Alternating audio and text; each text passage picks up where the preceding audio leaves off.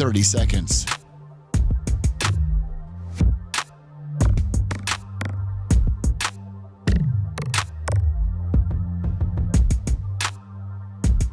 The show will start in 15 seconds, and this is your last audible warning.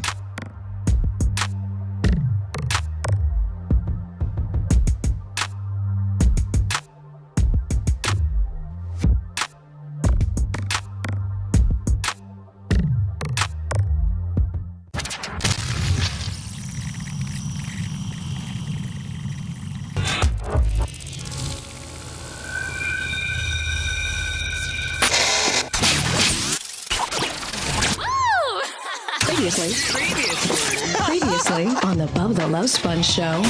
The judge says that Indiana has to provide the following. A vagina, a breast implants, brow lift and reduction, a tummy tuck, butt implants, a uterus transplant, hair removal, and wigs. At least she's trying to be hot, you know? You're listening to the Bubba the Love Sponge show.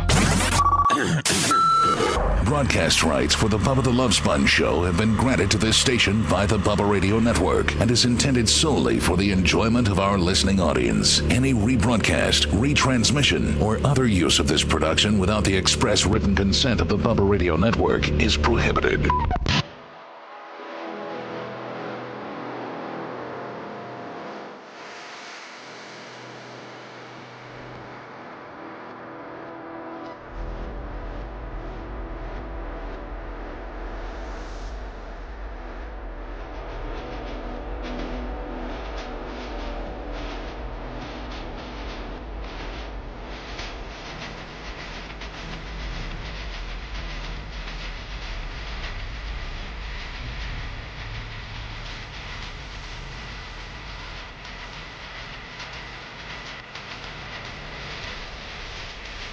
It's the day after Hurricane, is it Helene? Helene. Helene? It's the day after Hurricane Helene, September 27th, 2024, the Bubba the Love Sponge show. I think everybody, everybody pretty much made it. Lummy didn't have any loss of power. No. Dan, did you have loss of power? No, I did not lose power. I lost cable this morning. Very unfortunate. I couldn't watch the aftermath of Bay News 9. Right. But I had damage. We had a problem. Worked the mic the same way. You just blew my goddamn ears out. Sorry. Jesus. I'm sorry. I set the levels for when you start, and then you go, what? Well, I was texting. I was sending Lummy pictures so he can send them to you. Okay. So video. I'm sorry. So it was yesterday wasn't very exciting. Yesterday wasn't very exciting until about 10 o'clock, and then it got really exciting. Were you up during this whole process? Well, yeah. I mean, in the morning there was like a little bit of hoopla, and then the water kind of receded and nothing happened all day. It was a very boring day. I actually laid out by the pool for a little bit. But then as the evening kicked in and the water started coming up, we started having problems. I think I was already passed out by the time it got. I went to bed about 7:30, 8 o'clock, watched 3 episodes of the new McMahon on Netflix. I would highly recommend it. It's about Vince McMahon. Rhett, you're probably Lummy. I don't know if you're as big a wrestling fan as Rhett is. No, and old Seth. school wise, Seth I was. By the way, Seth is not here today. Supposedly, he has no power. I've been told. He said, and I did look it up. They did close all the bridges last night. I don't know if they reopened them, but he said all the bridges were closed. So they did close them at some point last night. They're probably open now. I mean, it's the water's receded, the winds died down. It's much safer now than it was 6 hours ago. Seth, he's a little bit sometimes scared. No, it's understandable. So, well, yeah, no power with the family. Yeah, so I told him. I said, hey, no worries. Just stay safe and take care of your family. So, and if you need anything, let me know, because I got a truck and I can run over there and help do whatever you need. Jay's got issues. Oh, Jay's got issues? Yeah. Hold on. Like, he's got a generator, though. Yeah, his generator kicked in, but that doesn't prevent the garage from flooding and, his pool from, the water coming into the pool and things breaking and his neighbor's dock, like this completely disconnecting from the pilings. So he was up all night long and he's stuck on the island. He says 3 cars are down. 3 of his cars? He thinks 3 cars may be damaged, so. Flood? Well, an earthquake, so. Yeah, it was water.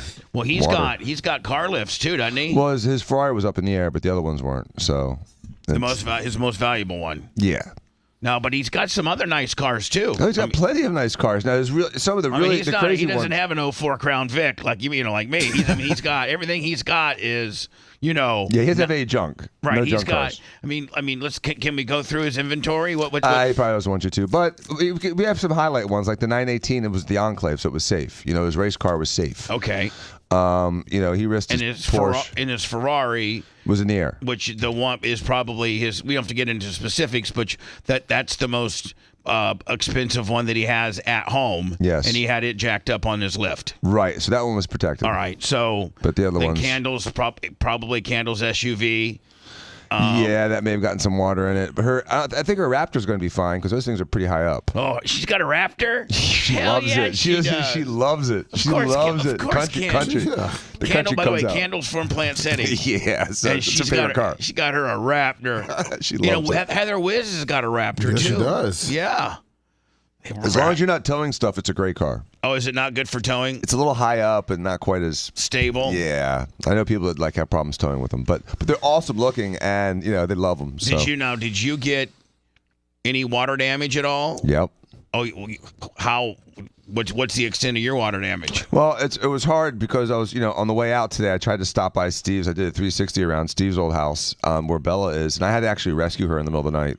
What do you mean? Well, the water was coming up so fast and so high, and the waves were starting to break on the house. And that house up on the balcony? Not up on the balcony, but on the ground floor. But the problem is, Bubba, that's one of those breakaway ground floors. It's supposed to be like a wash through. Right. So like at any given moment, the walls could give in because they're designed to sacrifice the walls to save the weight bearing parts of the house. You know what I mean? Yeah, but I'm saying like it comes to a point where.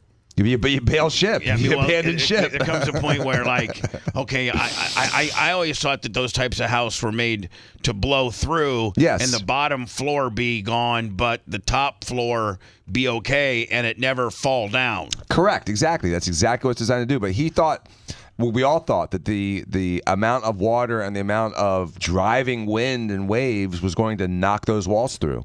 Meaning the weight-bearing walls. No, the breakaways. But once a breakaway breaks away, Bubba, you don't want to be in the house. I know, but you're not going to die. You're not going to die, but it's going to be difficult to evacuate when your whole ground floor is now washing through with cement and debris. If you walk in, I'm very familiar with that house. If you walk in the front door, okay, would all of that be that whole floor where if you make a right, you go into the gym, right? Yes. If you make a left, you go into the garage. Correct. Or if you go straight, you go up the stairs. Yes. Correct? Now, is that house designed so that all of that's gone? Right. And literally, you could be looking over, if you're in the kitchen or the living or the dinette area, you're looking over the railing and there's water. Correct. That's what the fear was. That's the design. It did flood. It did? The garage flooded. Yeah. I mean, we had to pull the cars out. There was 2 cars in there. We pulled them out around 6 or 7. Put them over your place? We pulled one of them out and put it in my place, and then like I said, around like 9 o'clock, I'm like, Bella, it's now or never. Either you're staying there all night or you're coming over now. And so she grabbed her dog and the last car, and we drove it over to my house. I pulled the Cybertruck outside, jacked it up as high as I could, and put one of her cars in my garage. How do you jack up your Cybertruck? It goes up and down, so I put it at its highest level and locks it. It's got a height control. Oh yeah, like 6-7 inches. Really? Yeah. Wow, I did not know that. Yeah, Jeez. Giant. It goes way up. So you didn't. When I would have to jack a truck up, I'd have to get a weight jack. I mean, get a jack and. Because Lemmy knows my car lift is not working so swell nowadays. Slow down. Big Red can't fix it because he's down one bicep. Yeah. So you use the stock version, or I'm sorry, the factory installed raising of your Cyber. Now, did the water get close to the door sill of the Cybertruck? It went, yeah, it did actually. And so, we had water. And the other thing was there's debris floating around. I mean, there's this giant, wooden, almost like a railroad tie that's in my yard. I don't know how I got there and where it came from. Did they ever shut Bayshore down? Yeah. It was shut down early. So it's still shut down probably. I went McDill, so. So did the major house suffer any damage? I don't think so. Did it get? I mean, because it didn't get water. We didn't get water intrusion into the main house. All right, so perfect. So maybe some wind stuff. I don't know yet. I couldn't see. But no water went through the front door. No, sir. All right. And I was afraid of it. I literally, it's like 12:30, and I'm like, there's nothing more I can do. At what time? Because I was passed out. At what time? Anybody that was up, Mach, you might have stayed up all night long. Red, I don't know about you, but at what time was it the worst? 1-ish. 1 in the morning. Yeah, which I was surprised about because I got a text from my parents at 12-ish saying that they had 2 feet of flooding because I thought the wind and the rain was the worst about 10, 11 o'clock, but the storm surge kept coming. Yeah. It kept coming. So the high tide was at 2 a.m. The storm surge this happens to be one of the incidents where they said be worried about storm surge, and it actually did happen. Damn it sure did. There is such a thing as storm surge. Yeah, because I'll be damned. Because every time before they've always said storm surge, schmerge, and storm surge never really got Lummy's dad's house. When's the last time your dad had a flood? Never. I mean, we've maybe had a couple inches, maybe 6 inches out of since 25. Now, if you were to sandbag, wow. If your dad would have sandbagged the front door, the garage, the rear, whatever, would it have helped? Or? No, because he kind of has those blowaway doors or blowaway walls too. Oh, okay. So your dad actually probably. It's the living, so it's the blowaway Willie with one store up is where one floor up, one flight of stairs up is where the living quarters is. Technically, but he made the first one. Yeah, everybody does that. Yeah, because bootleg it. There's a pool table, and he was saying that the water was up to the pockets of the pool table. Oh wow! So he's thinking is Steve's gym equipment ruined? Bubba, that's a good question. I know the jacuzzi in the back. Yeah, it's in the neighbor's gazebo. That whole fence is gone. His boat ramp on the side where he puts the canoes and stuff like that, gone. How about the very, very 300, one football field away? You guys got the dock off of that house is a football field long, goes out 300 feet. You have to in order to get any depth. Is it intact? It looked like it was intact. I didn't bring my flashlight this morning, and I just, I didn't want to be late today, so I did just a quick 360. Most of it standing. I couldn't see the end of it, so I think my jet ski's still there. You think? You left it out there? Now let's talk about Jay. Now Jay lives on Davis. We're not going to say where, but he lives on Davis Island. Yeah, that is one of the most exposed areas for an event like this. Well, it's one of the worst flooding areas. The most exposed area was Steve's house on Longfellow. So he doesn't even know what's going on there. I imagine his house has got some significant damage because Steve's not in town? No, he skated to Satellite. He's pissed. Do you know why he's most pissed? Why? Here's why he's most pissed. Hold on. When we talk about Steve's other house, that's Daddy Joe's old house. Correct. That Steve's since remodeled, and I think he just got done with the they literally started the remodel a month after they buried Daddy Joe. And so this has been a very long remodel project because Steve doesn't cut. I mean, Steve wanted to really, really do it right. Really, really, really update it. Wanted to update it. He also wanted to de-dad it. He didn't want the dad memory every time he was there, and he completely got. I mean, almost Jimmy Cleavis gutted it. Yeah, at the same time. Jimmy, if you're listening, let us know. He had to have had damage. Let us know, Jimmy, about the new house. How you did. I need to get a hold of Fabrizi to see if he had any damage as well. So Steve's most mad. The Diacos have a family condo over on the other side of the coast, and so that's where Steve and Krista went. And so, what's he most mad about? That he got that really, really, really nice generator that was really like the top of the line. The Generac Willie? And it didn't work. What? And the excuse was, you have such a good generator, it uses up so much gas that because every other asshole on the block is using gas, your generator doesn't work. He is You mean natural gas? livid. Natural gas. Whatever it is. The natural gas. So everybody else's natural gas generators were... He's downstream. That's what happens when you live downstream. Oh, that sucks. Oh, my God. He couldn't get gas in his generator. Couldn't you... Or override it? Well, no. Couldn't you maybe sue the natural gas provider?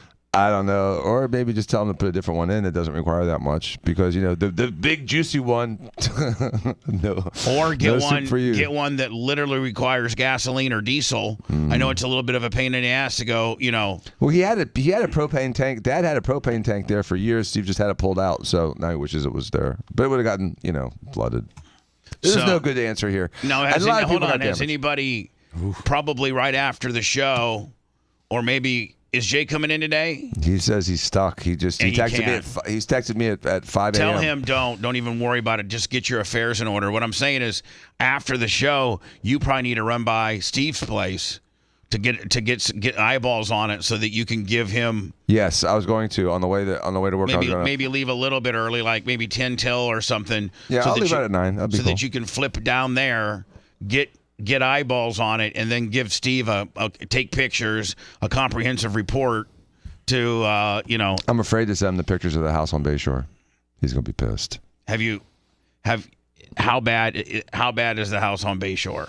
Well, I mean, I think the house itself is okay, but I think everything outside the house is destroyed. Like the entire the air conditioning system out there is gone. All the piping is gone. His pavers, that back balcony underneath his portico, underneath the overhang is gone. Like I said, the jacuzzi is literally in our neighbor's gazebo.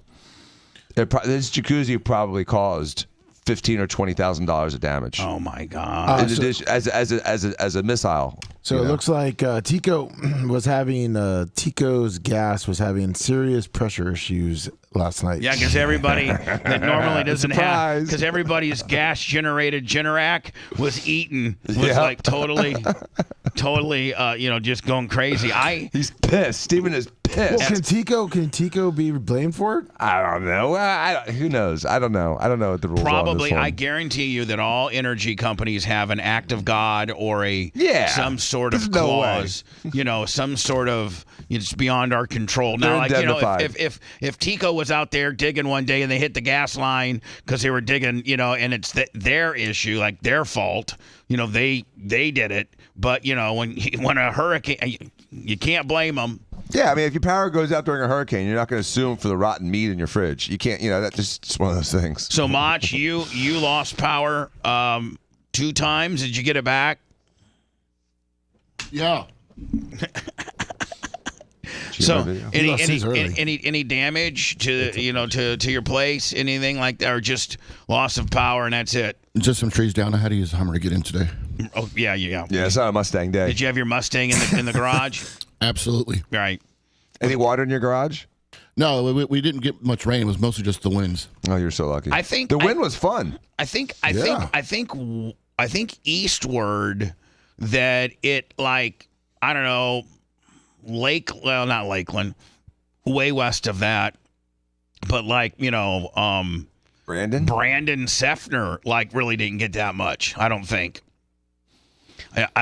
Don't you, Rat? Don't you live kind of in the Brandon Seffner area? Temple Terrace. Oh, okay. How did you guys fare? A lot of water, and then we got a couple of trees down in the yard, but they just landed on the wall in the backyard. And no power outage? No. That's great. I sent you 2 of Dr. Dan's videos. Oh, Dan did videos. By the way, Lummy did a video last night on our YouTube channel. He went live, and I think Lummy, one of them's got 4,000 or 5,000. Yeah, a lot of people came and hung out with me for an hour. Yeah, Lummy was, and then I saw Lummy with an American flag, like he was Hacksaw Jim Duggan. That's right. He was going through the water. I mean, this morning when I'm watching it. All right, so Dan, what are we looking at here? Looking at my front yard. Oh, this is your front yard. Yeah, where those waves are breaking is where the street normally is, or past that. You can see Steve's house is flooded. Steve's house right there. Right. And this is usually the road. Well, this would be the other side of the road, or there's usually. No, that's the road. Right where the Braves are is where the road is. That's where it's shallowest. That's where the road is. Mm-hmm. The waves are breaking on the road. Where you got some white caps. Yes. Right. All right, hold on here. The white caps. Well, this is my house. Wow. And the dock would be about right here. Yeah, exactly. I mean, right? Yep. I mean, now the dock goes like. Yeah, 300 feet. Yeah, it's the size of a foot. Man, you know what? You could get a workout if you just had like a weight vest on and held some dumbbells and just did a couple laps, just back and forth the dock with like maybe high knees, high stepping. You could really get a workout on that dock. I'm just telling you. I get a cramp walking to the end sometimes. So wait, your jet ski was out there? Yeah. Well, he thinks it's still out there. Now, Dan, did you have your jet ski jacked up all the way to as high as it would go? The right where those little metal grommets where the braided cable comes back around and they clamp it, we're right at the roller. I mean, within like a quarter inch. So it was as high as it could go. Yeah, it's going to be okay. And then I strapped it too. Yeah, 3 points. It's going to be okay. I think it's going to be fine. It has gotten really deep, and the water's gone all. Now, Dan is. Now you got to understand that this part of my house is 4 feet higher than the front sidewalk because it goes flat and then it ramps up. Now, so this Dan, is like another wall. And this is all sidewalk right here, right? Yeah, now it's all water. I understand. So it made it up to, within 20 feet of your front door. Yeah, there's I'm probably 130 feet from the street. And that's 20 feet from my door right there. Steps right up here. I don't know how much further I got before it breaches these. And so it's climbing closer to the house. So what time is this? Like 11. And it just kept coming higher and higher and higher. See, these are the first set of steps. Second set of steps that you hit before you go into the big house. Yeah, it went through the first set. Oh, yeah, it blew through the first set, did it not? Yeah, way out front. Wow. Now, when you do this, does the pavers that are now submerged in water and they're set in sand, does that deteriorate all the sand and really, really, really mess up the pavers and in some instances float the pavers away? I don't think it got my pavers that badly, but Steven's pavers around his house are devastated. Now, I mean, I walked across there and I almost fell a couple times because the pavers were so Now, is this the city of Tampa? That is. Or is that Davis Island? That's neither. I think that's like. That's a Mosaic, isn't it? Yeah, Mosaic. Oh, that's Mosaic, yeah. To the left is like Tampa and right here. that stuff. Yeah, that's more like downtown. Yeah. It's storm surge. It's going all the way up to the garage. My garage already has water in it too. But man, I got to tell you, Dan, you probably could survive damn near a 15-foot surge before it got literally to the front. The way they kind of mountained up your house, and it's so far from, like, I think, everyone else floods before me. Yeah, you'd be the last. Yeah. I think even the carriage house is lower than the big house. Oh, by 4 feet. Yeah, that's why the carriage house took water. Did the carriage house take water? Yeah, the garage was filled with that nasty, muddy, crappy, stinky stuff. You know what I'm talking about, Lummy? Yeah. Like overflow silt. Yes, exactly. Overflow silt. That's a good way to describe it. Thank you. Very, very. It's like muddy, very rarely am I more smarter than you at various verbiage. Yeah. Hold on. I love it when I can. Hold on. You got me. So. The backyard must be. Not yet, but the water's coming. Is that little Danny? Yeah. Up. It's all the way up to here. I can't believe I went to bed and the entire house was surrounded by water, and I woke up at 4:30 and almost all the water had already receded. It's amazing how quickly it drains. Anybody, Rhett probably is familiar with the Showtime. I think maybe they did 8 or 9 seasons of Weeds. Anybody familiar with Weeds? I've heard of it. Yes. Was it on Showtime? Yeah, it was on Showtime back in God, it was I think maybe 04, 05. Rhett, are you familiar with Weeds? I'm familiar. I haven't watched it. Little Danny, 2005 to 2012. Yeah. Little Danny reminds me of the youngest son. Oh, the backyard must be. Not yet, but the water's coming up. It's all the way up to here at the bottom of these steps. Bella's coming across. Here comes Bella. She's going to evacuate the house across the street, which I think is a smart. Is Bella walking? That wasn't Bella. There was someone else walking. Your dog over here. So, I sent you a picture of Steven's jacuzzi, Lummy. You might want to send it to Bubba. It's pretty incredible. It's like the kind of thing you'd see on the news. Now, is Steven's jacuzzi a standalone jacuzzi? Yeah, it was one of those stand-up jacuzzis, but it was massive. It was like a 12-person jacuzzi that you could swim in, and it was like a little pool. It was huge. It was really, really, really. It was the nicest one you could find because we couldn't zone a pool there because of the wetlands and all the compromises we made to get the dock. So it literally, like, Steve was like, "Oh, the cover blew up the jacuzzi. See if you can get it." And so I risked my life to get the cover of the jacuzzi this morning. The whole jacuzzi is in the gazebo. So Let me. Are you sending it to me? Yeah, I'm trying to upload it here. It will take me a second. Here's some various things, various footage from the hurricane. I don't know where this is. Sounds like gunfire.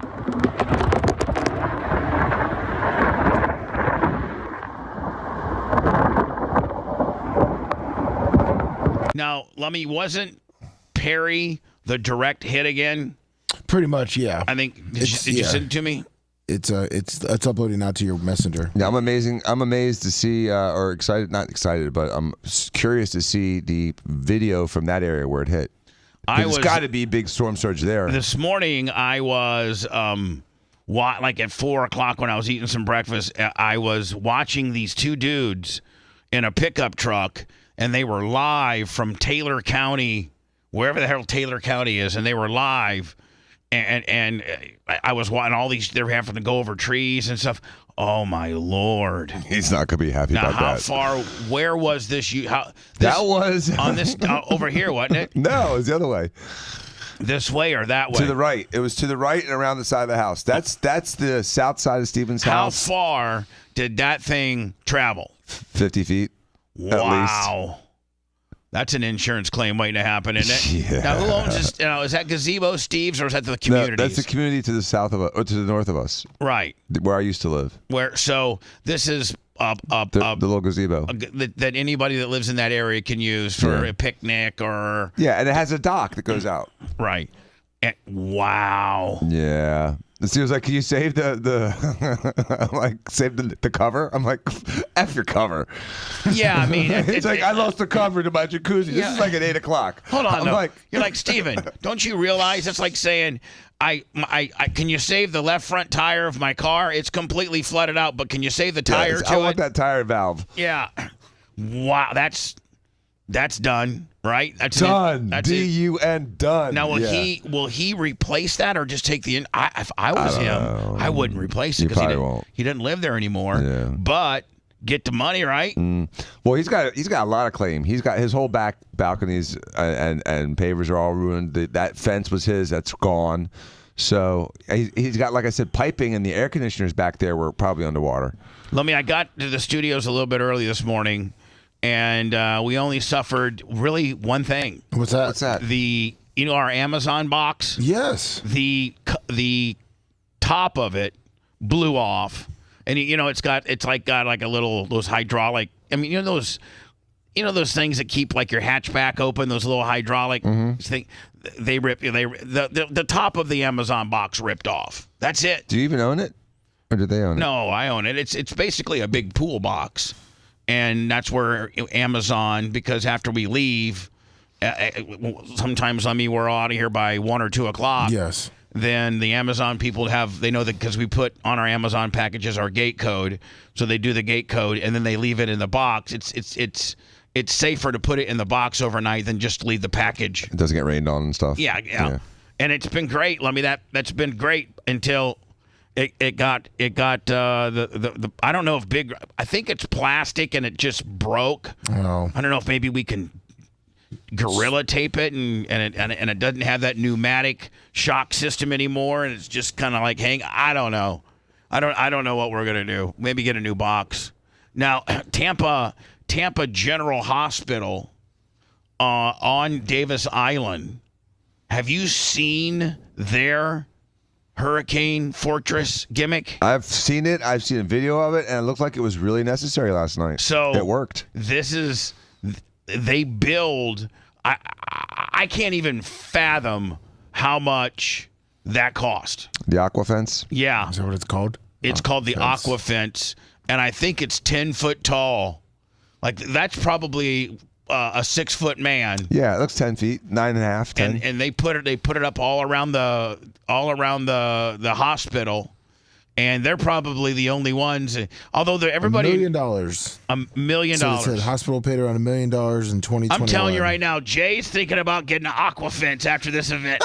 Well, you know what? I mean, if you think about for just a house versus the entire hospital, for a house it'd probably be $50,000. You know? Yeah. Oh, and yeah. that's actually something like now it makes sense. Today it makes sense. Well, Nummy, what's this? Cybertruck's fine. That's Steinhatchee. It's kind of near where Perry is on the coast, and that's I guess some of the storm surge. Is this like a little restaurant or something? Yeah. Steinhatchee's like a tiny little town right off the Gulf. Hold on, that's like an industrial building, and the water's halfway up to the windows.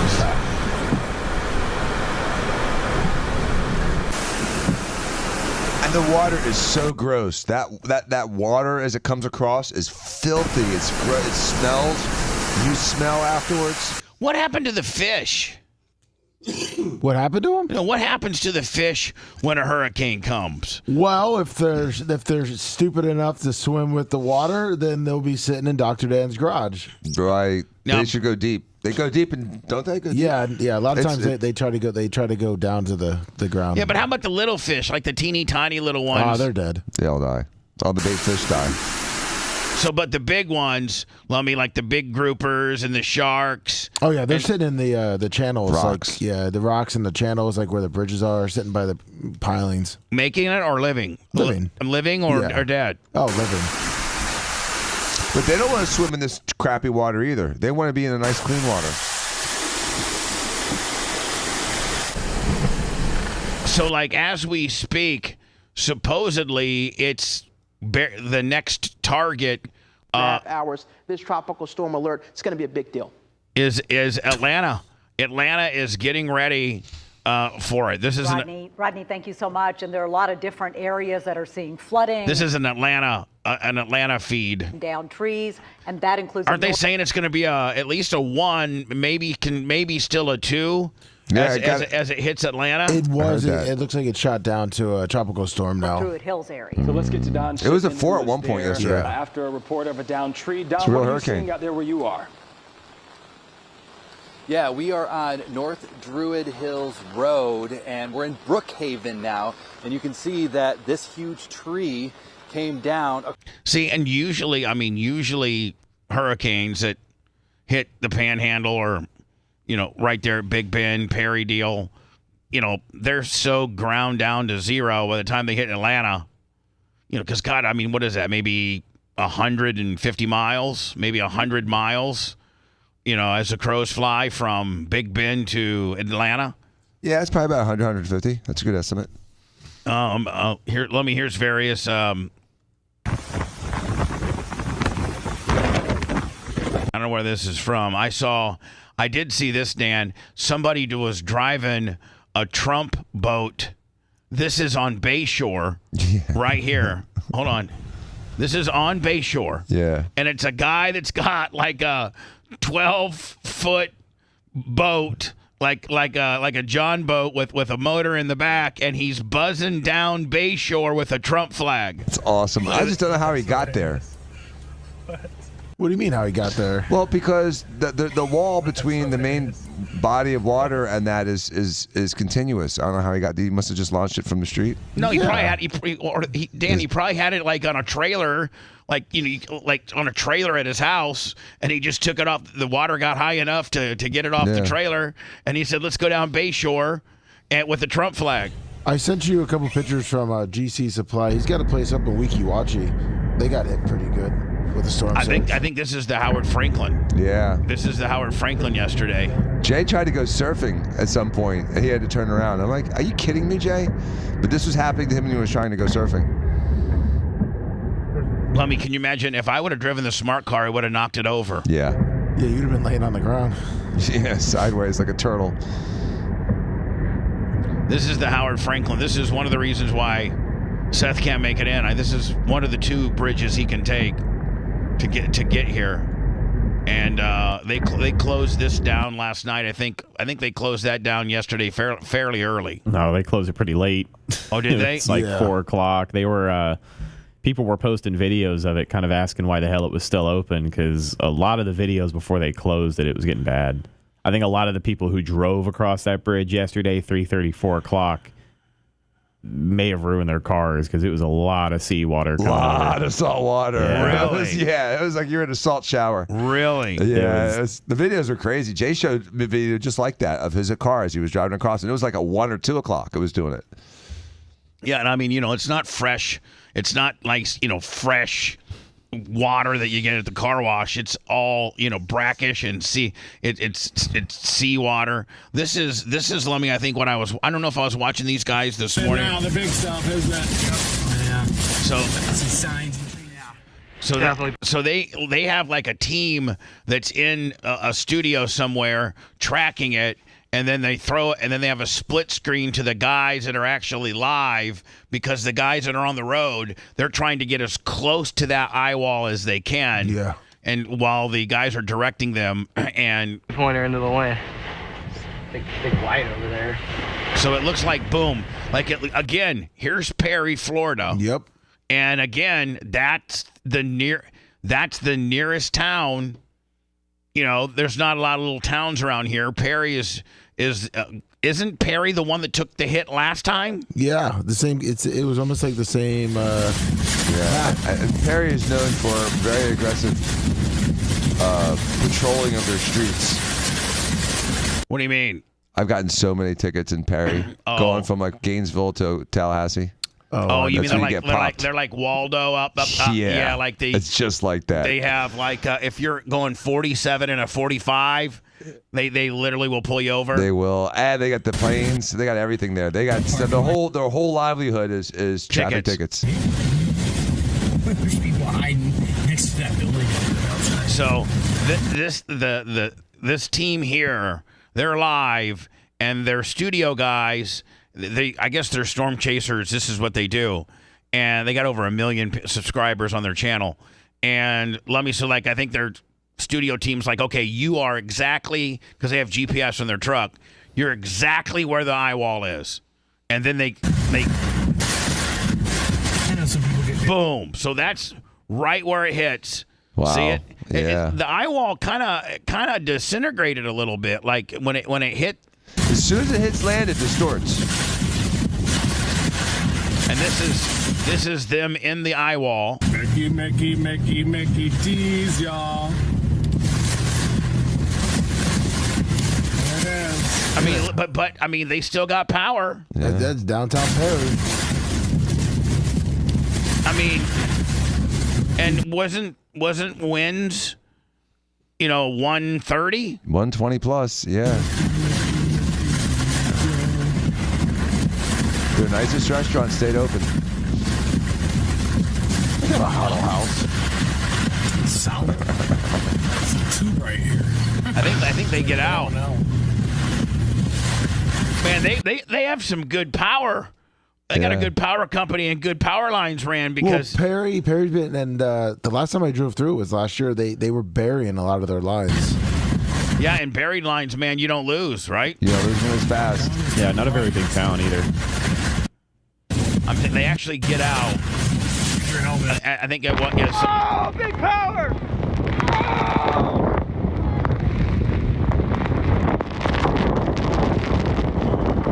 When the winds were 70 miles an hour, Bubba, we were outside, and it was hard to stand. I mean, it was disruptive. This is a $130. I know, that's crazy. And the rain feels like needles on your face, doesn't it? Yes, it hurts. Be a nice natural exfoliator. Just go to the edge of the bayside and stick your face right out there, man. It'll exfoliate the hell out of it. Hydrofacial.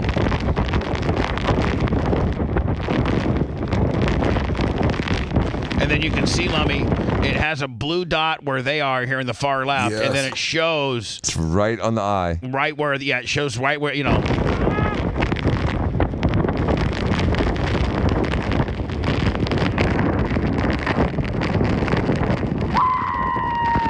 it's amazing he was able to maintain cellular, right? Yeah.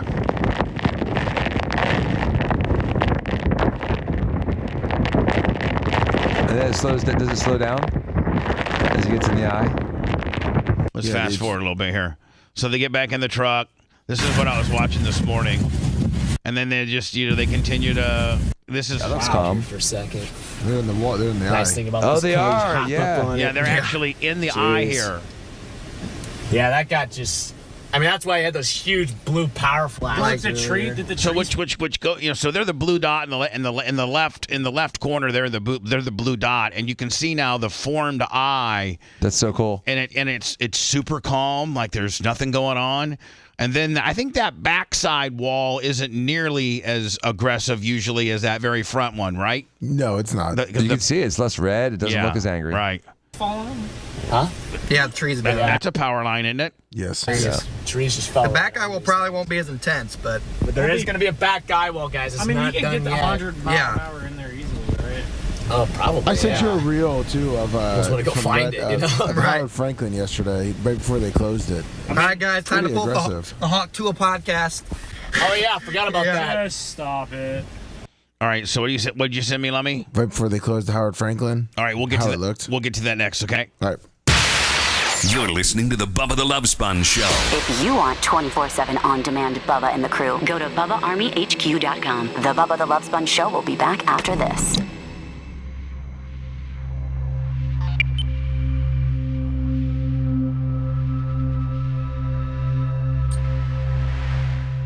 Hose out I think most of the walls are plaster in my house, not drywall. But I'm not sure about what's. You gotta put some fans on. Was it what? Yeah, just like hose it and fan it. I already got the overhead door company coming up between 10 and 2 to fix my safety sensors shorted out. My safety sensors. That's all home we got. I called them this morning on the way in. And I'm like, my safety sensors. They're like, hey, sir, we got guys that have full-blown, big ass garage, garage doors, fucking, and you're worried about your fucking safety sensors? That's why I got my call in first, so I'm first in the queue. They're coming over at 10 a.m. I know there's way more problems than Safety sensors. I said I need some safety sensors. You do need to go over and check out Daddy Joe's place. Yeah, that's probably the right answer. I mean, I guarantee that jacuzzi's $20,000 all fucking day. Today it would be. I don't think it was when you bought it, but yeah, absolutely. It's If $18,000. I'm Steve, who I don't live there anymore, right? So I don't really give a fuck about if Bella has a jacuzzi or not. No. Something like this is bound to happen again, right? Perhaps. I mean, it took 20. We've been living there for 20 years. Never saw anything. I know, like man, this. but if you tell Steve the insurance company will write you a check for 20 G's right now for that, I'd be fucking taking the money and run. I wouldn't replace it. No. Because realistically, even when I had a jacuzzi, you got a jacuzzi. You never really fucking use your jacuzzi in Florida. I don't use that much. Although I did take a bath yesterday. In the jacuzzi? Not in a jacuzzi. It's a bathtub. Just wanted to take a bubble bath. Damn, trying to pamper yourself? I had all that funky water on me. I'd been in the water 4 times trying to, help Steve's house, and I had bird shit on me because I was tying the jet ski down. There was just bird shit everywhere.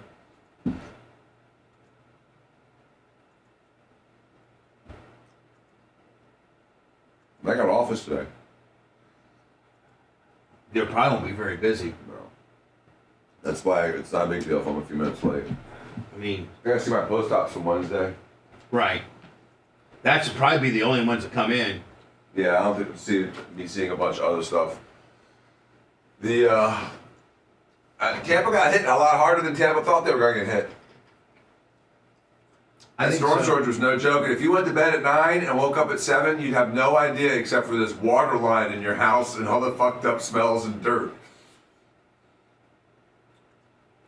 I mean, there was no flooding at 9, and it was almost completely gone by this 4:30 this morning.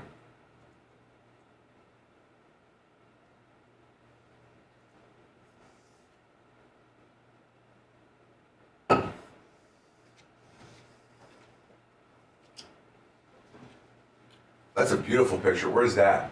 Norman, Oklahoma. Was it a tornado? Yeah, I'm gonna. Gorgeous. I'm gonna go into the next. Scary but gorgeous. Oh, it's part of the hurricane. Wikiwachi. Oh fuck. Oh fuck. Oh man. What's that, Lummy? Wikiwachi. Wikiwachi. GC Supply has a house there, and he. Who does? GC Supply. Oh, so sorry for him. I think he's on stilts. So he should be good. He's on the river, but. No, it was just pictures of houses pretty much up to, almost to the roof on one of the trailers. Look at that storm. It's already Charlotte. Did you send it to me? Yeah, it's in the messenger before the Howard Franklin. I sent the pictures. Yeah, Bubba, Atlanta may be a couple hundred miles, 250 from Big Bend. 200. Yeah. Looks a little further there.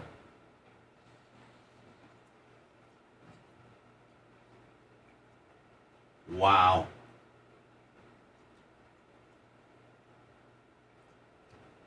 How's for Breezy? I don't know. I haven't checked. He had to have gotten something. Well, the thing about Febreze, the thing about where we used to live, is it has no, like, it is 100%. Like, Tampa's got a bay, and you know what I'm saying? Mm-hmm. Like, our island was literally.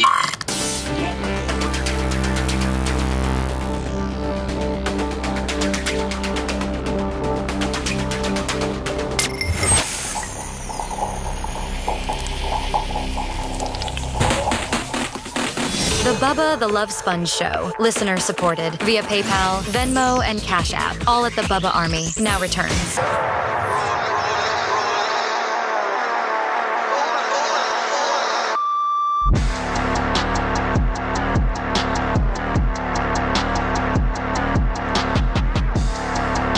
PayPal, Venmo, Cash App. Been a very eventful week for us.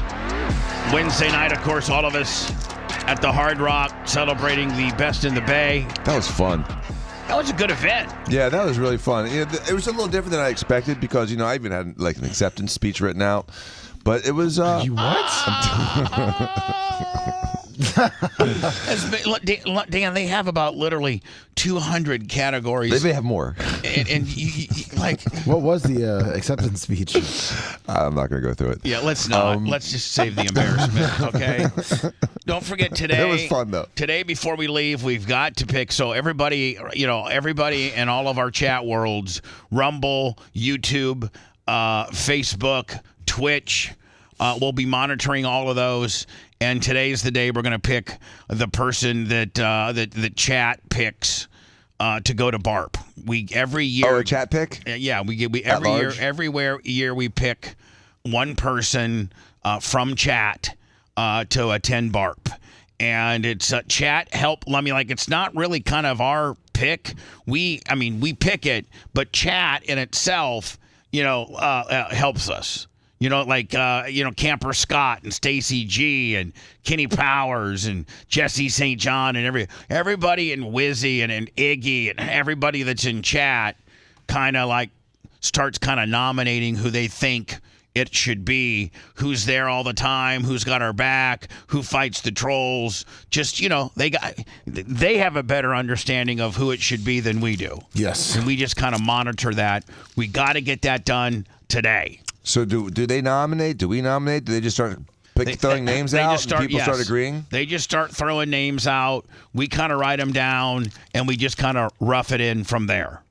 Lummy, I did just text Seth. I'm going to call Seth here momentarily. He says, I'm not doing anything besides sitting in the dark. So, we'll call Seth up right now. Here is what Rhett was talking about, and this is the Howard Franklin. Now, is this southbound or northbound? It's going from St. Pete to Tampa, I think. Yeah. Okay, so this is St. Pete to Tampa. Yeah. Okay, so that would be northbound. Yeah. And Rhett was saying that, like, the FHP or the DOT or whoever's in charge of shutting bridges down for motorist safety kind of caught a little flack because this is when it was still open. and people are like saying, "Come on, man, somebody's gonna die." Like, people are gonna go across. If you leave a bridge open, no matter how bad it is, people got to get to go where they're going, and they're going to risk it. They're assuming. Oh, definitely, Bubba. Absolutely. They see an open bridge. They're like, oh, it's safe. I'm going. They're assuming the authorities know that it's okay. You don't know necessarily what's ahead of you. Nope. So you just, start driving across the bridge. Well, here's pictures of the Howard Franklin, and Rhett was saying that. No, it's a video. Yeah, that's what I'm saying. Yesterday about 3 o'clock. This is yesterday at 3 p.m. and people are really getting on the authorities saying, you probably should have closed this at noon or 1. Here it is. This is the Howard. I don't think there's any audio to it. Ooh. But I mean, that's there's no way that bridge should be open. No. It's like a river. Look at that. Yeah. Look at that, Lummy. That one car looked like it was going sideways. Yeah, here, I'll show you where. Right? Yeah. There. Yeah. That looks like the guy kind of maybe started. Maybe he's turning around. Yeah, maybe he's turning around or he's hydroplaning or something. I don't know. It doesn't look good. It looks like they're about to be just inundated and flooded, washed right off the bridge. Our good friend GC Supply has a house, a kind of a beach house, I think, in Hernando. Wikiwachi, this isn't his house. This is just the houses around him. He's on stilts. This is a ground level house that's probably somewhat near the bay. Oh yeah, the bay, Wikiwachi River. And I mean, that house probably would be considered totaled. Oh yeah, there was a whole. I mean, there's one picture I sent you where their whole trailer, you can't even see the top of it. Like that house has water within 3 or 4 foot of the ceiling, because the ceiling's right here, and I mean, you're gonna have to cut out.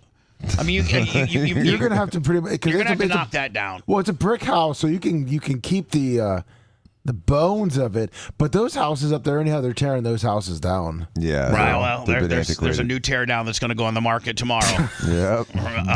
Blue walls, light blue shutters, and a white roof. Yeah. Right. Cheap. Right. Now, Lummy, you sent me another pic. Yeah, this is a trailer, and these trailers are on Oh my God. That's usually on like little stilts too. That's done. That's done. But just imagine though, if you stayed and you're inside that building. You're dead. You're dead if you don't evacuate it. Yeah. I mean, it's a total flood out. And you can't get in your car. No, I mean, no. It's that was what I was telling Bella, because when at like around 9 o'clock last night, I'm like, Bella, listen, if you don't leave now, you're not leaving, because it's going to be too high to drive from your house to my house. So if you want your dog to swim and you want to doggy paddle yourself to my house, leave in an hour or leave right now. And I'm like, this is it's go time. I actually had this story from a couple days ago. Seth sent it to me, and this is from Norman, Oklahoma, and it was a developing tornado, a twister, and just look it's at magnificent. This. Oh my God! It said alien tornado. Look at that! Wow. Now, I don't know that it's touchdown or it's just starting to think about touchdown. Looks angry. Or sometimes it gets like this and it dissipates. Like.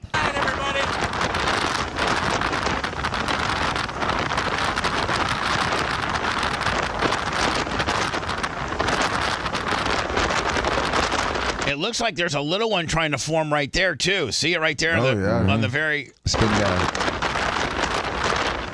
Wow.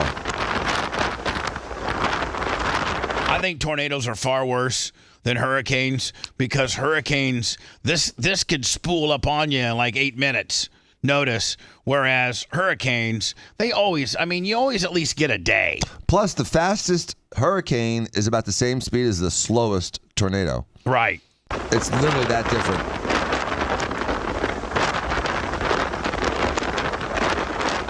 Yeah, the only problem is when the hurricane starts shooting out tornadoes. Yeah. Which they were starting to do in Sarasota, I think, a little bit last night. Yeah, a hurricane will give you a BOGO, where it'll give you it'll spin. Hurricane will be like, I'm giving you a hurricane right now, but I'm going to spit out 3 tornadoes. That was the problem with Andrews, Hurricane Andrews. They said that a lot of tornadoes were popping up. They seem to pop up at the mobile home parks. Look at that. Well, there's really, if you get a direct hit on a tornado like this, like a Cat 3, 4, or 5 tornado, F. F 3, 4, 5. It's You're done. There's nothing. Nothing. There's no brick building. There's no concrete building. 100% obliterated. Like there's just, if you get a direct hit, there's nothing. There's nothing that I think I don't think there's any structure that can be built that can survive it.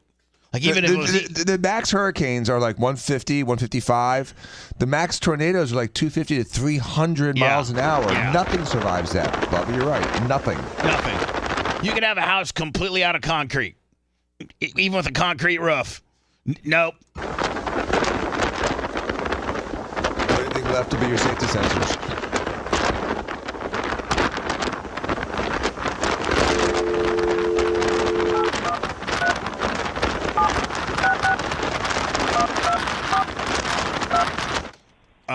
Calling Seth Kushner. He texted me this morning.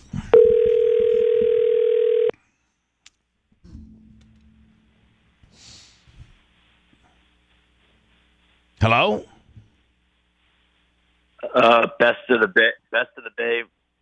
day, runner-up, mover, and shaker checking in. Yeah, sitting in your dark house with your family, no cable, no air conditioning, no nothing. Yeah. Are you making me feel better about the situation? No. What I'm saying is I'm just trying to describe to the audience what you're actually going through right now. Like, like if you were at a party, it'd be like, hey, it's Seth Kushner. He's checking in from a party. He's doing a good job right now. He's in a good mood. Him and Phoebe are having a few cocktails. He's got his vape pen with him. He's doing good. No, I'm watching your stupid show with prep that I sent you 3 days ago. Yeah, it's okay. No, you that should make you feel good. I'd be like, okay, Bubba got to it. Yeah. Can you tell our nipples are hard because they're so cold? Bubba's thinking about me. What time did you lose power last night? Hold on, let me check, Bubba. Hey, Phoebe, what time did we lose power last night? 1:30. What time did they turn the water off? Okay, they turn the water off for like 10. They shut your water off? Yeah, they turn the water off. Yeah. Really? And they turn the water off because I don't know that we can't like take a shower, we can't flush, or like the sewage will like come back up in our house or something. Oh no! I did see the report that you texted me said that they did say you can get a glass of water out of the faucet, but that's about the extent of it.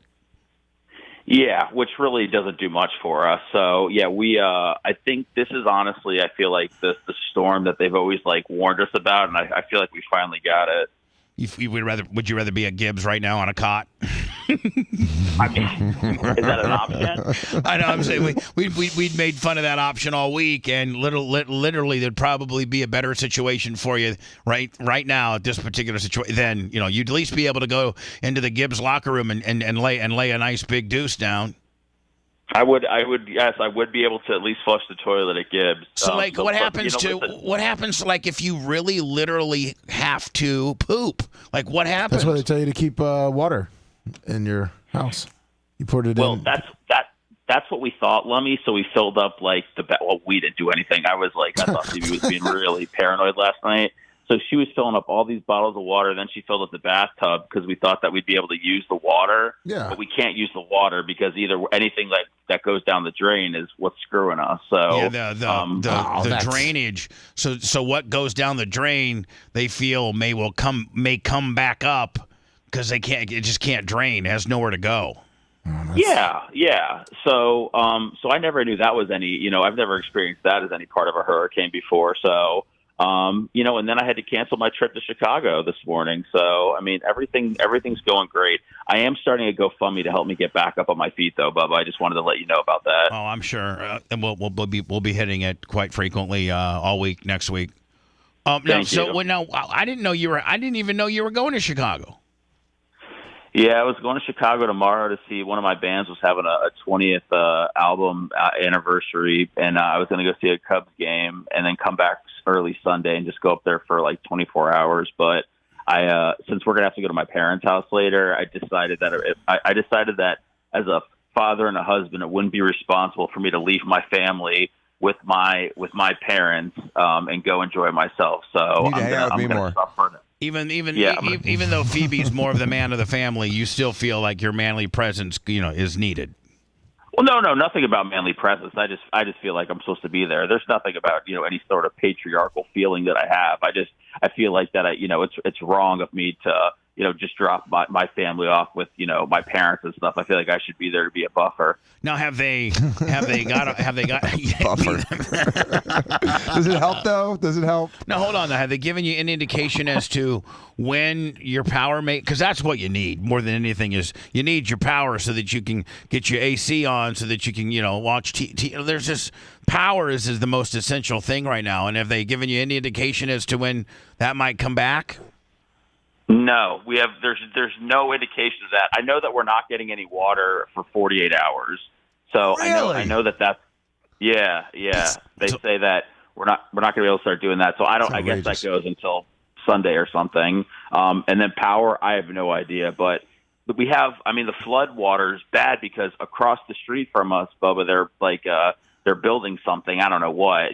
Something manly. And I guess you have to cover up the storm drains when there's a storm, because I guess anything loose from like the construction site, they don't want getting in the drains. So it's caused a flood over in our area. So I can't leave right now. So I'm just waiting for that to possibly subside. And then I'm going to go to Newport Richie. To see to stay with your parents. Yeah. My mom's in St. Augustine with her friends, which I didn't even know. But my dad's there alone. So, we'll go be there and, take care of him. Did you have flooding? Like in your house? No flooding. Luckily, we're up a little bit and all that stuff. So I wasn't too worried about that at all. But there is enough water to where, obviously you can't drive right now. So you couldn't get in Fort Hemi, but the Fort Hemi didn't get flooded, did it? No, thankfully I was smart enough to put it on the driveway last night. If I would have parked it in the street, I think it would have flooded out. So, I put it on the driveway, and all I have left is my Ford Fusion, my Ford Fusion, and my balls, as they say. Well, and Phoebe's SUV. Yeah, that Mommobile's not bad. Yeah, so, the Mommobile, the Ford Hemi, and your family is all you got left. That's all you need, though, my friend. And how about your baseball cards? I'm sure they're good. Well, that's why I'm starting to GoFundMe, Bubba. Right now I can't even see my baseball cards because I'm sitting in the dark, which is really depressing. So I was watching the Vince McMahon documentary yesterday and playing with my cards. Oh man, how far did you get? I think I got through episode 3. It's really well done, don't you think? I did. Yeah, I watched episode 3, and I'm saying this not just totally impartial, non-biased. But, man, Hulk Hogan is such a douchebag, man. Oh, I know. Trust me. Trust me. How many episodes did you get into McMahon? I watched 3. All right. So what I did for him was the same thing that he did for Vince on the steroid trial, where I was supposed to be Gawker's star witness. I was supposed to be their star witness.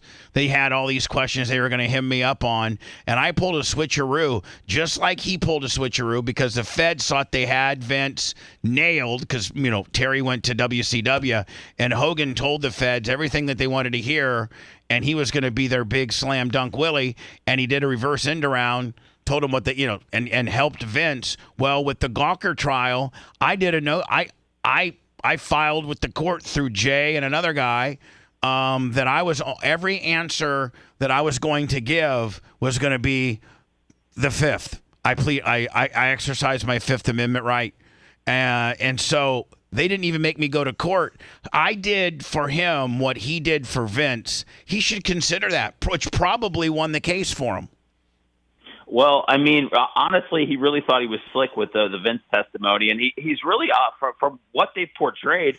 It really seems like it's about Vince and Hulk Hogan has lived quite the unsavory life. I mean, it's just from what they've shown and from everything we've known over the years. So, yeah, just getting dunked in water, I don't know if that really cures him of all his sins. I think he should definitely talk to you again. Yeah, I think so. Holy water. Did you now? Don't mention anything, but did you get into that other thing that you were going to maybe start watching?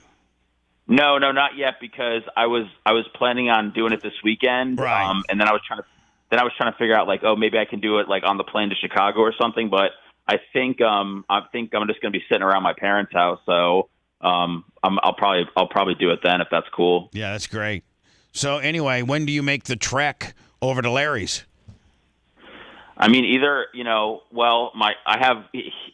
either when a helicopter comes in and plucks me, or when the boss decides, Phoebe, that it's safe enough for us to venture out to get the mom. I think the mommobile, we got to get the mommobile. We got to make sure she's good enough to let us leave, because today she was the one that told me I can't go to work. I mean, the bridges were closed, so it was going to be difficult. But how long of a drive is it? What's that? From your place to Newport Richie, how long of a drive is it? Oh, I bet you it's at least 45 minutes, maybe longer.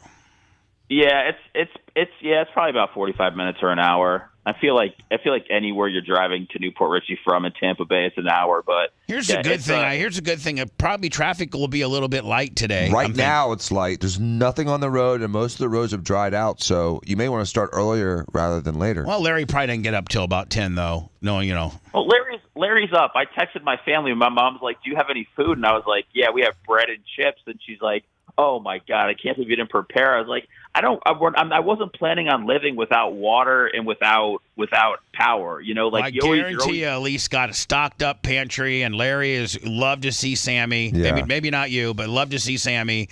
And so you got Sammy going for you. Make sure you bring Sammy, or you guys will not be allowed inside the house. And I'd be making my trek sooner than later. Well, I know, but we can't. It's flooded outside our house right now, so that's why I'm saying I can't leave. Oh, okay. So, your car can't even go through the water? No, we probably would have been gone. Nobody wants to sit here and what's going to become such a hot house later. So, are you hot? Are you hot? Did you get any sleep at all? I slept fine. My alarm woke my. Well, I mean, I'm always up a couple times during the night, but my alarm woke me up at 4:50, and then that's when I had a text message, or I went to I think there was a text. And then Phoebe told me that everything was closed and they had just shut down the Gandy Bridge or something again. So was the house a little hot? Because you didn't have AC for 3 hours. No, you just notice, just like when the fan isn't on and everything, and then everything's dark, and then I mean, it didn't get too hot. I guess it's a little cool outside. I haven't been outside yet today, but I guess the hurricane might have sucked up some of the humidity.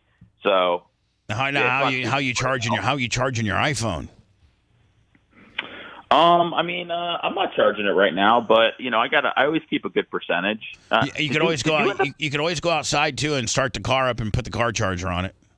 I'm good. This is probably going to be the only thing I have to use my phone for today. Did you end up seeing Dion yesterday? No, I didn't. Listen, I knew this all along. They had planned, and I'll show you the text. They had planned to practice in Tampa. I just wasn't going to tell anybody because I didn't want a bunch of looky-loos trying to find out where they were practicing. So I was like, oh my God, early on, like last Sunday when he said, hey, I'll see you Thursday. We're practicing in Tampa. I'll give you the details and the location, Wednesday. So, yesterday I texted him as soon as I got off the show, and I said, hey, Coach, are you practicing today? He texted me and said, I'm getting out of a team meeting right now, and we've secured practice space here in Orlando, but we're not doing our first walkthrough till 3:30. Well, I can't make it all the way over there, and then but at 3:30 and back, so I didn't get to go. And so I'm in further texting him. He's like, listen, just plan a trip to Boulder. It'll just no, but it's like true. Like, can't you just go this afternoon since you're not doing the track? No, I can't. I guess this is not. He didn't offer a Friday. Oh. He didn't. So maybe they do. Maybe it's too close to the game or anything like that. But he's like, listen, make it out to Boulder, and you can. He said I can even stay with them, but when I'm in his world, then I'll have every pass known to man. I can go anywhere I want. So that would be easier for me to go into his world than try to hook up with him while he's on the road. A team being on the roads automatically stressful. I mean, Dan, you worked the Bucks for 6 years. I mean, it's way more stressful. It's way more, And the guys that take care of like little BS stuff when you're home have real jobs when you're on the road. Yeah. So anyway, I did hear from Dion. And boy, I was feeling. I didn't tell you guys. You guys all thought I had to drive over to Orlando, but they actually had, they had practice facilities arranged in Tampa, and then this damn storm came. But I was feeling. Where are they going to practice? I don't know. I don't know. I think, Dan, they were going to practice over where you guys play over there off Memorial. Oh, really? The Skyway Park, whatever it's called? Yeah, because it's AstroTurf. Right. And I think that's where they were going to practice. Or I think they were going to practice at Plant High. Really? Yeah. Wherever there was AstroTurf is where he was going to practice. So I never were given the details as to where they were because they canceled it amidst this storm. Can you imagine? I mean, they would have had a walkthrough at 4. They were planning a 4:30, a 4:30 practice, and that's when we were just starting to get pummeled. It's so funny because you were so nonchalant about the weather, and I was like, "Aren't you worried about driving to Orlando and the weather?" You're like, "No, not at all." So I see why that is now. Yeah. So anyway, I'm just going to go to Boulder. And it'd be so much better and easier. I'll stay with Dion and go. Like what's better than that? I'll have an more content that way. Yeah, exactly. I'll have an all access. I'll get there literally like on a Wednesday, and be there for like a Wednesday, Thursday, Friday. And then go to the game on Saturday, and I'll have the same passes that Lil Wayne has, and see if and Shiloh and Shador and Bucky, I'll be able to see them all, and maybe we can go to Kentucky Fried Chicken since they got an endorsement and get some chicken. So get some Aflac. What else is he? What else? DirecTV or something? DirecTV. Give me some DirecTV. So anyway, listen, man, we're thinking about you. Stay safe for your family. Tell Phoebes I said hi, and more importantly, tell Larry I said hi, and Larry and Elise come through again for you, my friend. Oh yeah, they did. Well, listen, I let my in-laws come over here yesterday. They were worried that they were gonna, that their mobile home was gonna, tip over or something, and then they came over. They were here from like 1 p.m. to 5, and they were like, nothing's happening, so they just went home yesterday, and then everything ended up happening after that. But listen, Bubba, I open up, my door's open all the time, so, I mean, yes, it is nice that my parents have extended their hand to, their family also, but, I'm just the same. Anybody that needs a place to stay, my door's always open. Yeah. Well, thank you for the invitation, my friend.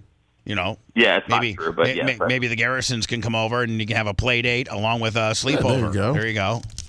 Hey, I'm not getting. I just want to make sure I'm not getting. I love my baby face, but I'm not getting put in the same category as him for not being able to make it to work. Am I? Because his was premeditated. Mine was just when I woke up this morning. And he didn't have to cross a bridge that was closed to get here yesterday. And yesterday it was nothing. Hold on. Yesterday you could have half of the day yesterday you could have golfed. Yep. I mean, I mean, half of the day. I laid out. I laid out by the pool. It was nice. I talked to Tom Bean about 1 o'clock, and he was in the worst mood. He actually screamed at me. He yelled at me. Oh, no. Yeah, about some stuff, and it really just scarred you. It breaks my heart when I've made him that mad that he was yelling at me, dropping F-bombs. Really? And when he's like, well, you got to understand, he has probably 50 or 60 stores up in that area.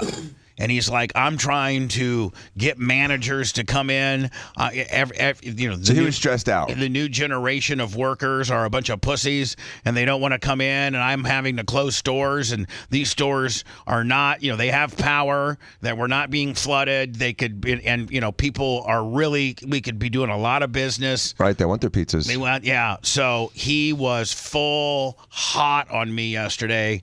And I even texted him afterwards and said, I'm sorry for the way we spoke to each other today. And he's like, I'm sorry too. But it was like we really were at each other. It was bad. So what started it? And so what I don't want to get into it. So anyway, Tom and said this to me. He goes, I got a bunch of pussy ass managers and drivers. He goes, meanwhile, I look outside my door and I could literally go golfing right now. It's no big deal, and it's not, and it wasn't a big deal for them till literally, Lummy. I don't think. All last night, like. When people would have been ordering pizzas from 5 p.m. to 10 p.m., that's when we were getting hit. 8, 9 o'clock, yeah. Yeah, Perry and, Tallahassee, he's got a ton of stories in Tallahassee. He's got all that. They didn't get hit till 1 or 2? So, you could have came in and done your night shift at Domino's, no problem. And not been a pussy and closed down and pissed on. Tom was full hot. So you just caught him at a bad time. You didn't start off mad at you. It just he was in a foul mood to begin with. Yeah. Okay. Yeah. You stepped on a landmine. And I stepped on a landmine, and I just I didn't start crying, but I was just like, oh my God, I hate. Oh man, you started crying. It was so bad. Steven, I almost got in a fight. I'm like, dude, what can I do? He's like, everything's breaking. My whole life's ruined. I'm like, dude, it's tchotchke. Who cares? You get the jacuzzi topper. Yeah. Oh, get the jacuzzi top. My life's upside down. Me and Tom's was even lesser than that. Mine was just over some stupid something. So anyway, listen, Seth, take care of your family. Be a man. Be a man. Help Phoebe. What does that mean? What does being a man mean? That means be the patriarch of the family. Take control, save your family, be the hero. Well, hold on. Let me say this. Help. Dan, isn't it cool that I canceled my trip to Chicago? That was going to be all about me, just to stay with my family. It does not make me a great man. I would have not canceled it because that's just me. I'm Mr. Vegas, but I think it was great that you did, and I think that was the right decision. Yeah, she didn't want the wrath of Phoebe. Him going. Let's just be honest. Doesn't have the wrath let's of. Be honest. Let's be honest. Who really calls the shots and who you're really scared of? And she looked at you and said, "There's no way you're going to Chicago, buddy." I'm just telling you that right now. I just got invited to a Phillies game this next couple of weeks if they're during their playoff run. So I may actually go up to Philadelphia. Maybe Seth, I'll drag you and we can go watch the. They may play each other. Who, the Cubs and Phillies? Yeah, probably not. No. So anyway, appreciate you, my friend, and stay safe. And hopefully everything in your world gets back to normal, and we'll be able to see you on Monday. Does this count as a paid day? Yes, you'll be paid for acts of God. Get you paid, yes, sir. Okay. God bless. Thank you. Was that really bugging you? Was that really kind of something you had on your mind a little bit, whether you're getting paid or not? I'm just budgeting for the next month. Just wanted to see. Yeah, you're good. Tell Phoebe thank you for all that she does. I know she's the glue that keeps that family together. Absolutely, yeah, I will. I love you guys. I'll see you on Monday. If you have a crisis, Seth, I'm helpful. If you need me, yeah, if you really need something, let me know. If you need any of us, truly, if you need anything from us, me, Lummy got trucks. Dan's got money, so he's got a Cybertruck. Hold on, Rhett's got weed, and Macho can wire stuff up. So I think we got you covered, my friend. All right, I'll start the group text and let you guys know what my needs are here shortly. All right, man. Thank you, Seth. All right, I'll see you guys. Bye now. We're getting. Did you see, Lummy, the report yesterday? Now that they're saying that the lawyers for P. Diddy, that the 1,000 bottles of lube. No, not the lawyers, the FBI. I'm sorry. The FBI now, I guess there's a rumor. I don't know if there's actually been a report or not, or this is just speculation. I got to go into words, but we'll come back with it. I got a plethora of P. Diddy stuff. Yeah.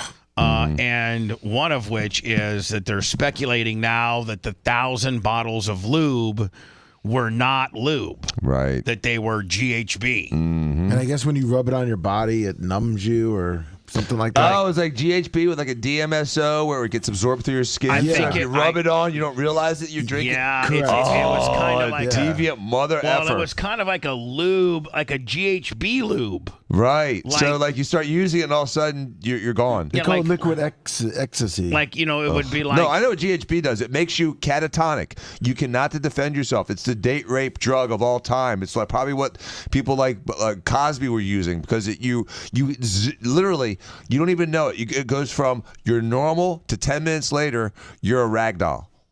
And so if you used it as lube and you slathered up your penis with it or whatever, then, I got to think the absorption within let's just be honest. You're a doctor.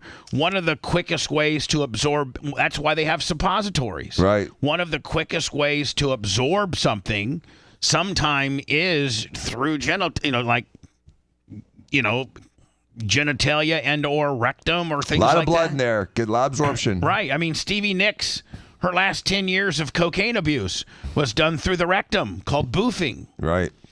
So if you're having anal sex or vaginal sex with that kind of lube, it's getting absorbed rapidly. And then you're defenseless. So it's disgusting. That if all that is true, if all these allegations are true, God, that he should go really to jail forever. That should really. Ever. If he was that, sick. Just the things that we're hearing are bad enough to put you away forever.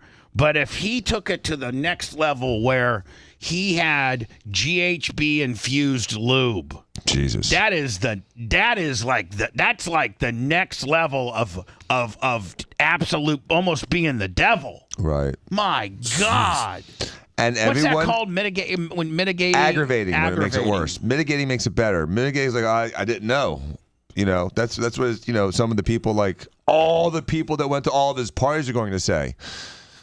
And there's a lot of people. Think about all the people that have been at those parties for the last 15, 20 years. But here's the thing. Starting with Barack Obama. I know, but here's the thing. There were parties, and Jennifer Aniston and Ashton Kutcher and all these people that went. Everybody. But they didn't. They just went to the white party. Are you sure? Well, no, I'm not. But I'm just saying the majority of these people, because these freak-offs were not big quantities of people, but big enough. But, like, for instance, Howard went to a few of Diddy's white parties. And so you would go in the afternoon and you would leave by, 8 or 9 o'clock. But the freak-offs were for those that were in this inner circle, and we don't know the names that are going to come out during that. But just having gone to a white party doesn't make you guilty of anything. Because I guess the white parties in themselves were very normal. They were just, booze and some drugs and, good-looking chicks and things like that. But it was the freak-offs that he's in trouble for. So there was, probably, I would say, maybe 90% of everybody that went to a white party never went to a freak-off. But that 10%, you got to know who. There might be, I know there's some big names in that 10%. Right? There's got to be some big names. And now they're saying Jay-Z and, they're saying... They're saying all kinds of stuff. But they were saying that all about, Epstein and... the list that she had, that girl had, which is Ghislaine. We're never going to see it, Bubba. And even when they see it, they're like, it's fake news. I wasn't there. No one's going to be held accountable except for Diddy. He's going down. I think it has just begun. That's why it took them so long after the raid to actually indict him, because they have so much evidence and so many people to talk to, and it's so egregious, and it's so bad, and there's so many nervous people right now.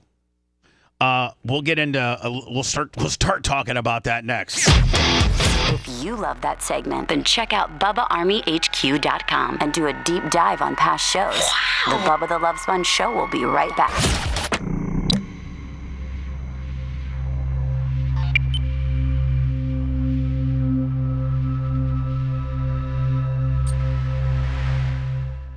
And then when it gets absorbed through your skin, you can't control how much you're getting absorbed.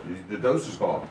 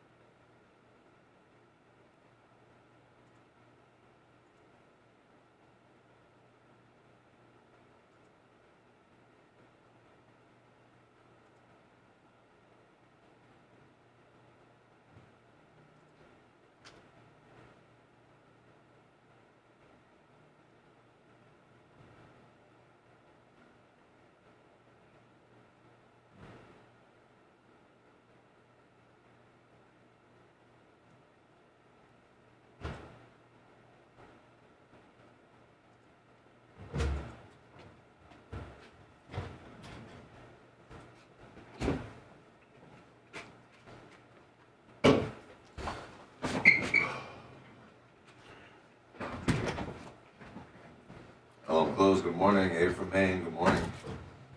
What's up, Haas 83? Let me give me a plastic spoon.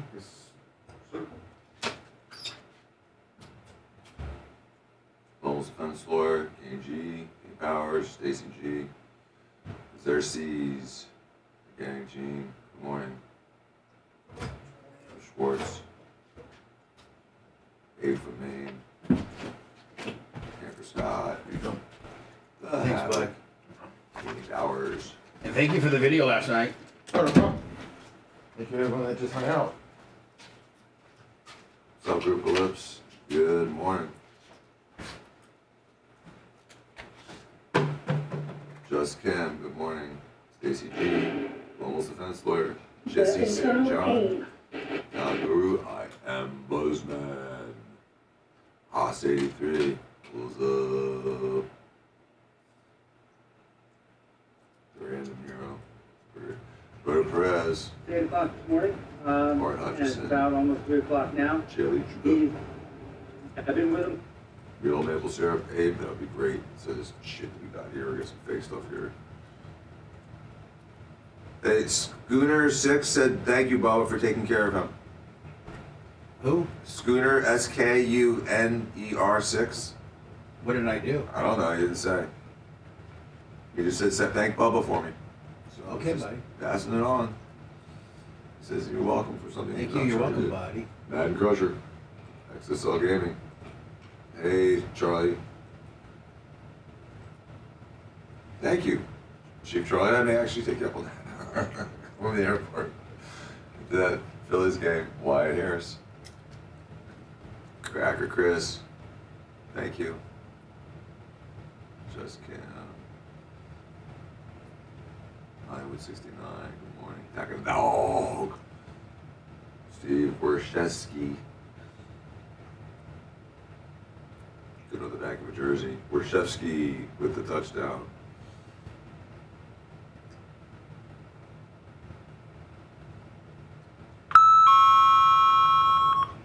Seth had no power. Struggling. Nick. Good morning, Nick. Iggy. Creatine Travis called me or texted me yesterday to make sure I was okay. He was really sweet. If you need anything, let me know. Thoughtful guy. He's the best. He really is. I feel bad that Big Red's arm's all fucked up. What's up, Mr. Ram? But the doctor said it was a good repair and he should get good recovery and get really good function back. Roberto Perez. It's my fault, though. Not really your fault. It kind of is. You didn't do it. No. No dark match, quicker ticker.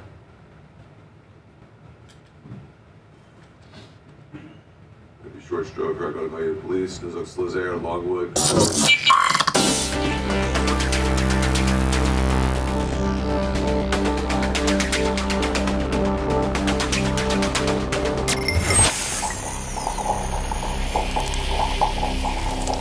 The sign said, long-haired freaky people need not apply.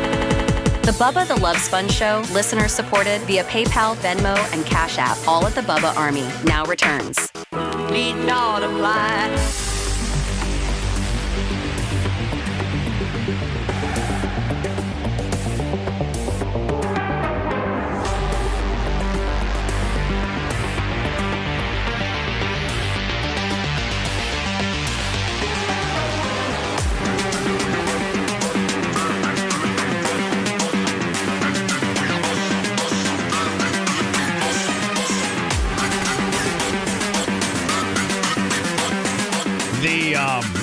Studios here at the Bubba Radio Network, Bubba Army World Headquarters. That's right. 8 for Maine, $10. You know, our new sign out front does look pretty kick-ass, doesn't it? Sure does. Yeah. Looks awesome.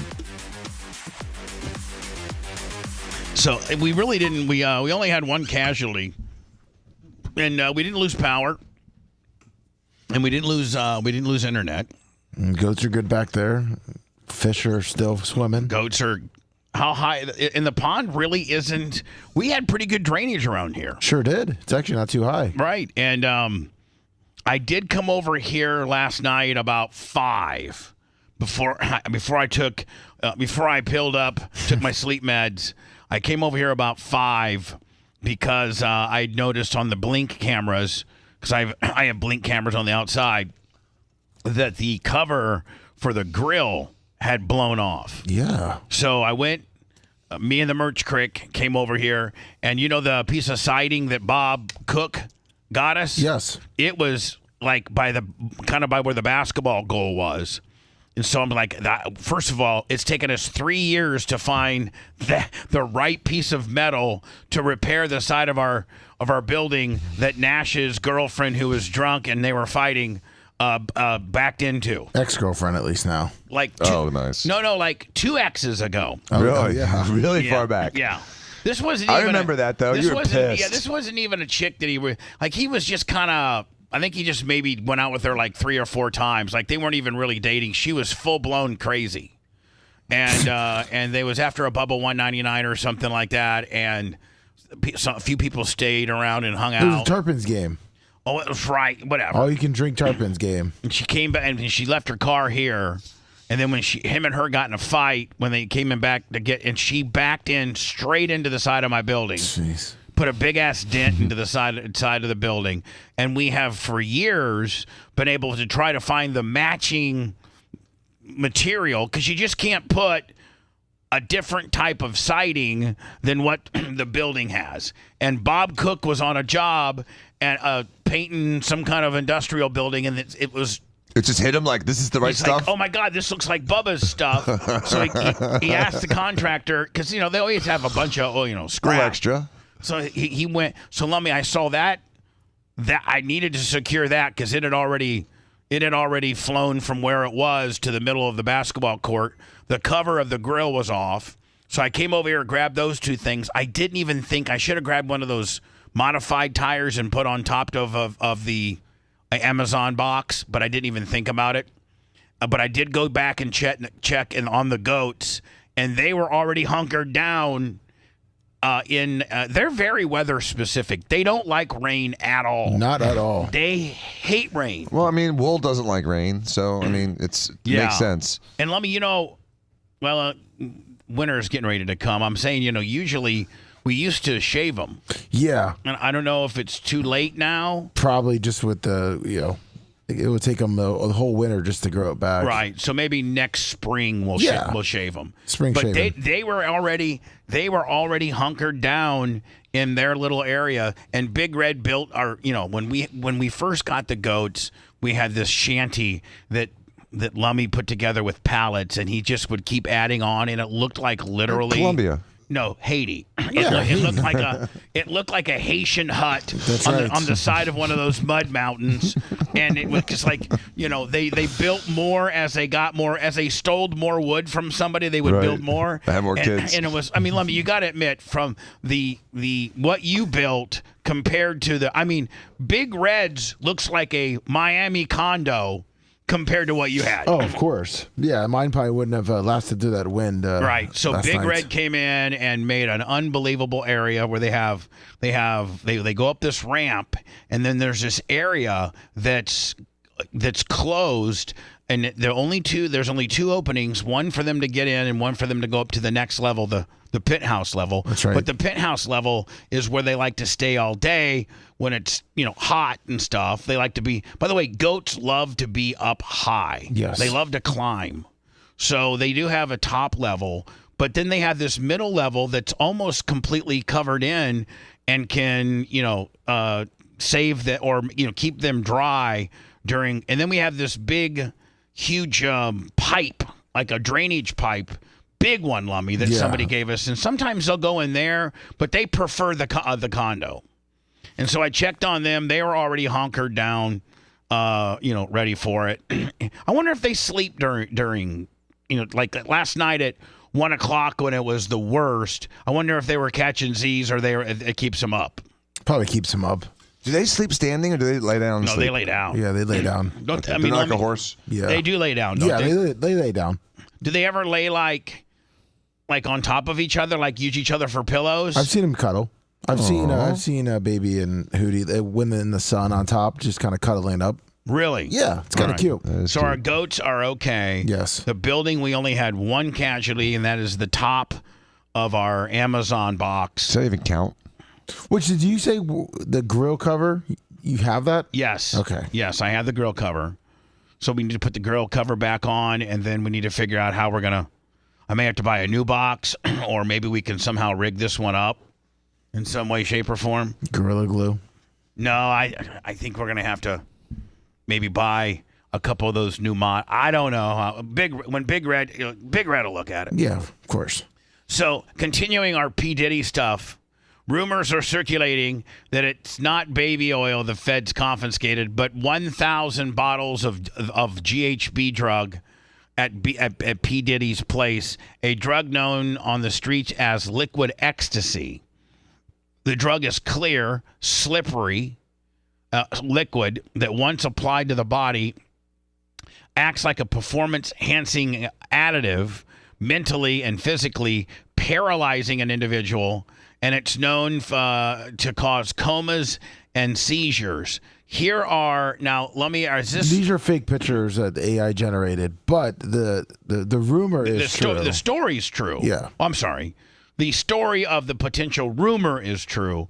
Those are AI generated, bottles. Correct. Yes. And Dan, you've seen a GHB person, and they're literally like a zombie. Like they did. 20 years ago, it was legal. 22 years ago, back around 2000, it was legal. 98, 99, 2000. Remember the frantic call that I had? Remember the girl I had on GHB? Yeah, You could buy the GNC. Yeah. You could buy bottles of it. It was called Renutrient. Renutrient.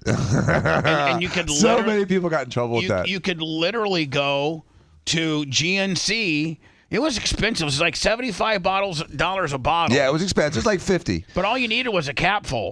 A thimble, and you get so. And if you took one thimble was fun, 2 thimbles, you're catatonic. It was such a narrow dosage window. It was too easy to overdose. Remember that friend of ours, Matt Balducci, with the long black hair? Yeah. He was like a karate guy, sort of. He was Jimmy Cleavis' friend. Right. He was on that. He borrowed Steven's car, and he actually impaled it on one of those tank stoppers at a gas station. He just passed out, and he was a guy that, had done it. He was athletic. He knew what to do. He was experienced with it, and he still got into a G-hole and totaled a car. Speaking of impaled, I wasn't prepared. I was thinking the same thing. Speaking of impaled, I got to show this story to Dan. What happened? Oh, my God. I'm trying to find it because I had all my P. Diddy stuff racked up. Wait till you see this, and I need to know, what happens to a person that this happens to. I mean, I can't find it. Was it on our X? Yes, it's on our X. Wasn't the loose bike seat? No. No. You seen those videos? Oh, even they worse. put those loose bike seats, and the guy tries to steal a bike, and he sits down, and a big stick goes in his ass. I'll get into that momentarily. Here's P. Diddy's lawyer. I've been with him since 8 o'clock this morning, and it's about almost 3 o'clock now. He's just laser focused. Let me see if you can find I just sent it to you. Right. He's engaged. He's helpful. If this guy's his lawyer, he's in big trouble. This guy's in trouble? No, P. Diddy. If this is his lawyer, he doesn't seem very clever. Well, this is one. I'm sure one of his. He's helpful. He's confident. You know, we're going through our defense as we do every day, and his spirits are relatively good. How do you explain the baby oil and the lubricants? 1,000 bottles of baby oil. All right, so they're addressing the baby oil situation. Yes. I don't think it was 1,000. I think it was a lot. I mean, there's a Costco right down the street. You know, I think Americans buy in bulk, as we know. And, you know, this is consensual adults doing what consensual adults do. You know, we can't get so puritanical in this country to think that somehow sex is a bad thing, because if it was, there'd be no more people. See, I think they're posturing for that. Right. You know what I'm saying? Like that's one of the things that they're posturing for is like, listen, let's, stop acting like all of us don't have sex and all of us don't have kinks and freaks and things like that. Now, P. Diddy obviously has taken it probably to a very illegal level, but I could see where that could be their little bit of a defense. P. Diddy's lawyer may want to come with receipts the next time he talks about the rapper's large stock of baby oil, because Costco is now denying ever selling the alleged lube alternative. A spokesperson for Costco tells TMZ that none of its company's U.S. locations carry baby oil, even though P. Diddy's attorney previously claimed that the rap mogul may have bought them in bulk at a members-only warehouse retailer.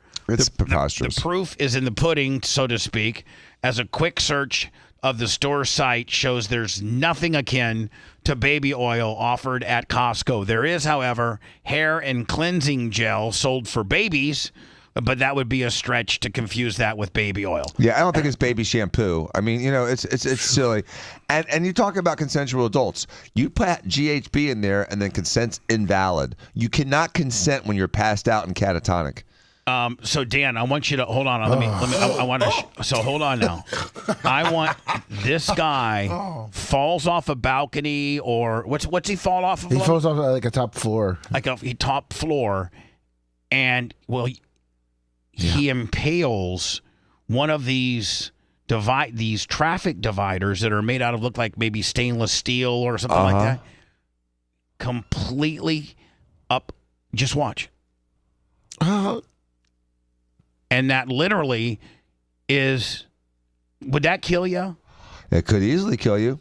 But the thing is, it's not sharp, it's blunt. And so it wouldn't tear as much as you think and create as much damage as you think. But would it go? It could go all the way out his mouth. That's what I'm saying. Into his brain. It could go anywhere. If you look at his shoulder height, it looks like it went all the way up there. Yeah, and I'm going to play it one more time. I'm going to try to go a little bit slower. Let me get frame by frame. Oh, my goodness. Oh, wow. Looks like it's all the way to the back of his head. Now, that would kill you, would it not? Yeah, if it gets into your brain. Well, I mean, there was this guy, like Phineas Gates, I think was his name. He was a very famous man and you can see that he like an instantaneous, like he's paralyzed. Oh yeah, I think it could. I mean, it's a catastrophic injury. It's devastating. Now, what about Phineas Gates? He was working in a railroad, and one of the railroad ties exploded and went right through his mouth and out the side of his head, and so he had a significant brain injury. But he didn't kill him. But he was never the same. But he that's was not weird the same afterwards. as going from your rectum all the way through to the top of your head. Yeah. I mean, think about this. You're going through your spot. You're going through your butt. your butt. You're going through your entire abdomen, your stomach, your intestines, your possibly your spine. I think your his spine lungs. is safe there because his spine looks like it's really to the side, but it's going through his diaphragm. It's going to rip a hole in his diaphragm. Could have literally ripped his heart out, go through his lungs. Then is it coming out his neck? Is it going through his neck and out his head? I mean, is it? Oh Jesus. It stopped. See, he didn't go all the way to the ground. It stopped because it stopped like at the base of his head. Yeah, it stopped because there's something in his body that stopped it. Oh, oh my God, man. that's one of the most disturbing things. That really is. I don't even know that. Do we have any idea if he lived or died? Well, there's one picture of him, the ambulance giving him like oxygen. I don't know what they're doing, but I mean, it looks like they're trying to something resuscitate him. Lemmy's exact words were, "It looks like there's something." Oh my God! I was looking around. There's a lot of blood in one picture. So let's not show anymore. Okay. We showed. Okay. I don't even know that we showed that. Yeah, I don't even know that Seth and Rhett. So he fell out of a window? I don't even know that Rhett showed that. He may not have. He fell out of a window? Yeah, or he fell from up He top fell from there. like a balcony, like a second floor balcony. Jesus. Onto that. Ugh. And completely impaled himself. God. From rectum to skull. Oh my God. Now, here are you expect anybody that's got a picture with Diddy, or anybody that was at a party, or anybody that can prove that you're in the same room or same place with Diddy at any time, here they come. And Gloria Aldred is the one that's going to be signing them up. And when you see her, it's not good. Because she wins. She wins big. The internal pain after being sexually assaulted has been incredibly deep and hard to put into words. It goes beyond just physical harm caused by and during the assault.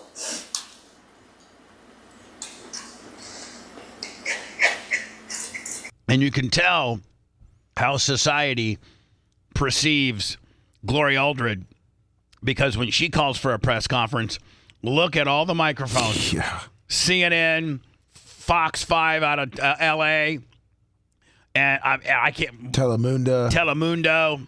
Extra. All of them. There's like 12 or 13 mics up there. Yep. Nice job with the wire, guys. It's a pain that reaches into your very core of who you are. Yeah, how hard would it have been for one of their macho men to take all those cords and kind of... Put a sheet over them. Well, yeah. Just cover them. Yeah, put a black... That or bundle them up a little bit.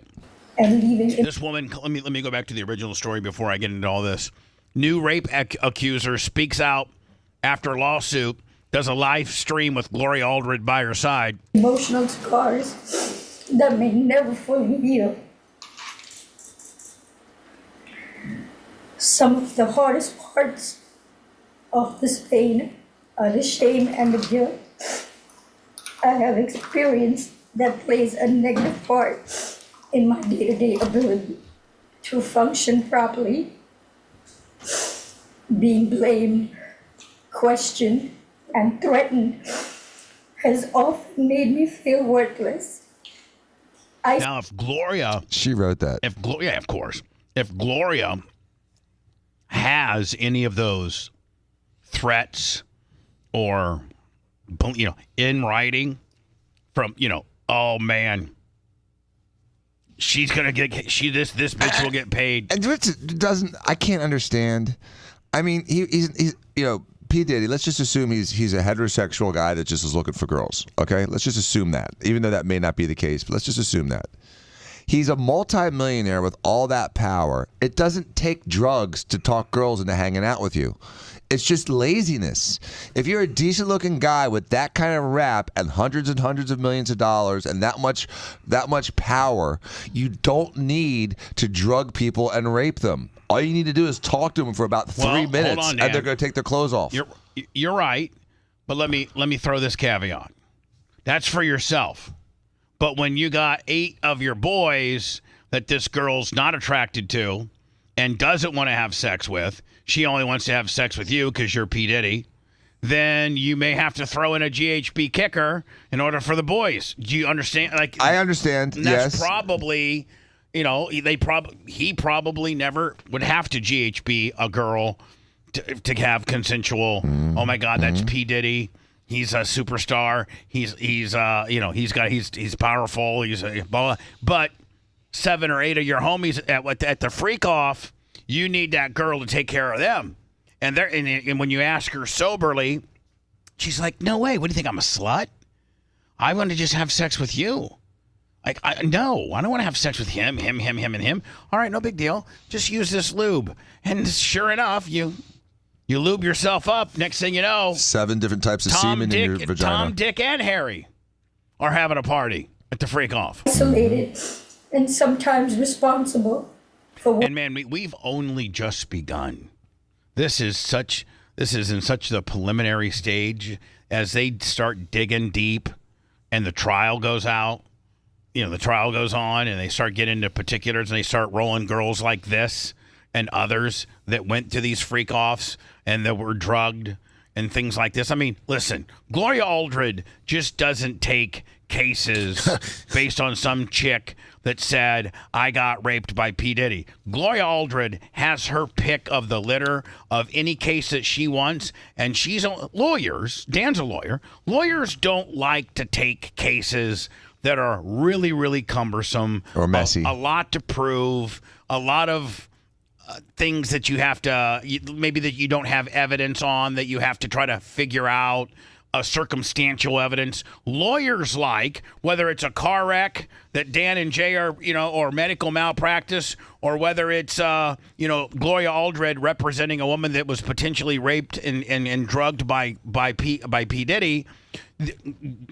They want it buttoned up pretty damn nice so that when you go to him, when I go to Jay and I go, "Jay, listen, I got hit by a Walmart truck." First of all, there's one good thing. I got hit by a Walmart truck and totaled my car, and I went to the hospital, and they say I have extensive damage in my. Give me some numbers of vertebrae, Dan. Like T4. I got a major T4. It's going to be required a ton of. And it happens to be that I have a dash cam in my truck and that captivated it all. And the Publix or the Sam's Club or the Walmart truck, they all have dash cams. So can you help? Jay and Dan can't sign that guy up fast enough. Am I right, Jay? Dan? Yep. But if a guy comes to you and says, "Hey, Dan, I got hit by this guy. He's uninsured. And, I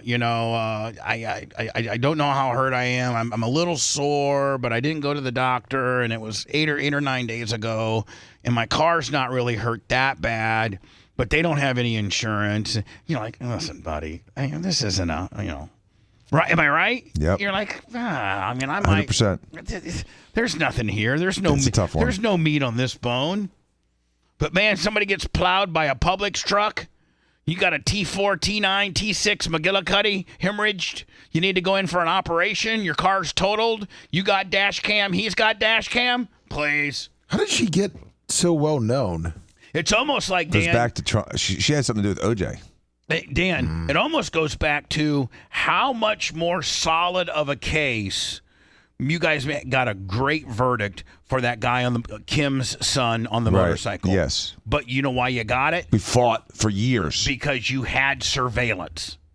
You had that surveillance. Had you not had that surveillance, your case, I wouldn't say wouldn't have been as successful, but that all Jay had to do was hit play. Boom. Yeah, and they still fought it tooth and nail. They did. Even with the surveillance. I mean, you could clearly see, the impact and the sequelae from the impact, and they still fought it for 4 years. And they got beat. Yeah. And they got beat. But you know what? There is a chance that they could have prevailed if you didn't have that footage. Oh, absolutely. They could have man, he pulled in front of the guy. Mm-hmm. And it's his word versus his, and you don't have any data to show otherwise. So, do you think there's enough like peripheral footage of P. Diddy doing stuff that is going to be documented someplace? I think that this particular girl, when you go to Gloria Aldred, I sent a woman years ago to Gloria Aldred. Did you? Yes, I sent a girl years ago from Jacksonville to Gloria Aldred, and I'll just tell you, she was a friend of mine, and she went out with a Jacksonville Jaguar guy who's no longer, and this is 10 years ago, and he raped her. Oh. And she was a friend of mine because, I'd for years been syndicated into Jacksonville. Yes. And I said, hey, you need to call up Gloria Aldred. Literally, figure out what her number is in Los Angeles, call her. And so the girl flew to Los Angeles, gave her the text messages. And, this girl had text messages from the guy. She had a D-pic from the guy. But she didn't go get a rape kit immediately. She waited, and then after a couple days, a rape kit doesn't really mean anything. No, it needs to be in the first day or so. After you've gone to the bathroom a few times and taken a shower and things like that. Evidence. Yeah, so she flew out to Gloria Aldred, and Gloria Aldred went through her case, looked at the text messages, and said, I'm not taking your case because you didn't go get a rape kit, and we cannot prove, we're not going to be, there's no DNA or semen to be able to prove. And so when Gloria Aldred takes your case, you have some pretty damn good evidence because she has her pick of the litter on cases. So when you get on that level, Dan, you say yes and no. You only take the ones. You've made so much money, you don't need the little cases. She's done some weird stuff. Like in '95 with OJ, she represented Simpson's wife's family, Nicole Simpson, her family. So I don't know how you make money in that. I guess maybe towards the civil trial, but they didn't get any money. When Dodi Fayed was dating Princess Diana, his ex-fiance sued him, and she represented his ex-fiance. She represented the ex-girlfriend of Scott Peterson, Amber Fry, during his trial. I don't know how you make money with that. A lot of times, Scary Dan, Spice. A lot of times, Dan, she is in it for the PR. She's in it for the PR. She does a lot for the PR. So I don't know how she makes her money in some of these things. She makes her and money. She was also, when Herman Cain was running for president, she represented one of the accusers there. I think she was with the accusers for Kavanaugh, right? But she also represented some of the Cosby girls too. Right. And that was a payday, I promise you. Yeah, they're saying she makes about $63,000 a week. Yeah, there you go. It's $3 million a year. What happened to Dan says great. So for Gloria Aldred to take this bitch's case, I'm telling you, she's got something. Well, she smells Diddy money. my family issues made the pain even worse. I was already going through a divorce at the time of the assault and did not get the support that I needed. Meanwhile, Diddy's just rolling up a chick that's getting ready to go through the divorce, who's a little vulnerable, wants to throw out some ass. That's right. I guarantee you she was drugged. Gloria Aldred's not going to take this case unless there's drugs involved. I was also faced with disbelief and judgment. This has put... Yeah, she was drugged. Yeah. And the problem is they filmed it. So this is a home run for Gloria Aldred. Yes, but on tape with a drug kicker. Yeah. I mean, right? And it's disgusting. It's disgusting that these guys are doing this. It's disgusting behavior, and shame on P. Diddy and all the people that did it with him. And I hope they all go down.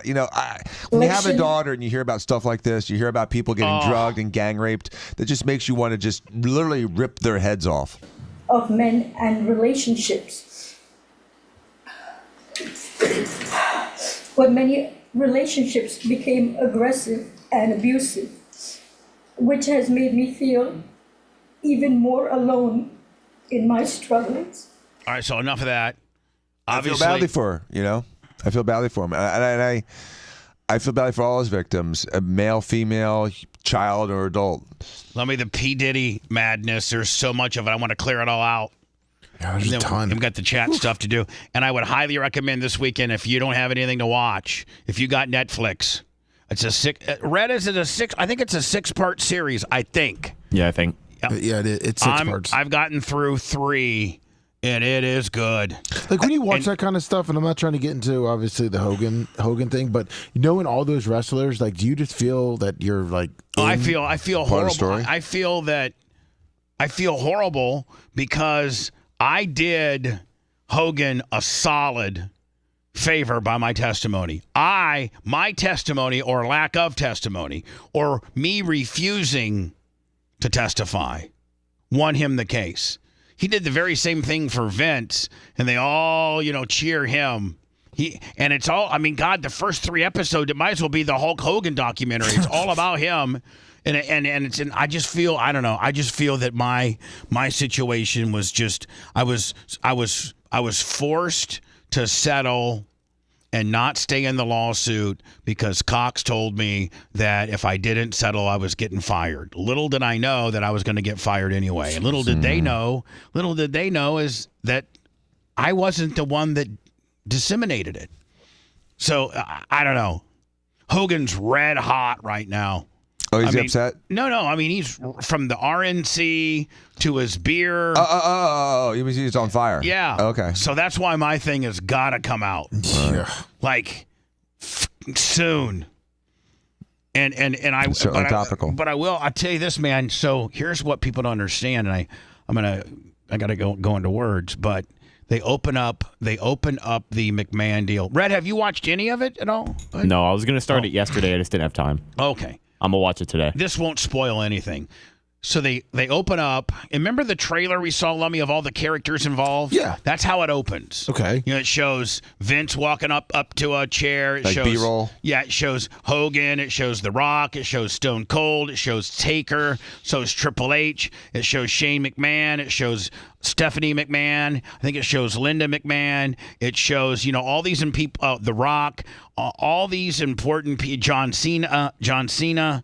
It shows all these people as they were getting ready to go and do their part, and then it opens up with Vince, and then words come across the screen and say, we did over 100 hours of interviews for this documentary until the last.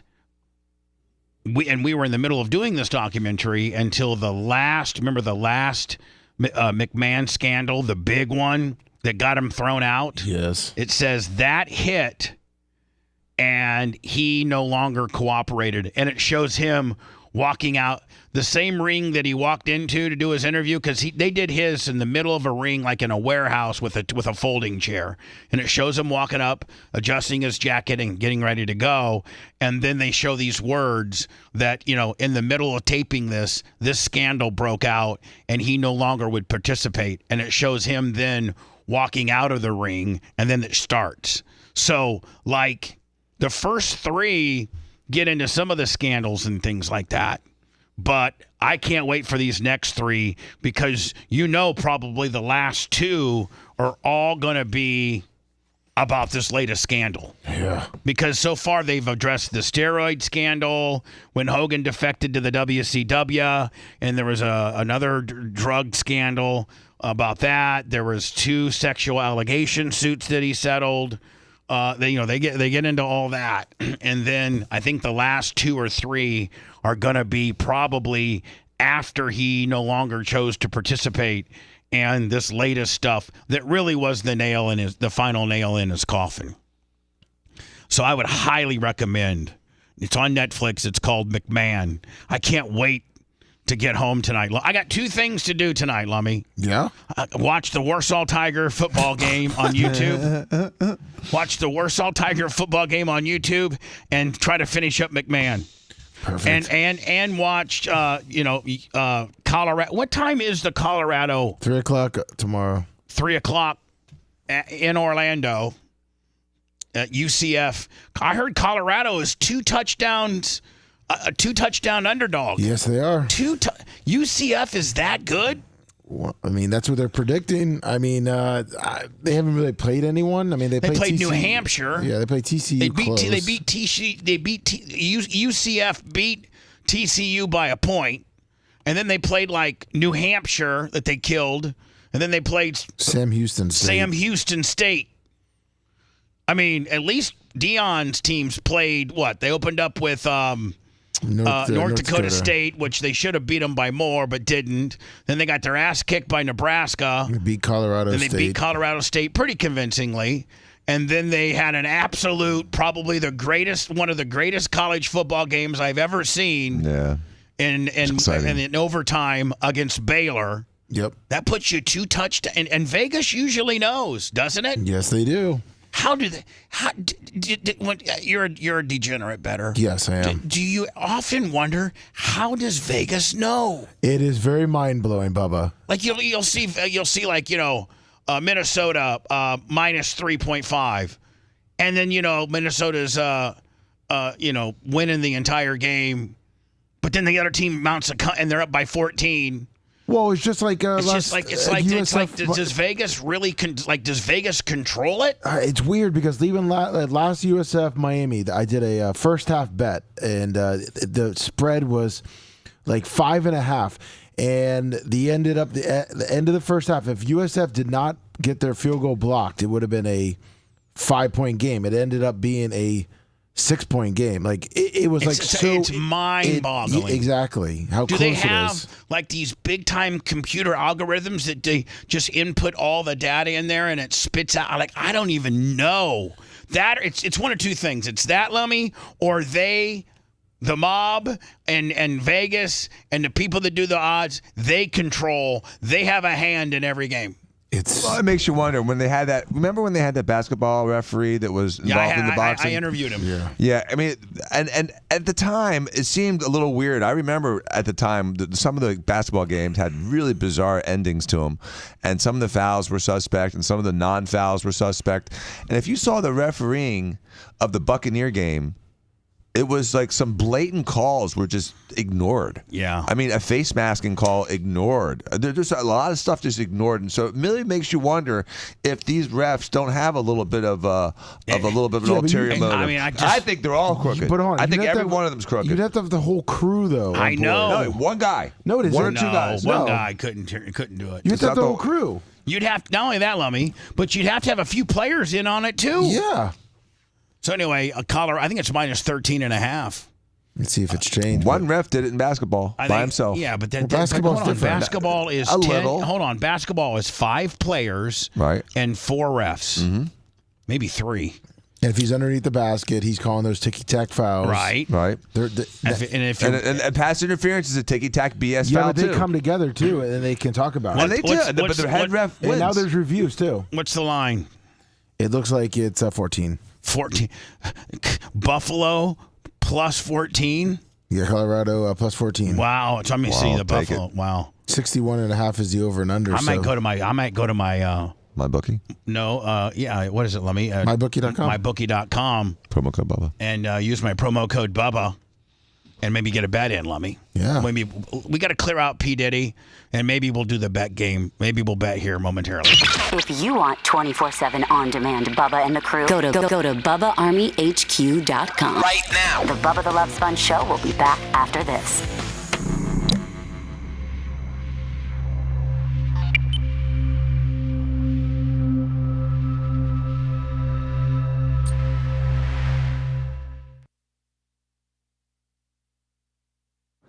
You were next to me when happened. Hey, take this because I ate it. That's like that.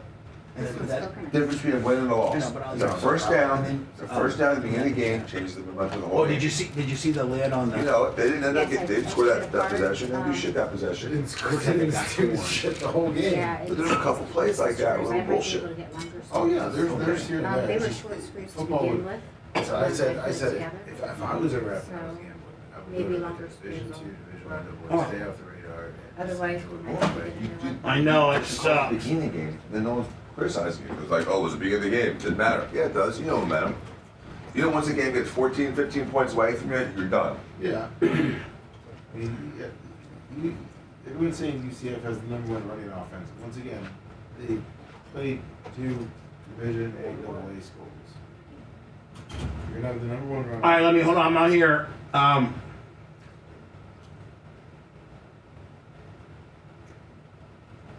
South Florida's +5 over Tulane. Yeah, I think USF will beat them. I think they'll kill them. Yeah, I mean Tulane's pretty good, but I think South Florida's better.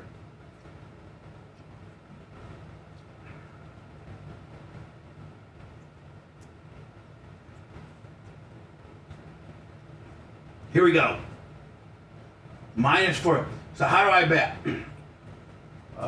Take Colorado +14. Just click on the +14. Okay. And if that's all you want, then click on it and then just go to down to open bets. Did my bet slip down here? Yep. Okay. And then just in the wager part. Okay, let me see here. Boom. Wager. Yep. Think we should go with G-ball? Oh, G-ball all day. So I think I need to go. My max bet can be 5,500.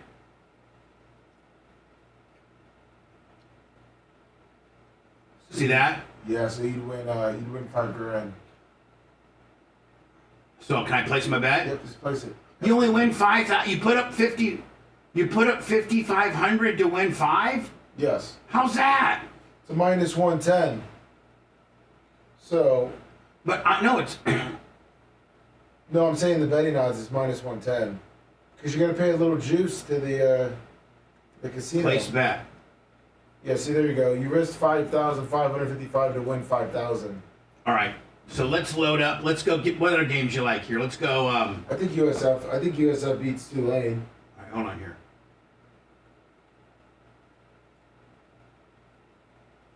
Okay, here we go. South Florida Bulls. Now, what's the difference between taking this one, or this one? The first one is you get 5 points. The second one is the money line, so you think USF's going to win straight up, better odds. Right. And then the over and under, the total score at the end of the game. All right, so 62.5. That's I'd take the under on that. Well, I was going to say if you wanted to bet the over and under, I would bet the over on the Colorado game. Okay, let's do that. That I think was 62. Yeah, 62. Just put on. So let's go over or under. I go to over. Over 62. Yep. Okay, so I go down to my bets. Yep. Oh. What happened? You went to open bets. Let's close that out. Now we'll go back to the Colorado. There you go. Just hit the button again. Right here? Yep. And then go to bet slip. All right. All right, so I want to go. What's my maximum bet? Let's do $2,777.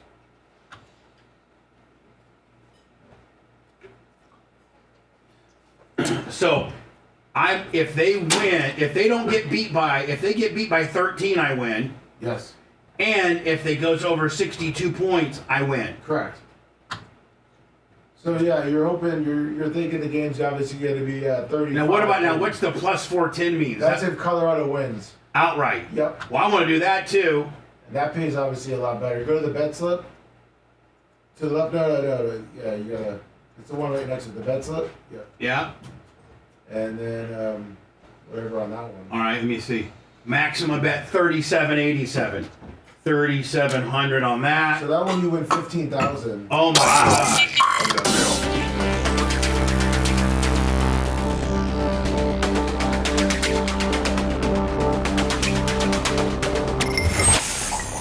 Lovey, can you imagine if I would win all He that? makes miracles happen every day with a scalpel, silicone, and saline. But you're gonna like it, mister.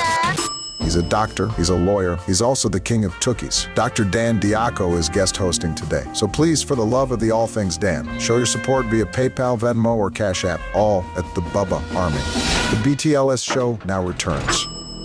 Seth couldn't make it in today because the bridges are closed. He lost power and water, and he's headed to his parents' house for the weekend. I guess my parents was worse. I guess he got up to the second floor. Oh no, Jesus! So the first floor completely blown. Yeah, it was underwater. Yeah. Wow. So I went to mybookie.com. If you go to mybookie.com, when you make your first deposit, type in Bubba in the promo code, and you get a little bit more. And let me, I think I had 11 or 12. Like, this is all make-believe dollars. It's like I'm a spokesperson for MyBookie, but they never give me real money to play with. I wish they did. Yeah, I wish so they did. much fun. Instead of giving me they give me like $25,000 and I blow it on, blackjack and things like that. So they by giving me so much, they make me play irresponsibly. Mm-hmm. But if they gave me Bubba, we're going to put $1,000 in there. $1,000 are real money. And whatever you make, you can keep. And if you lose it all, you lose it all. But you need to endorse this while doing it. Well, of course I'd be more responsible. Like if I had $1,000, I would have put maybe $50 and taken the 14 points. By the way, we're talking about Colorado versus the UCF Knights this Saturday, 3:00 in Orlando. I was supposed to go to practice yesterday and hang out with Dion, but weather permitting, obviously. So I'm not, and I can't go to the game because Dion was literally they gave Dion 4 tickets. And they gave each player 2 tickets. And the reason why he said, usually tickets aren't a problem with bigger venues. He goes, but because Colorado is so hot right now that they sell out stadiums, including the visitor stadium, that they really, really put a squash on how many tickets players and coaches can get. Right. So that's frustrating too. When you're used to being able to get 10, 15 tickets, and now also you can only get 3 or 4. It's frustrating. Yeah. So Dion's like, listen, it'd be a far better experience if you just pick a home game and come see me, stay with me, ride to the game with me. Well, back in '96 when I stayed with Dion, I actually rode in his limo to the game. Packers versus Cowboys '96 NFC Championship game. So cool. So That's I'm awesome. going to probably do that. So I'm betting, you can bet, by the way, on mybookie.com, you can bet on anything. You can bet on rugby, horse racing, motorsports, NCAA basketball, snooker, table tennis, football, esports, darts, NFL, horse racing, hockey, boxing, basketball, baseball, Aussie rules, football, soccer, Major League Soccer, tennis, NHL, WNBA, NBA, golf, MMA, Major League Baseball, NFL. They got, they play everything. Yeah, you can't even. So, Lummy, I'm interested in obviously the Colorado game. Yes, of course. And so I have a lot of money. I had $13,000. So I went I just boss hogged my way there. I think I put 5,550 was the most they could let me bet. On 14. So I'm getting 14. I put $5,500 down and I'm getting 2 touchdowns. Well, really, you're getting 13.5 points is what you're really getting. Pretty much. Because 14's a push, isn't it? Yes, it is. Right. So if Colorado doesn't get beat by more than 14, I'm going to win $5,000. Then, Lummy, I forget how much. Well, here's can I go to my open bet? Open bets. Go to open bets. Okay, here we go. So then I bet if Colorado wins outright, the odds are plus 410. Yes. So I'm thinking I'm rooting for Colorado not only not to get beat by 2 touchdowns, but to win outright. I bet 30. I bet what they let me, the maximum they let you. I bet 3,700. Let me if Colorado wins, nice upset, $15,100, and then the over. I picked the over, and I laid $2,777 on the over, and I win $2,500 on that deal. And then I always got my my 2 touchdown deal. Yeah, exactly. So and then you got the $20,000. The other open bet looks like you have is the Packers winning the Super Bowl. I got the Packers winning the Super Bowl, but I need to put a little bit on the Packers here. Let me see the little bit I got. By the way, go to mybookie.com and type in Bubba for your promo code. Oh, look at that. The Packers are favored. They're favored? They're at home, right? Yeah. So you get that 3-point they're favored? advantage. Yeah. So realistically, Vegas is saying it's a pick'em game. I'm going to go one. I'm going to do that. So let me get rid of my open bets like that. Yeah. All right. So I want to go like that. Go to open bets. No, then you go to the bet slip. I am right here. Bet slip. See it? Perfect. Yep. How much left do I have left? I can bet $28.80. That's what they say I can bet.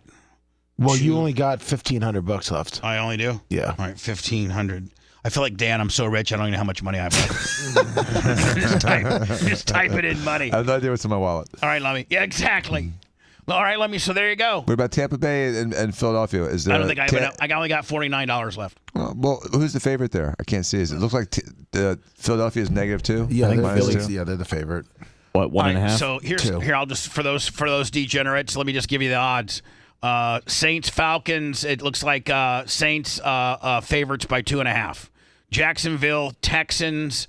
It looks like Jacksonville is the dog. They're getting 6 points. Yep. Bengals Panthers. Panthers are the dog. They're getting 4.5. Did you see where the Panthers signed crappy ass Andy Dalton? He led him to a win. He's the only quarterback in the NFL this year with, I think, 300+ yards and 3+ touchdowns in a game. He was throwing lasers. He was throwing heaters, man. But isn't he the highest paid quarterback now in the league? No, Andy Dalton. It was. He's a backup quarterback. No, who's the starting quarterback for the Carolina Panthers that just signed a 6-year deal? Nobody. Did you get worked? What happened? Yeah, I think I got worked. Yeah, I'm not sure about that one, Bubba. I thought it was. Yeah, Andy Dalton's their quarterback. What's his name's the backup? Anyway, Bears, Rams. Rams are the dog, and they're getting 3. Have the Rams deteriorated that much? They got a lot of injuries. They lost their 2 big wide receivers. So Chicago's fave, and they're giving 3. Minnesota, Green Bay, Vikings are getting 2.5. Pittsburgh and the Colts. Looks like the Colts are getting 1.5. Philadelphia and the Bucks at Bucks. It looks like the Bucks are getting 2. Yeah, they are. Oh, that's a big turnaround when because you automatically it's usually a 3 just for having home field advantage. That's right. Yeah. It's been between 1.5 and 2.5, depending on where you look. DraftKings last night, I think, had it at 2.5, and it's 1.5 this morning. Denver Jets. Jets are favored, and they're giving up 7.5. Washington Commanders and the Cardinals. It looks like the Commanders are getting 3.5. Patriots and the Niners. It looks like the Patriots are getting 10. That's a big. That's a 10. You don't see that very much in the NFL. No, you do not. Double digits. No. They're giving the Patriots 10.5. That's actually wow. That's actually a lot of points. That's a lot of points. It is a lot of points. Browns, Vegas. Browns are getting 2. Chiefs, Chargers. Chargers are getting 7. Buffalo, Ravens. Looks like Buffalo's getting 2.5. Tennessee, Miami. That's pretty much you pick them, but they're giving the Titans 1. Seattle, Detroit. They're giving the Seahawks 3.5. And then this goes to then the next week goes. You can automatically bet for. So the Bucks got to play Sunday, Thursday, and Thursday on the road. Yeah, in Atlanta. Oh, that could be. I could see a potential 3-game losing streak. I could see the Packers winning this one and then going to the Rams and beating them in L.A. Packers are looking good. Who starts this week for the Packers? I think they got Love locked in. Is he going to start? I think they should against the division. The Vikings. The Vikings are good. Sam Darnold just they're so good. It's at Lambeau. I don't think Malik can pull out 3. And then at that point, man, do you start to have a quarterback controversy? Let's say they throw Malik in there, and he beats the Vikings. Do you start to have? No. Okay. No, I think with the money they're paying Jordan Love, someone else said it before, but Malik Willis is a product of a good head coach and an offense that's making it really easy for him to look good. Yeah, and once those defenses a lot of this has Malik's success. Don't take anything away from the dude, but it has a lot to do with LaFleur is a pretty damn good offensive guy, and he can put a system in place that can match the guy's skill set. And there's no tape on him right now. They got 2 weeks of tape. Yeah, when you got a system like that and you have a thriving run game at this point in the season, I think most QBs in the NFL can be serviceable. Right. So Malik's been good. Whereas the Titans guy wouldn't go ahead and plug in an offense that was Malik friendly. They were running their offense, and Malik, couldn't catch on to it, as well as, LaFleur that just, designs one around the guy's skill set. So, but what about when Brock Purdy came on board? I mean, he was, the lowest guy drafted his season that he got drafted, and he stepped into San Francisco and dominated. And you're saying that that's probably just a good system? Yes, with a guy that has you have no tape on the guy, or is the guy really a good quarterback? Both. I think, both can be true. Both. I mean, he's got good weapons around him. The guy is not an ass bucket to be picked last. He probably was more like a 4th or 5th rounder. Got misdiagnosed in the draft. Didn't have really a good draft day or a good combine day. So they get him a steal at 7. He's better than what they drafted him at. Their system is kind of curtailed for his ability. And he goes in and performs. It's the same thing as Tom Brady. Look, when Tom Brady first started, they had Drew Bledsoe, a big arm, but then they brought back the offense down a little bit for Tom Brady's skill. The defense did a lot of the work. Tom Brady has talent. That's why he was drafted in the NFL. And then he just kept getting better and better and better and better. So, I mean, the system helped. If Tom Brady went to the Carolina Panthers when he was a 6th-round pick in Michigan, you would never know who Tom Brady was. You're right. Did you ever get a hold of Enrique at it takes 48 to 72 hours for them to do all the work they need to do. I mean, do they know we want to do business with them? Well, yeah, everything's turned in and everything like that. So it just they got to send it up the pipe. Are we going to have next week? That's the plan. It's up to their corporate offices how quick they move. All right. Will you keep me posted on that? Yes, sir. When I come back, we'll clean out God, look how many Diddy stories I got. 1, 2, 3. I can just clear this one out right now. A Diddy documentary is in the works for Netflix. It's going to focus on Diddy's charges of sex trafficking and racketeering, sexual assault, and violent allegations. And guess what? 50 Cent is the producer. He must hate him so badly. Oh, He's like, it's your birthday. A tunnel was discovered in Diddy's luxurious Los Angeles mansion, an underwater swimming tunnel leading to a mysterious grotto reminiscent of the ancient and modern human use of caves. Despite the discovery, the federal government has yet to release any of the photos.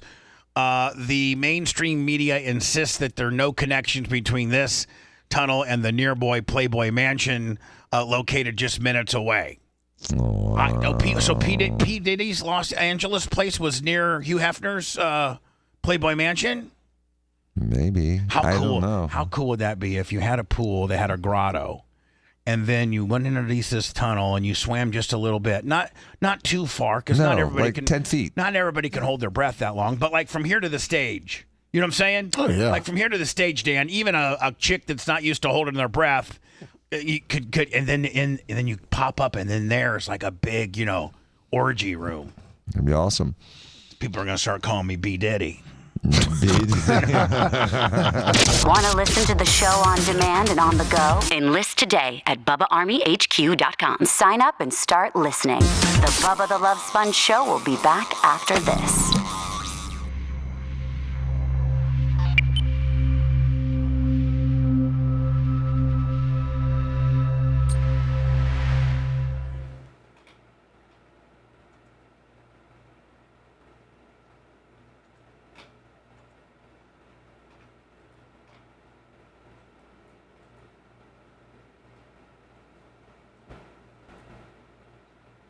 So, Lummy? Yes, sir. So, are we waiting for the Bubba promo code, or are we waiting We're waiting for everything to be set up. All the accounts and how they had to pay us and all that kind of stuff. Do they ever pay on just how many people you get, or is it have to be only get paid through a promo code? No, you get paid for how many people you get. Okay. Then we got a chance to do well. Oh yeah, it would be off of every week.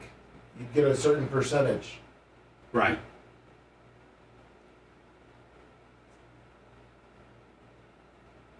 But he passed it up to the higher up, so they're the ones who are setting everything up.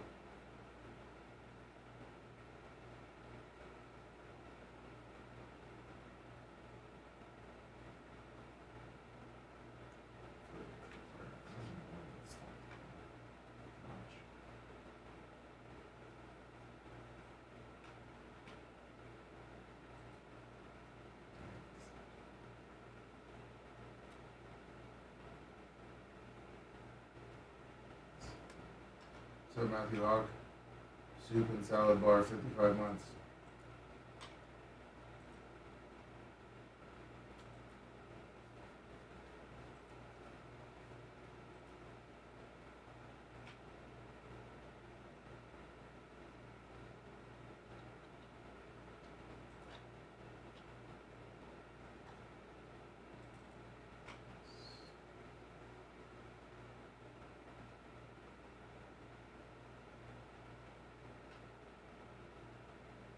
PNR Ryan, 40 months.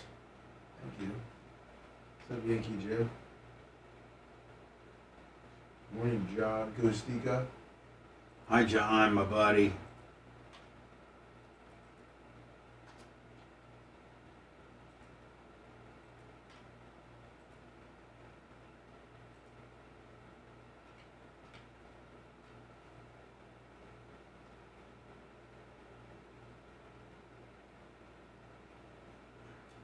Just Bubba fan. Airtight ski pole.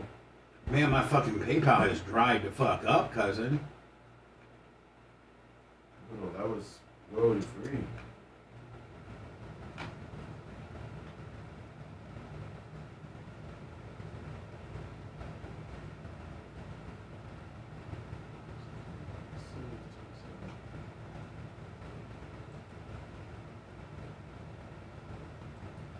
Cash out PayPal.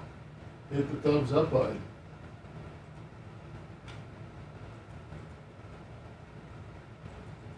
Get those super chats in. PayPal's lonely. Super chats are good. Morning, Mitch.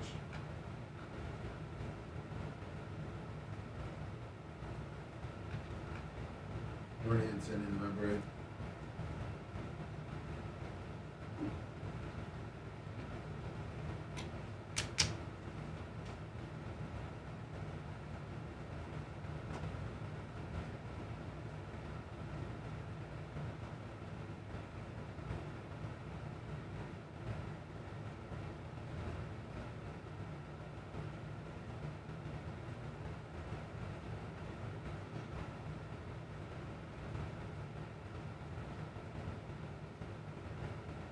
Thank you, Mushroom Mitch. And John Kostika on the PayPal. I thought it was the Mojave Desert. We didn't have anything left over there. But of course, my two little pumpkins. Oh, really? Fan in Orlando?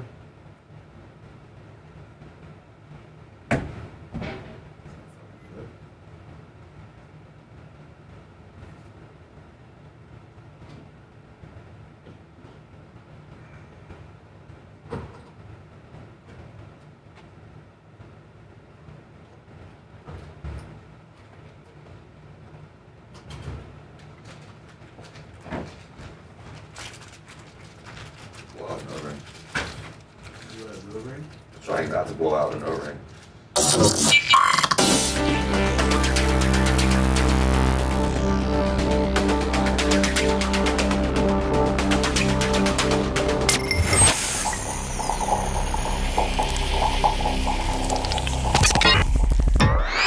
The Bubba the Love Sponge Show, listener supported via PayPal, Venmo, and Cash App, all at the Bubba Army, now returns.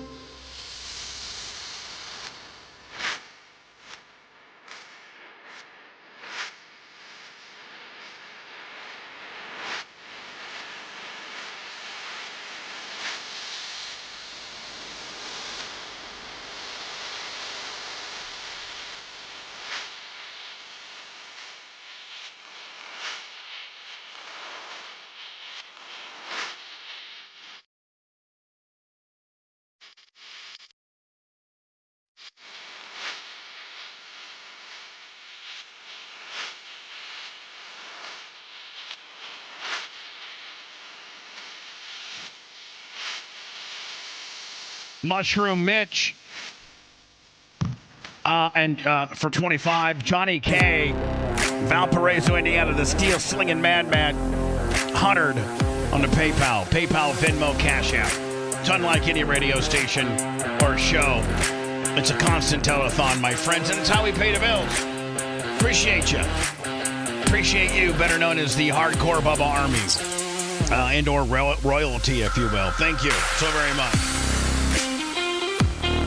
Always go to our YouTube channel if you could, please, and subscribe. And get a notification. Hit the notification bell and the subscription bell. That costs nothing.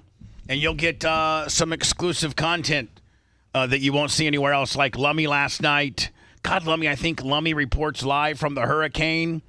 Yes. Last night, let me look at the video. I think it's so far, it's up to, let me see here. I thought I had it here. Did it get taken down? Good amount of super chats, too. I hope not. I just sat outside and watched the flag fly. I don't see it. Oh, no. I don't know where it's at. Maybe Rhett can help me. Rhett, did it get taken down? Are you? It's there. It's 4,771 currently. So 4,700. I wonder how you can see it and I can't. Let me see. It's in the videos section, right? Live. Oh, it's in the... No wonder I'm so stupid. So sorry for being stupid. Looks like Lummy. Lummy looks like Hacksaw. The thumbnail looks like Jimmy Lummy from Hacksaw Jim Duggan with American flag running through the streets of his neighborhood at 8 o'clock or 9 o'clock last night. Nearly 5,000 views, Lummy. Yeah. God, that's huge. Thanks, guys. So anyway, we give you a lot of content over there on our YouTube channel. Please subscribe. We're approaching 118,000, something like that. Yes. So getting close. Subscribe and get a notification. It's free. It basically will just tell you anytime we're going to go live. I'm going to try to do some live stuff this weekend. Are you going to do a goat report? Yes, sir. What day? Tomorrow. Saturday? Yes. Okay, perfect. Has been dogged by disgusting allegations of misconduct for years. I spoke earlier with Kat Timpf, a co-host of Gutfeld, and a lot of people are like, this is a P. Diddy deal. And from Fox News, and a lot of people are like, this has been widely known for a very long time. And a lot of people are asking themselves, what took so long? You know, is he that powerful? Well, he did get a key to the city last year. Well, that guy's in trouble too now. Yeah, true. It's Seth was kind of arguing with me a little bit. Like he was like, "What's the big deal?" But listen, getting a key to Atwood, Indiana, is one thing, but when you get a key to the city of New York, Los Angeles, Philadelphia, Chicago, Dallas, Miami, that's kind of a big thing. I mean, you know, that's kind of a big thing to be given a key to the city. Yeah, Juicy Smoulet's not getting one. author of the new book, I used to... Do you ever notice how all of that has just kind of gone away? Oh, yeah, of course. And wasn't he facing some pretty serious charges with regards to, like, filing a false police report? He almost set off national riots. Yeah, did he... And then you remember he's back on TV. He got slapped on the wrist. Hold on, is he back on TV? He was. Doing what? They brought him back into the show that he was on that he got kicked off of. They did for a little bit. Yes, they did. I'm 99% sure they did. I think they really distanced themselves from him. At first, and they brought him back in for a while. Then they distanced themselves again. Let's see. He served 6 days in jail. 6 days of his 150-day sentence, which has been. He's fighting it, so there's no hearing set so far. So he's got 150 pending, right? Yes. Of which he served 6 days. 6 days. So he's got 144 days pending, correct? Correct. And that's currently up for. He's appealing it, and there's no date on the hearing.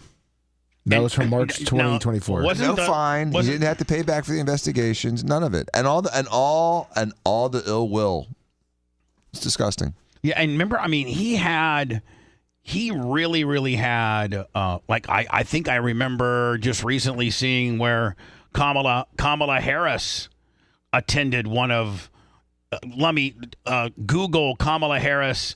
Attends a Jussie Smollett rally. Oh, she jumped on that bandwagon. Oh, absolutely, yeah. Absolutely, she did. And nobody said anything about that. Nope. She's gotten a free pass for everything. She hasn't said anything clever in 6 weeks, and she's being praised as the next coming of Jesus.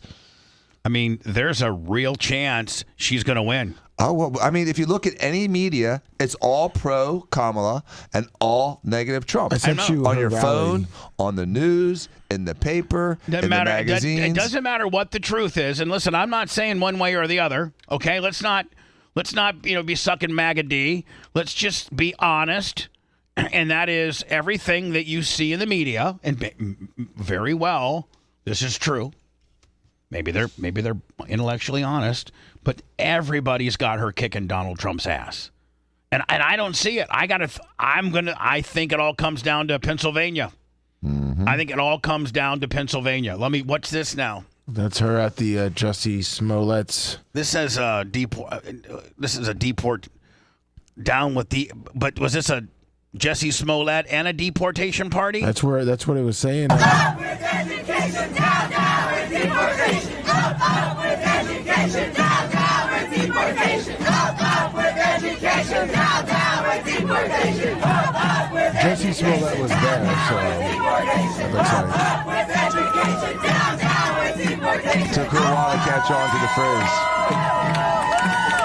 So does that mean like no deportation? Down, or are you down with? No, I think it means down. Bad. Or like I'm down with Diddy. I mean, like, you're hanging out with him.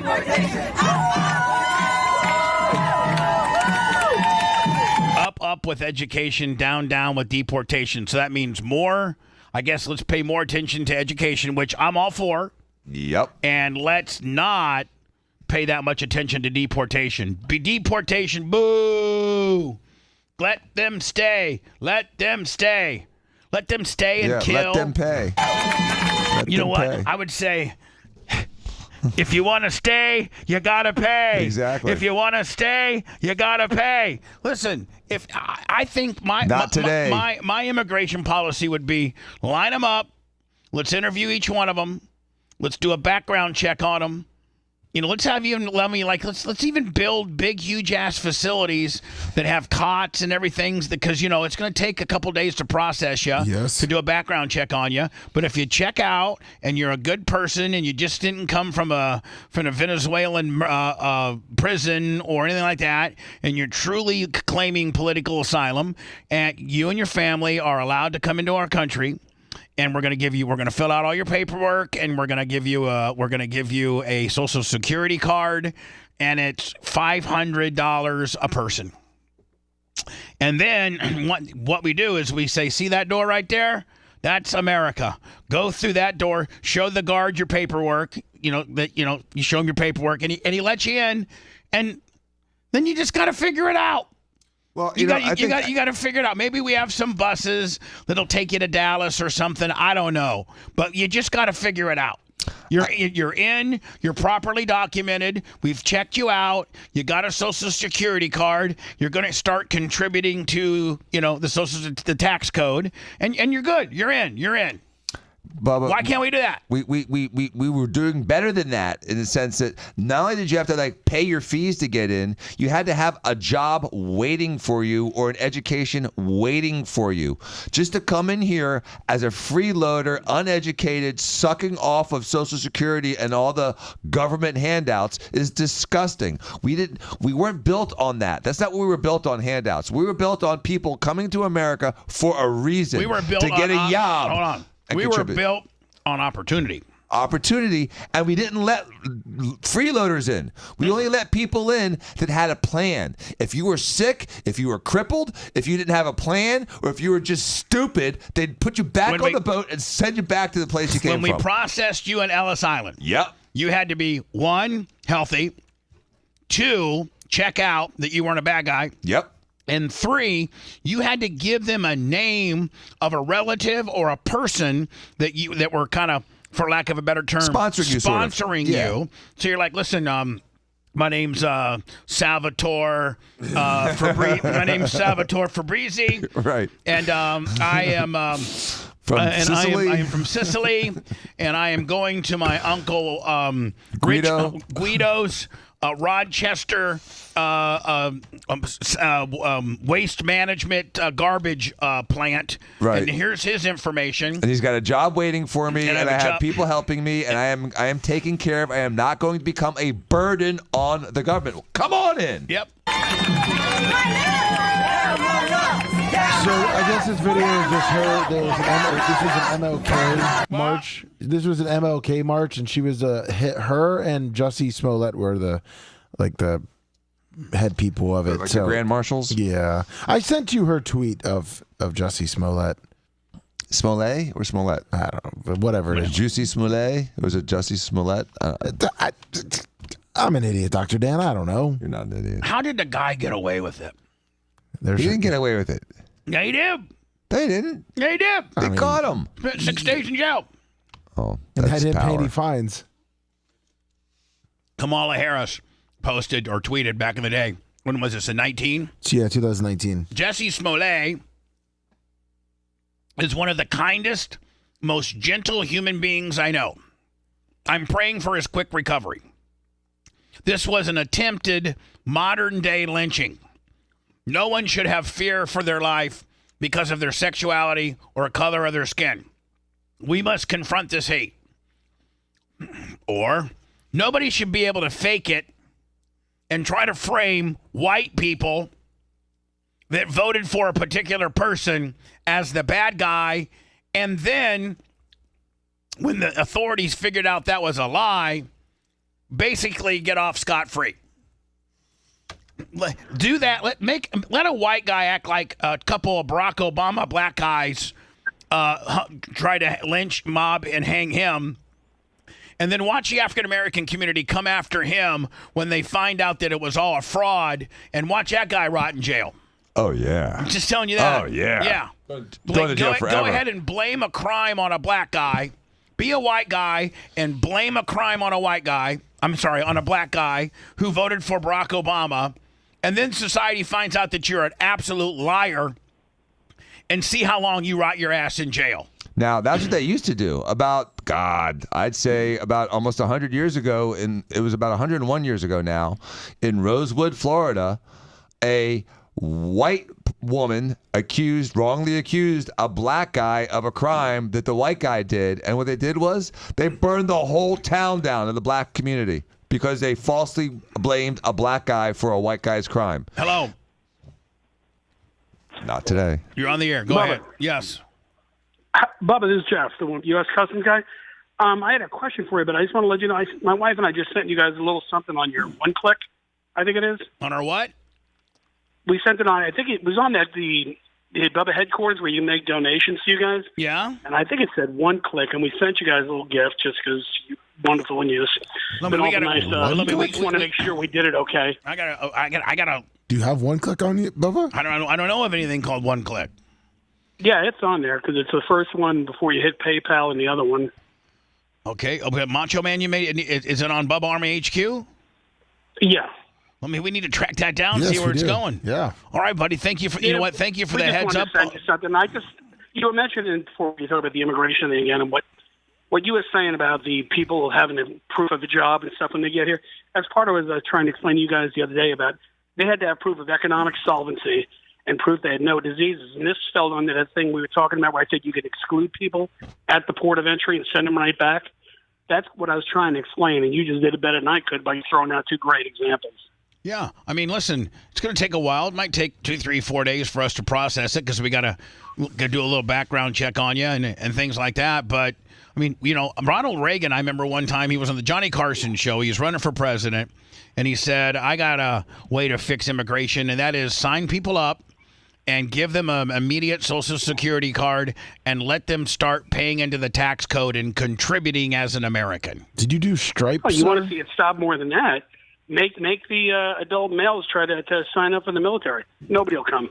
Oh, yeah, Because nobody wants to have that dedication to the country. Merch Crick and I were talking about that yesterday. That was her idea. I was going to bring that up. I completely forgot. Thank you for giving me the heads. Yes, that's a great so every able body 18 to 25-year-old, you need to go and enlist into our military for a minimum of 4 years. Yep. And then after 4 years, of and being in good standing and doing a good job for our military, we will grant you your citizenship. And you're but yeah, make them make the able-bodied men do 4 years of military service, and then we'll green light you, buddy. You're green lit. Go ahead. And that's the way it should be, because then you're showing loyalty to our country, not the country you escaped. What if they aren't capable of the military service and they could do, but they want to contribute some other way? What would be the plan B if they just weren't a fit for the military because they were either conscientious objector, or they just physically couldn't do something for the military? What would you be your plan B? Some kind of community service type job? Yeah, and you have to have economic solvency. They used to call it solvencia economica, where you had to have proof that you weren't going to be a burden to the society. Right. So you weren't going to be a burden to the government. You couldn't take county money. You couldn't take state money. And this is what's happened. Ever since they got rid of the exclusions and the deportations, people are abusing the system, kind of like what I was trying to explain to you guys the other day when I spoke to y'all. And it's a bad, bad situation. But I promise you want to see that line thin out real quick. What Bubba's just talking about. Have people sign up for the military, even if even the lowest level of the military. And I'm not putting anybody ahead of the other, but people don't look at the Coast Guard or the Merchant Marines as part of the military. Even that, if you did that, at least you would see if somebody's going to be loyal to your country or not. Or the National Guard, something. Yeah. And I had a question for Dan, if I could. Go ahead, sir. Dan, I got a question about spondylolisthesis. Well, first of all, Dan needs to tell us what spinalophysis is. It's an imperfect... the forward slipping of a vertebral body upon another. All right, Dan, what is it? It's kind of like those stress fractures in your spine on the facets. All right, so go ahead and ask. Now, if that, let's say it's an L5 over S1, and you're getting a slippage greater than a grade, let's just say grade 3, can you end up with a pretty horrible case of Cauda-Equina syndrome off that? Yes, you can, which is why it needs to be stabilized. No, I just wanted to hear it from you. There you go. You heard it from Dan. You guys are the best. Appreciate it. Find that money we sent you. Well, we're gonna look at. Did you do Stripe, sir? I went on this thing and it had a list of the things you could do, and the very first one said something like one click, where you could just send something to you guys via Visa. So I sent it to y'all. Like I said, hopefully it's not floating out there in the only thing we have in the donation on that is PayPal, Stripe, and Venmo. So let me. When you go to Bubba Army HQ, are you on that page right now? Yes, I am. All right, and what does it say? PayPal, Stripe, and Venmo. Bubba Army HQ only has PayPal, Stripe, and Venmo. Yes. It was right above that where I did it. It said you can donate. Again, I'm just said one click. Maybe it just meant you could click on one thing and donate directly from a credit card. But I just sent one to you guys just because I love you and you guys are great. All right. Well, let me put you on hold and get your information with regards just to your first name, with just your just your credit card, the name on your credit card, so maybe we can track it down that way.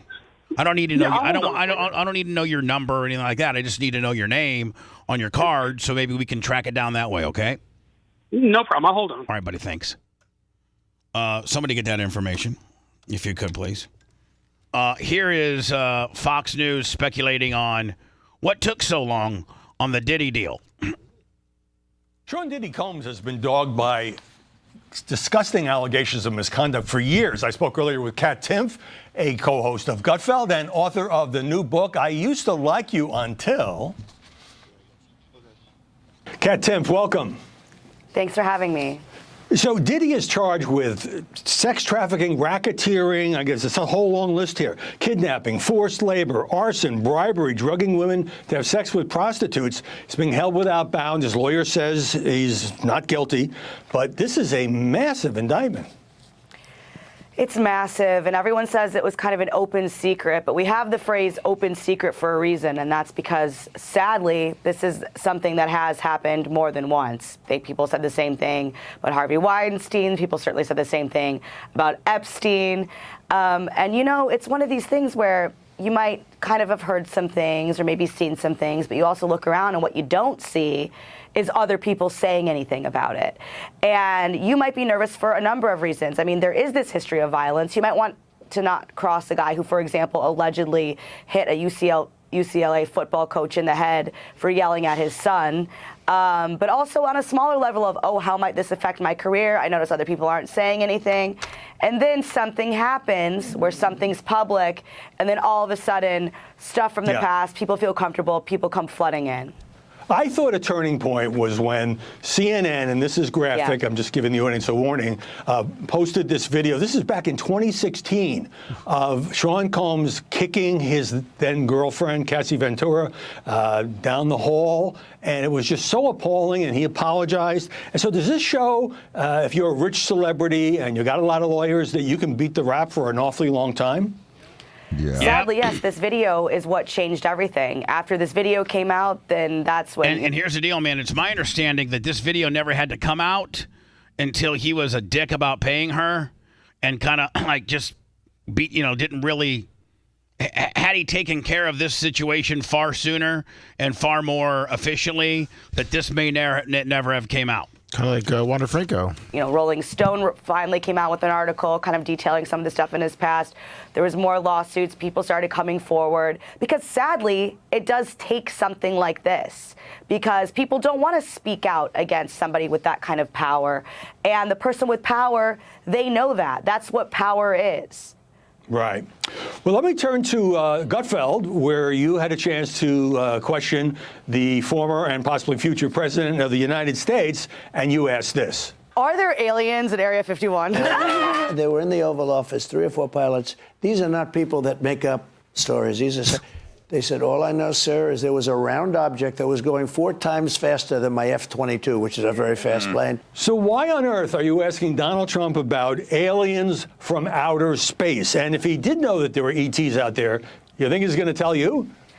You never know. I mean, I feel like if there was ever someone who has been the president who might just go ahead and say it, then it would probably be Donald Trump. Also, it was a fun show. We were all having a good time. So I was, keeping it light. Not to say that I'm not seriously curious, because I definitely, if I were president, I would never get anything done. I would just want to read all the documents that presidents get access to. But it seemed like with all the cracking of jokes, it was almost like the days when Trump used to go on Howard Stern's show. He seemed really up for that, even though it was all pretty light. Most of it, I should say. Yeah, I mean, it was intended to be a light sort of fun thing. It wasn't a serious news interview. We're there with a live studio audience that's there to laugh. And Trump, I always say that whether you love him or you hate him, even people who hate him have to admit that he does have good timing. Yes, he's got the shtick down, and all right, thank you enough for the Trump, the mark out, the big Trump. mark out, the big MAGA D S in the D. D. What I really want to hear from is I want to hear from Justin Bieber. Open your mouth, Justin, and tell us what happened with you and Diddy. I want to know. I want to know from him. I think that these guys, some of these big names, are going to have to talk, or it's going to be potentially bad for them. Yeah. They're hiding the crime. And so, I mean, listen, I don't know. Dan, I don't know that you've ever been questioned by the FBI. Nope. You might be the only Diaco that hasn't been. Yep. But I have been, and they don't play fair. No, I know they don't. And here's the deal. I know they don't. Here's the deal. They know the answer before they ask. They know the answer. They don't ask you questions that they don't absolutely have 5 forms of backup on. Yeah, it's all gotcha questions. And most people get in trouble with the FBI by lying to the FBI. Yeah, don't talk to them. If you talk to them, say, I want my lawyers there. Martha Stewart didn't go to jail for 6 months for insider trading. She went to jail for lying to an FBI agent. And Congress, I think, too. Didn't she lie to Congress? I don't know. But that's what they're going to try to hem me up on when the FBI came and talked to me, and they pencil whipped me. And then what they'll do, Lummy, if you don't have your attorney there, or you're not recording it, or you don't have a stenographer, and then they'll pencil whip it, and they just write what they want the outcome to be. And if you don't have a witness and you just talk to them on your own, or you don't have your attorney there taking copious notes, they'll pencil whip it. And then you have to fight. Well, who are they going to believe? Bubba the Love Sponge, some stupid ass shock jock that's been making a living at 30 years of being outrageous, or 2 really acclaimed FBI agents. That's the problem that I had when I talked to the FBI. First of all, I wasn't sworn. They did not read me my rights. We were talking in a casual conversation. We're just talking in a casual conversation. They went and took that casual conversation and made it into a pistol. Pencil whipped it into a report saying things I didn't say. Mm-hmm. So if the FBI ever comes to me again and says, and an FBI guy just starts talking to me, just, hey Bubba, how you doing? Good. What's your name? I'm Fred from the FBI. Lawyer. See you later, Fred. Yep. You know Not what, Fred? talking to you, buddy. Drive safely. Yep. To get off my property. Without a warrant. Weather's nice. Fred, I tell you, I got some question to ask you. Well, Fred, that'd be no problem. Let me go ahead and bring my lawyer, and we'll set up a time. You know, I rarely give him pops, but I do have to give Brian Matroni an accolade, and that is he absolutely made them his bitch. Yes, because he had 2 interviews. In the second interview, they said, that's not what you said the first time. He's like, no, you're wrong. I know exactly what I said the first time, and you guys aren't going to shove it in my face. I'm right, you wrong, you're making this stuff up. And he got big brass testicles in front of the FBI and told him to go pound sand, and God bless him for that. They were saying, Mr. Petroni, you know, you're facing 5 years in prison. And he's like, good. Throw me, you know what? Bring it on. Bring it on. Throw me in jail. Yep. I didn't say that. Yeah, he's got that because he's got that kind of memory. He knows exactly what came out of his mouth. You're right. You guys battle deep down. You guys really do. I like him. I like him. Yeah, he's annoying. If there's one he's a smart guy, and I like him. If there's one thing you gotta give him, he's one of the very few people. And I've been questioned. Steve's been questioned. Rob. Brian made them. We all kind of all got bitched out. We did. Because you couldn't remember what you said. Well, no, because we didn't know necessarily we were being questioned. Right. But Brian absolutely owned them. Yeah. And they brought him in 2 times. Yeah, the second time he stuck it right up their butt behinds. Grand jury style. Yep. Which is even scarier. I know. And he's just because you such can't a have stud. an attorney. Right. He's a stud. Yeah, but he's one of those guys, though, because he remembers, like, batting averages from, like, the 60s and stuff like that. He's got one of those memories, you know what I mean? He can tell you what Pete Rose batting average in 79 was. Yeah, exactly. If you liked that segment, then you'll definitely like the new redesigned BubbaArmyHQ.com. We'll be back to the Bubba the Love Sponge show after this.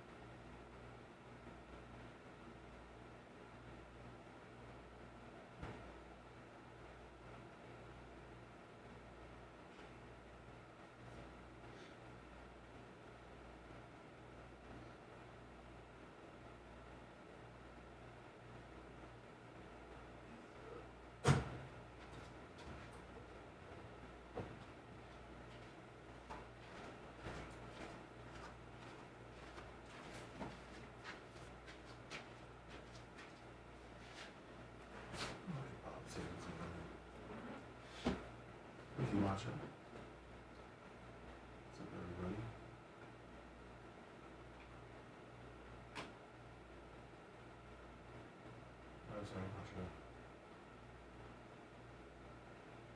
Fish on the J.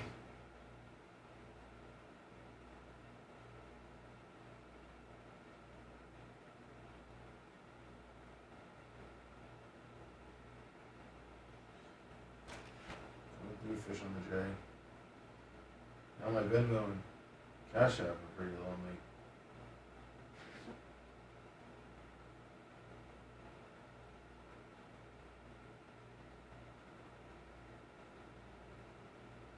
What's up, Posse 3?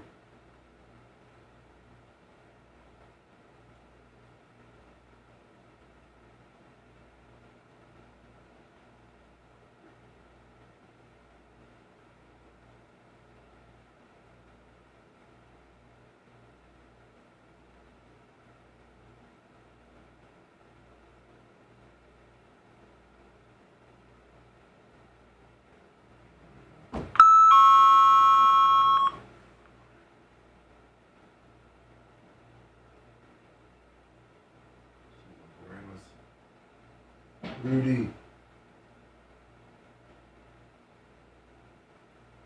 Not really, Xerxes. This is scared. Afraid of him. Morning, S&B.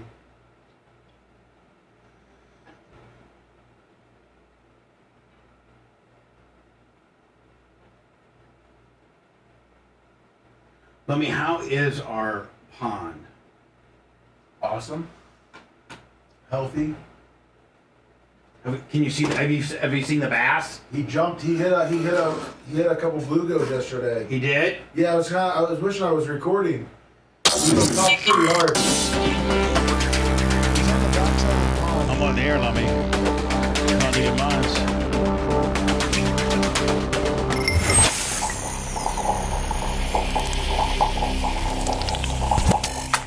The Bubba the Love Sponge Show, listener supported via PayPal, Venmo, and Cash App, all at the Bubba Army. Now returns.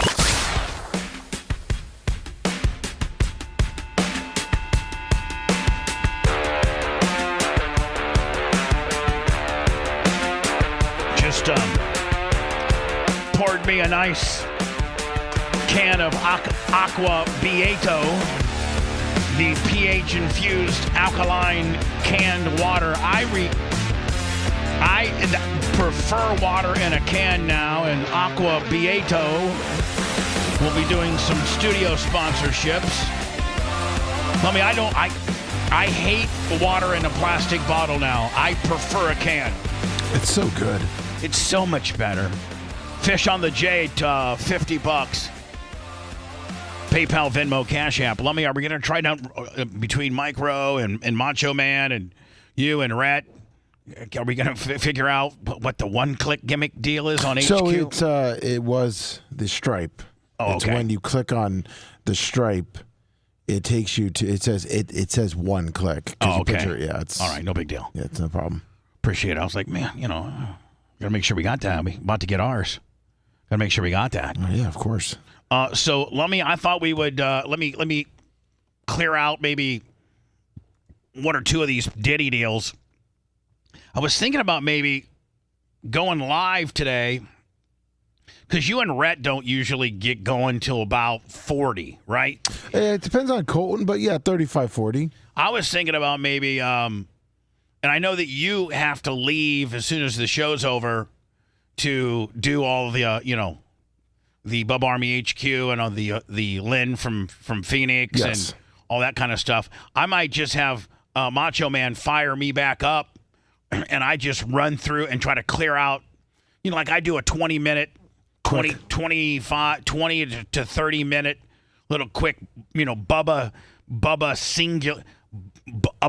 alone show. Oh, there you go. Like that paper plate looks like pure white trash. Solo Bubba? Yeah, solo Bubba. And I just run through them. Where would you want to broadcast it right from? Here. No, I'm saying everything. YouTube, Rumble. No. Let's just put it up on YouTube. Okay. Just put it up on YouTube. Boom. And maybe YouTube and X. Maybe that. Maybe I should ask Rhett. Yes. That's kind of his power alley. Rhett, if I was going to do like a Bubba alone 25, 30 minutes, and listen, Lummy, the minute that you and Rhett are ready, just literally bust in here like Laverne and Shirley and tell me we're ready to go. Yes, sir. I'll be like, all right, my boys are here. I'll just hold the fort down till you all start, until you all ready. And once you guys are ready, then just have Rhett, we can even practice it, pound on the glass. Rhett, pound on the glass, please. Has to be a lot harder than that. I can't reach it. Sorry, hold on. With your little arms. Yeah, Macho's the closer. There you go. As soon as I hear that, Lummy, I know that, okay, you guys are ready, so he needs to end my stream and start yours up. And I'll be like, okay, I just heard the courtesy knock. I'm out. Bubba's solo show. Bubba's special Friday solo show. Done. Perfect. So let's do that, okay? Yes, sir. And I can get to some of these articles and clear them all out. And plus, I feel a little energetic today. I'm happy the building didn't get blown up. And we didn't flood. So it says bikini models by the pool. Ashton Kutcher.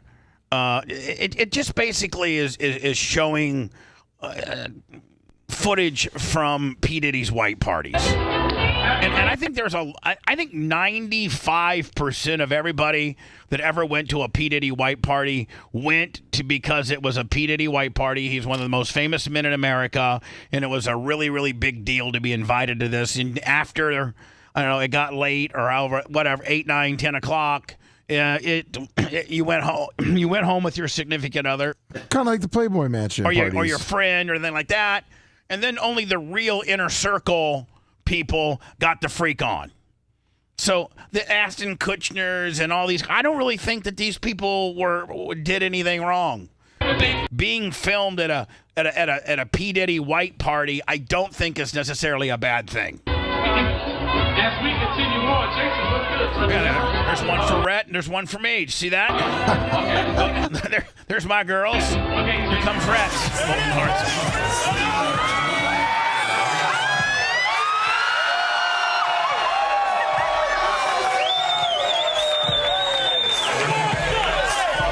Semi-autographed Travis, $100. Semi-autographed Trav.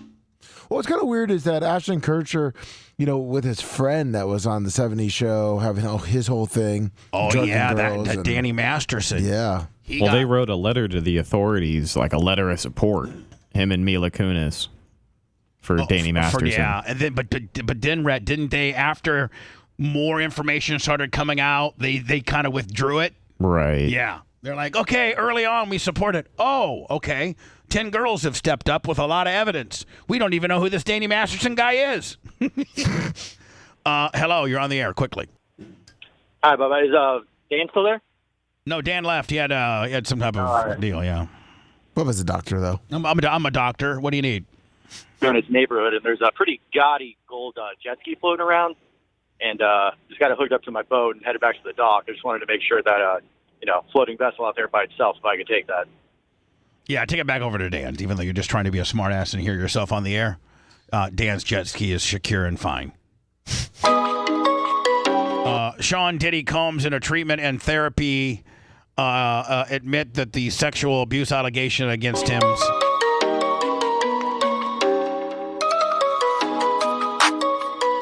The 54-year-old rap mogul was arrested early. Is this? Let me just. Is this just like a rehash of what's going on here? Yeah, it is. It was. Leonardo DiCaprio distances himself from Diddy as their white party pics emerge. They were not freak-offs. Again, that's not a freak-off. Leonardo DiCaprio with a couple of his boys, it looks like P. Diddy and maybe one of P. Diddy's friends or both of their friends. That's not a freak-off. No. That is not a freak-off. On 4th of July parties. It's a 4th of July white party. And the white party's coming back this year, by the way, for charity. Yeah, it's great to hear, and I'm sure that's probably not public information yet, but who's the person that's number one on that invitation list?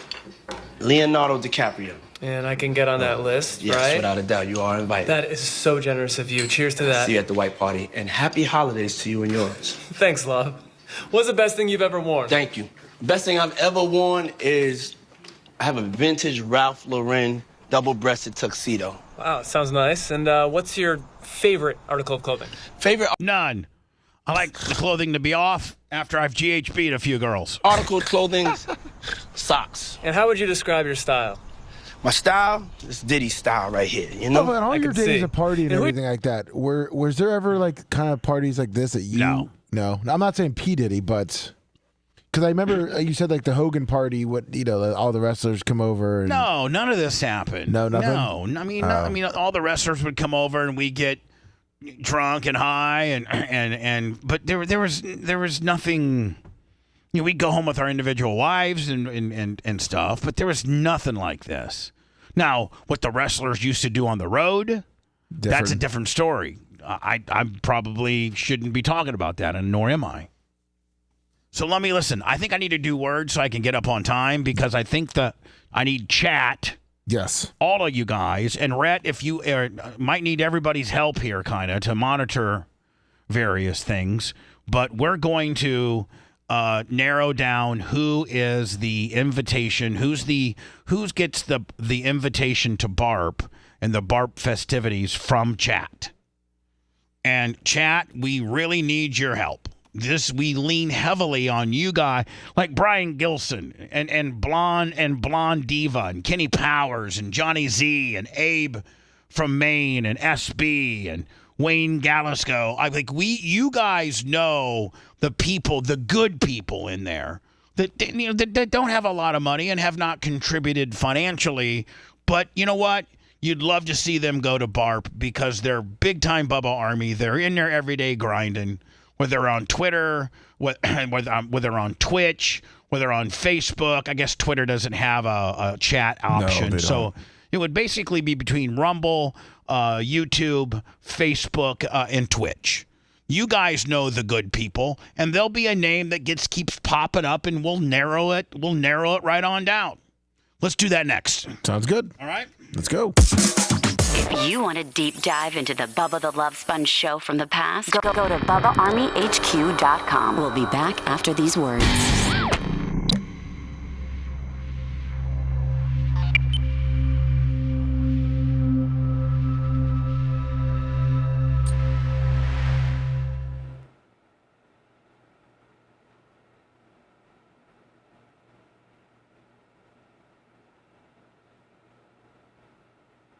Oh, that's like Brian Gilson. What's up, Airtight Ski Pole? Now like a Bucks fan.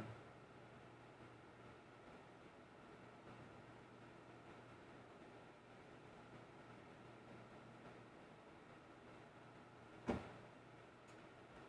get those people. The name's going.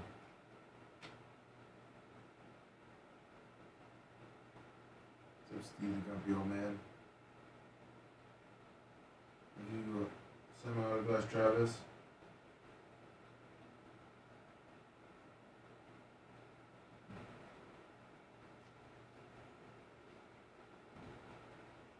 Sounds like a Blonde Diva.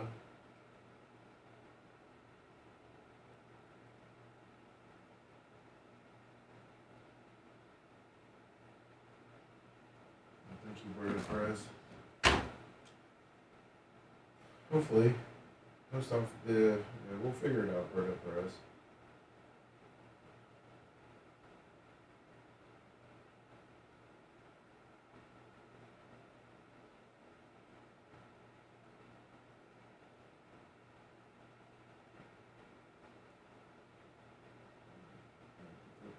Taken care of.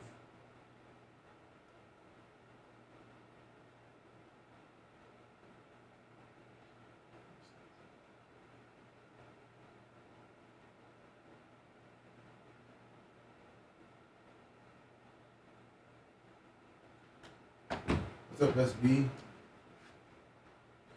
Buki Jones, good morning. Christopher Stevens, good morning.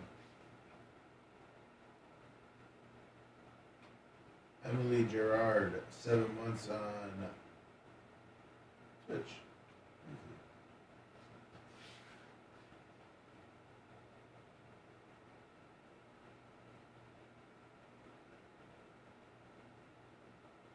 Neil Mount Lazier, good morning. Thank you for sending that picture. The better light will help on the bust.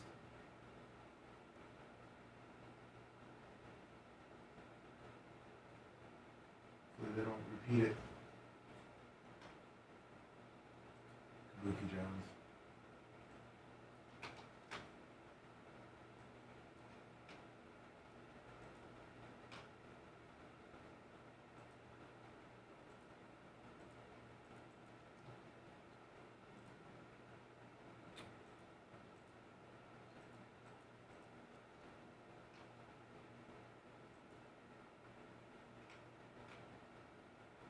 Short-lived segment there.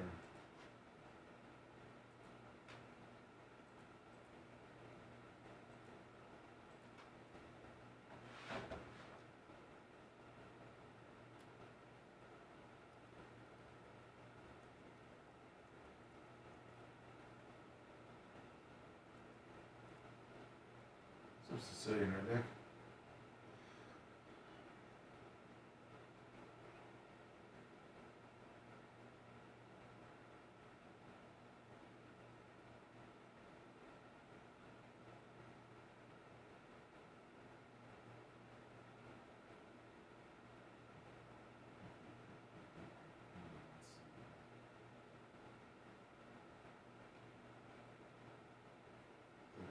Good morning.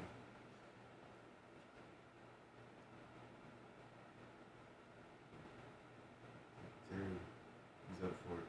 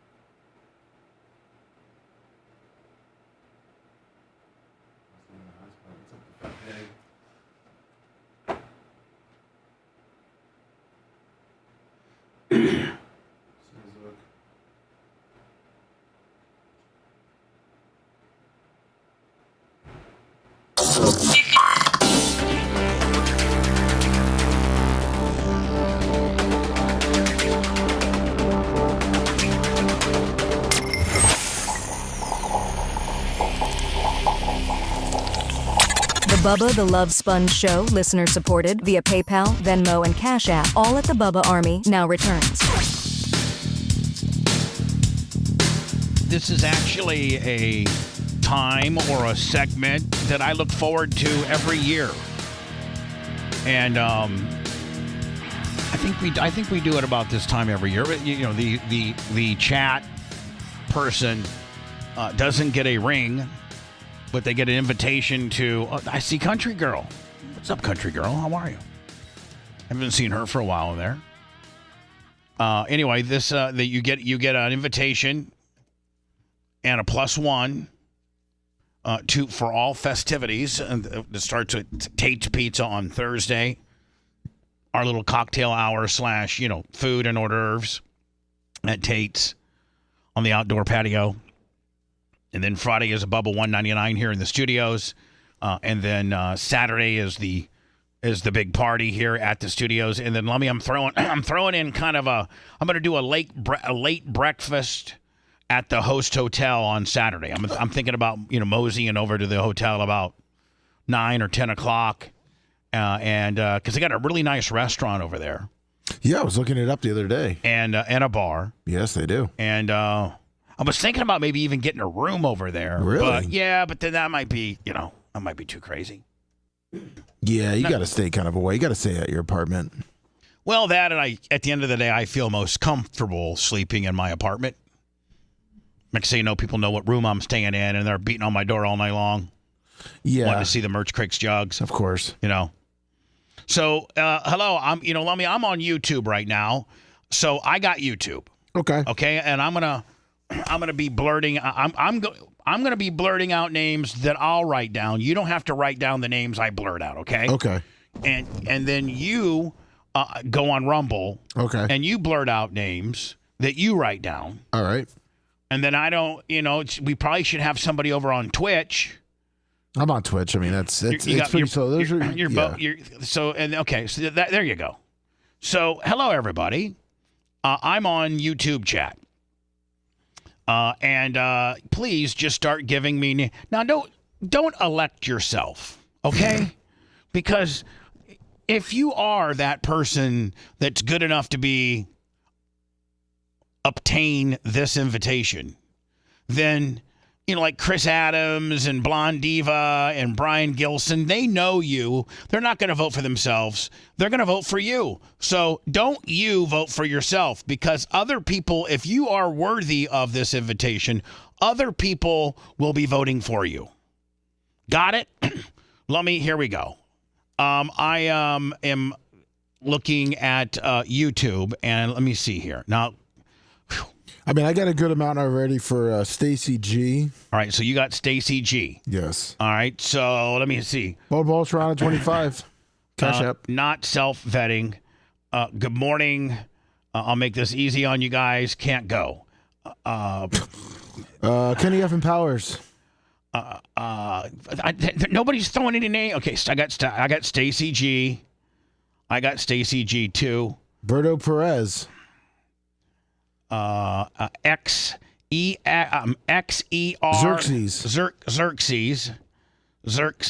Stop and Go Steve. Okay, let me see. Kubak is. I got 2 for Riz his. Okay, you got Riz his. Let me see. Riz his. Okay. A couple people said Buzzard Bob. Man, homie's coming in way hot. Couple people say Buzzard Bob. All right, I got let me see here. I'm looking. I got Stacy, another Stacy G. I got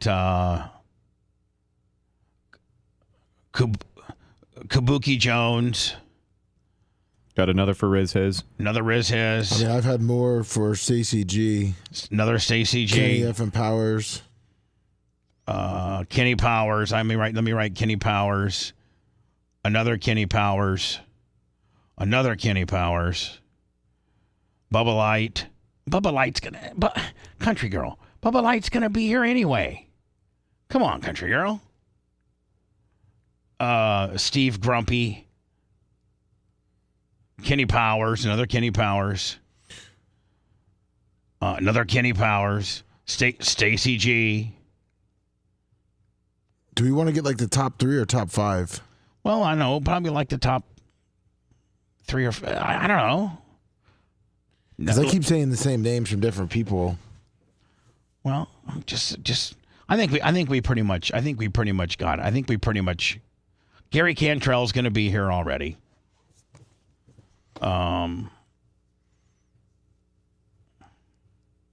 Yeah, there's a Xerxes. All right, I think we're done. I think we got it. Yeah. Right? Here's what I got.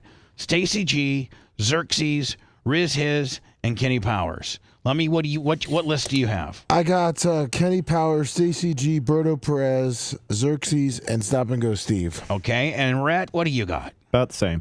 Okay. So we need what list you got? You got Stacy G, Xerxes. Okay, here's what I got. Stacy G, Xerxes, Riz his, Kenny Powers, and what else you got? Stop and Go Steve? Stop and Go Steve and Berto Perez. Berto Perez. Steve. And then who? Roberto Perez? Berto Perez. Berto Perez. Okay, so here's what we're doing. Ready? You guys ready? Yes. I'm going to give these names out, and these are the only names you guys can pick, okay? All right. No, not you. I know. Them. So here are the finalists. And these are the only names that can, you guys, I don't want to see any other names. I don't want to see any other names. In fact, you're going to make me mad if you're going to get just these are here are the candidates. Stacy G, Xerxes, Riz his, Kenny Powers, Stop and Go Steve, and Berto Perez. That's it. That's all. You got. Somebody said Brett Favre. All right. So that's it. All right. I got a penny. Well, hold on. You know what? We probably need to write all this. Everybody hold your vote. I got to write this down. Stacy G. Xerxes. Because I have to reset. You know what I'm saying? Yes. Riz. His. Now you guys just write all these down and then just put little slash marks by it. Kenny Powers, Stop and Go, Steve, and Berto Perez. All right. So listen, chat. These are the only people you can vote for because I'm putting little slashes down. Stacy G's. Was it Xerxes? Riz His, Kenny Powers, Stop and Go Steve, and Berto Perez. That's it. I'm looking at chat right now. Okay, Big Buck says Stacy G. Got it. Jake says Xerxes. Got it. Grouper Lips says John Elway. Of course, Grouper Lips won't be. Thuggish Ruggish says Kenny Powers. Everybody slow down. Brian Gilson says Stacy G. Ned's Izerpy says Kenny Powers. Jim Burns says, see, it's going so fast now, I can't do it. I'm getting both too, Bubba. Xerxes. To me, it's, you know what, Lummy? I think it's between Kenny Powers and Stacy G. Yes, it is. That's kind of what I'm saying. So now we're going to narrow it down to more, okay? Yes. Here we go. Everybody stop. Do not type nothing. Listen to me. Please. We have two candidates here. Stacy G and Kenny Powers. That's all we got. Ready, set. Oh. Kenny Powers says, I don't want to relapse. Does that mean he doesn't want to go? Does Kenny Powers not want to? Because if he doesn't want to go, then it goes right to Stacy G. Well, yeah, I was going to say, or we could put up Berto Perez because Berto Perez gets a lot from is getting a lot from All right, Rumble. so does Kenny not want to go? Kenny Powers, do you want to go or not? Oh man, I mean, I'm just throwing it out there to him. Kenny Powers, let me know. You're obviously. I need to. Kenny Powers, do you want to go? Because it says you didn't want to relapse, and maybe you're trying to stay sober, which this is not a very sobering event. This is not a good event if you're trying to stay sober. I'm just saying there's a lot of things that are going on. So Kenny Powers, can you please write? I'm waiting for you. Yeah, come on, Kenny. Kenny, you're going to piss me off if you don't write me. I mean, just simply answer my question. Do you? Okay, Kenny Powers says Stacy G and Xerxes would make a power couple. Will you answer? Okay, you know what? Kenny Powers is out. Is out. Kenny Powers is out. So KP doesn't party. Yeah, he doesn't party. Okay, so now it's Stacy G. So here it is. It's Stacy G and Berto Perez. Are you guys, Brad? Are you good with that? Being my finalists? Yeah. And Lummy, Berto is popular on Rumble. Yes, right. He's very popular on Rumble. All right, so Lummy, here it is. Stacy G or Berto Perez. Okay? Yep. Everybody. Bart says Stacy G.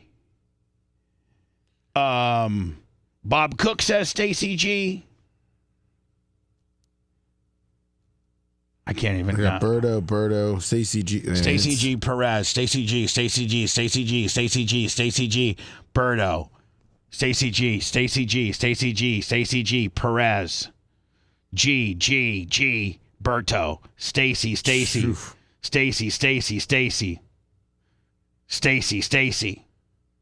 Stacy, Alberto Perez.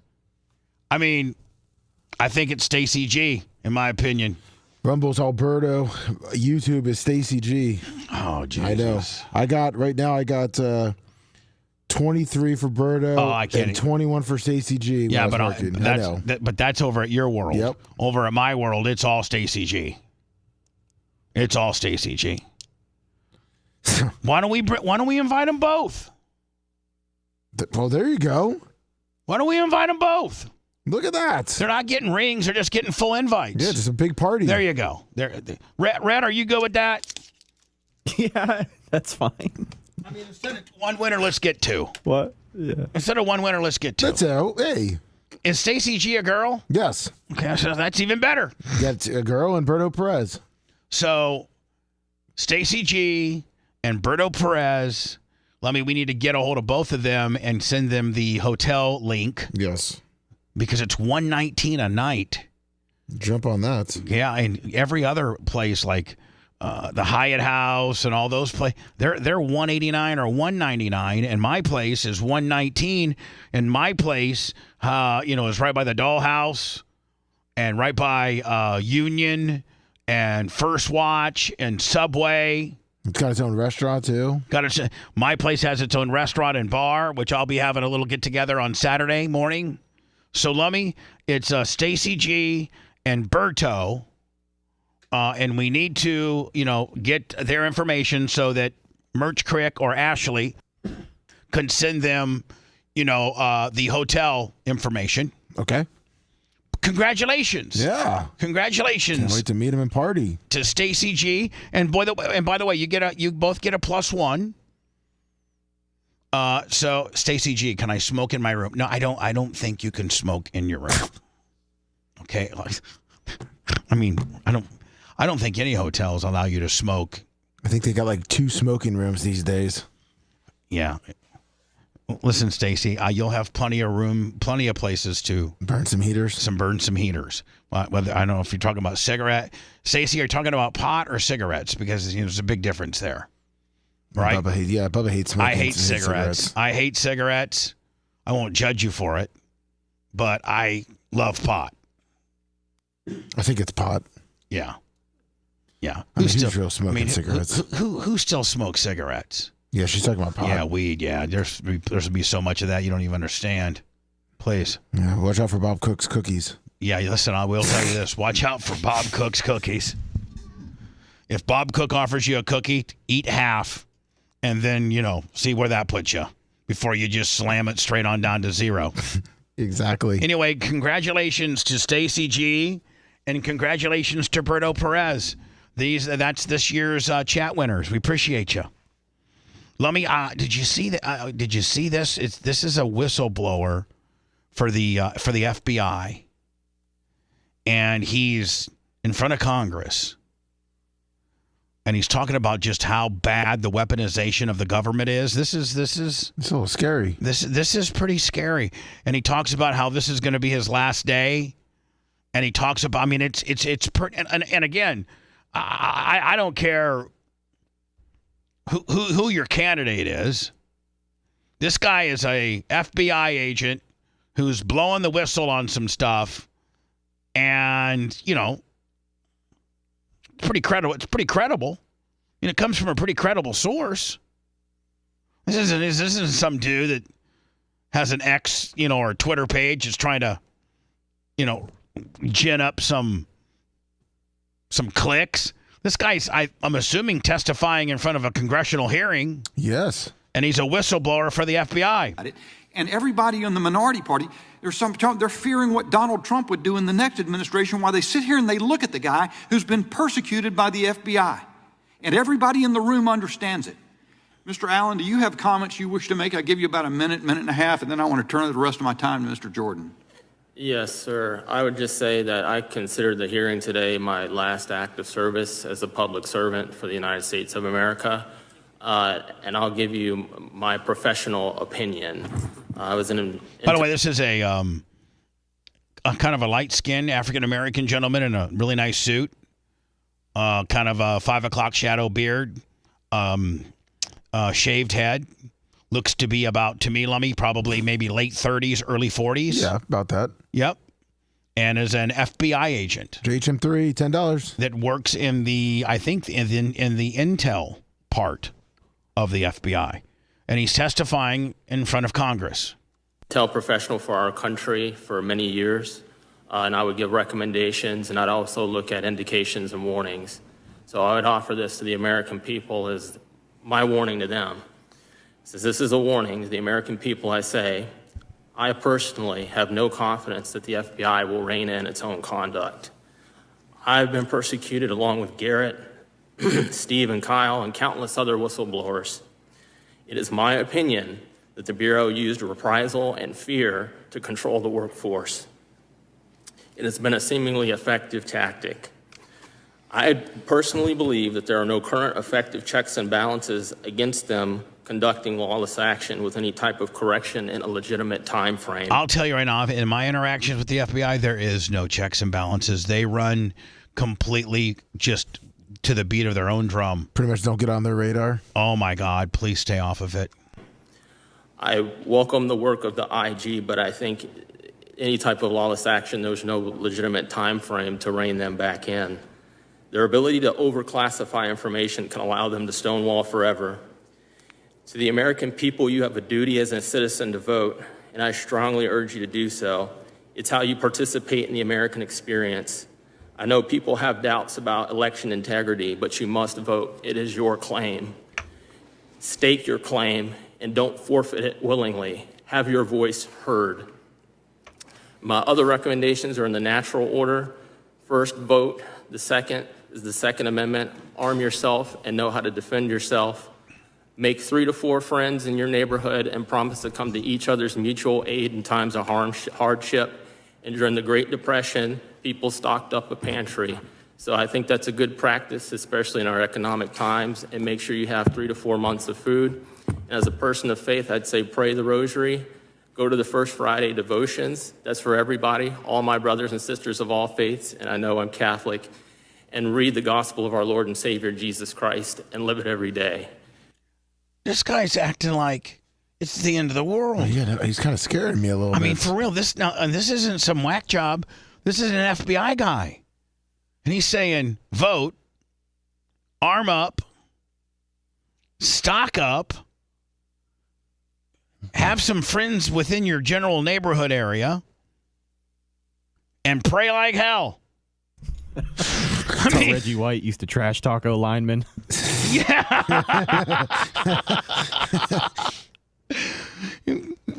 Reggie White, you'd say like Ty J. Start bringing up Bible verse. Ty J. He'd be like, when Ty J talk crap to Reggie goes, I am so sorry. God bless you, 80. Was he 87? 89? 86? 86. God bless you, 86. You've upset me, 86. God bless you, 86. And then he just would give you've got a solid community around you. I hope you have a solid community. Hope Jeannie's got the pantry packed up, because I'm fixing to give you 3 straight hump moves. Remember that hump move he had? He would get that as soon as that tackle would get a little off of the weight of his plant foot. He would literally give you this hump move that could move, Anthony Munoz. He timed it perfect too.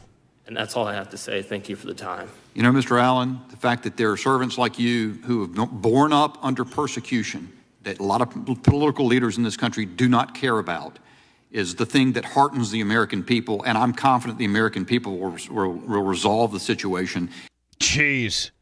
But he was saying, is that a Trump deal where he says that they have just ginned up and made up and pencil whipped, and they can hide behind confidentiality deals and, go out and vote and hopefully put the right person in there because the FBI is completely the Wild West? And that if you don't put the right person in, they're coming after us?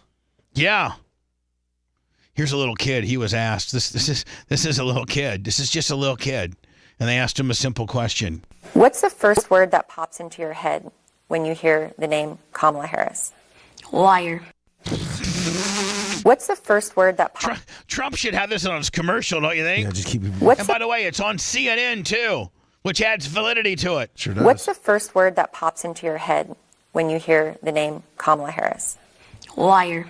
What's the first word that pops into your head when you hear the name Kamala Harris? Liar. But did the FCC approve George Soros buying? Yes. Yep. George Soros has purchased, I think all of Odyssey, which was formerly CBS. They were reporting it. There was only 200 stations, but I think maybe that's all Odyssey is. Here, let me ask her.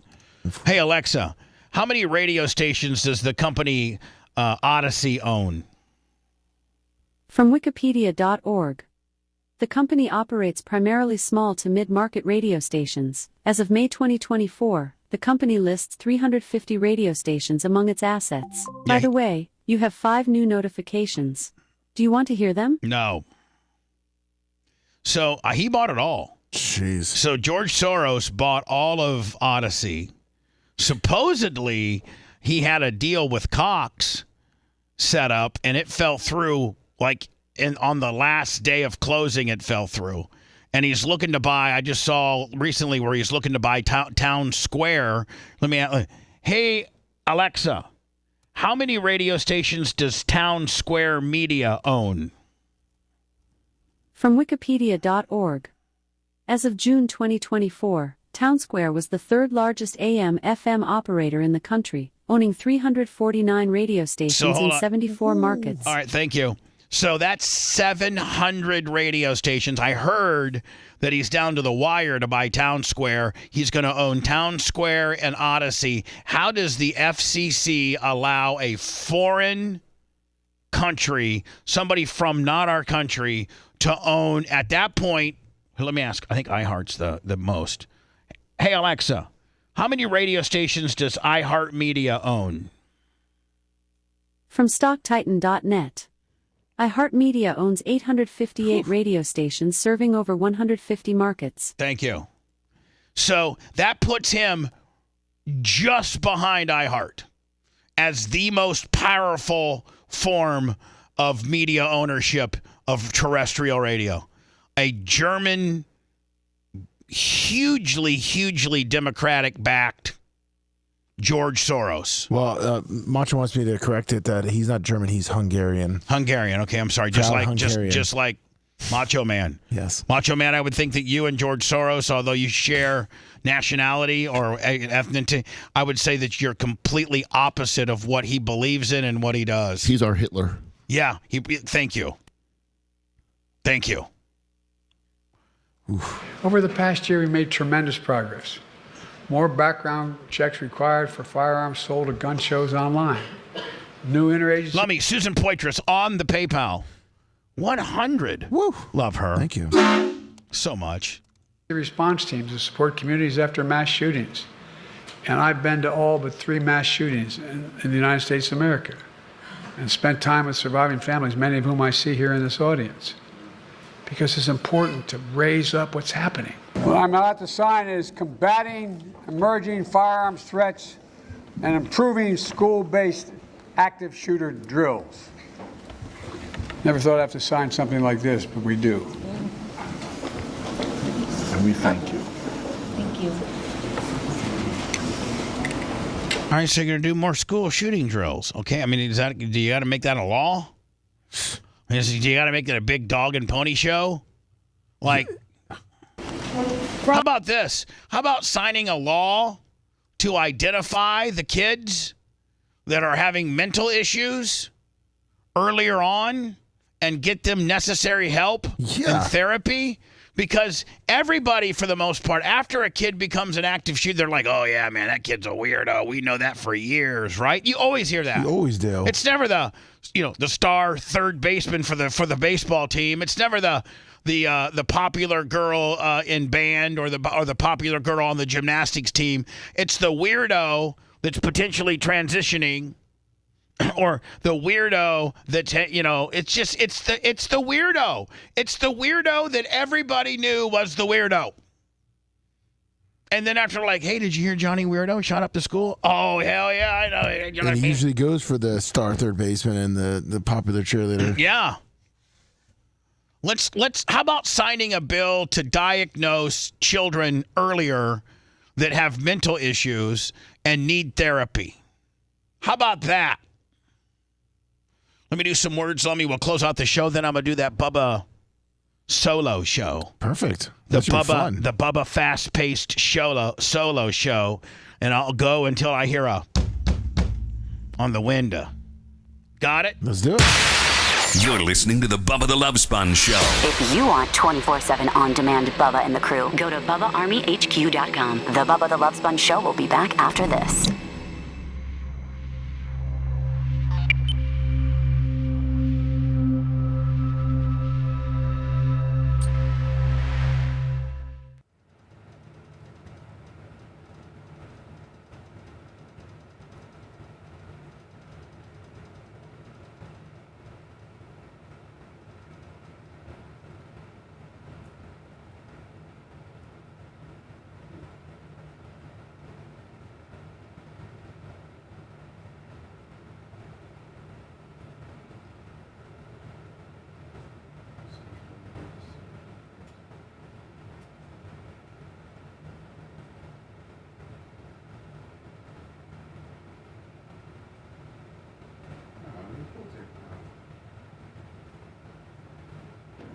Thank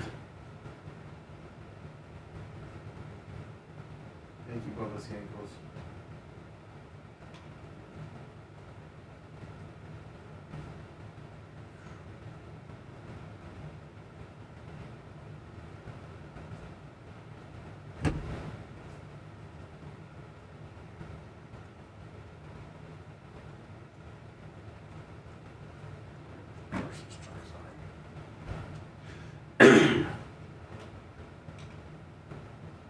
Send that message over to show the info. You and Berto.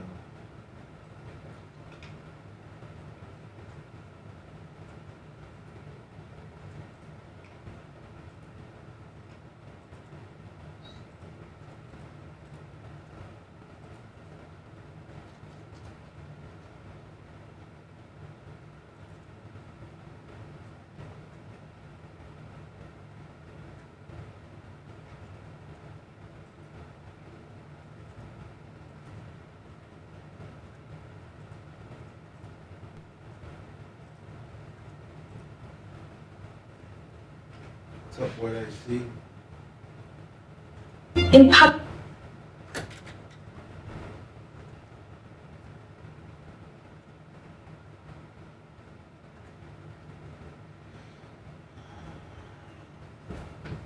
Stacey G and Berto, congratulations.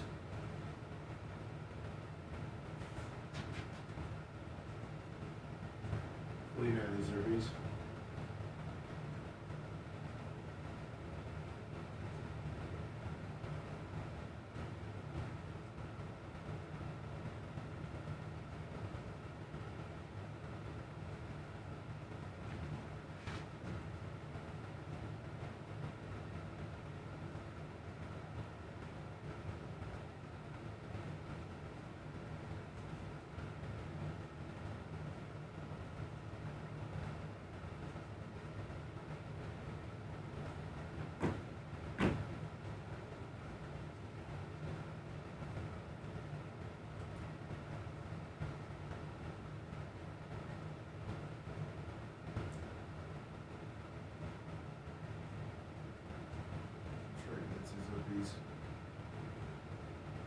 Ringo Valentino, 75 months.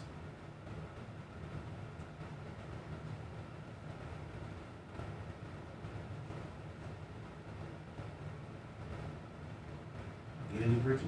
Thank you, Marshall.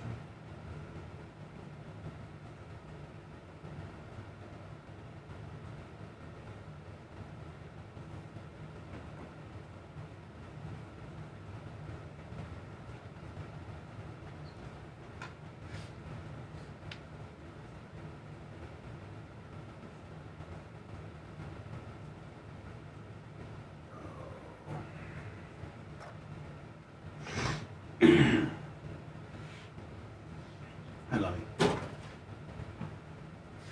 I love you.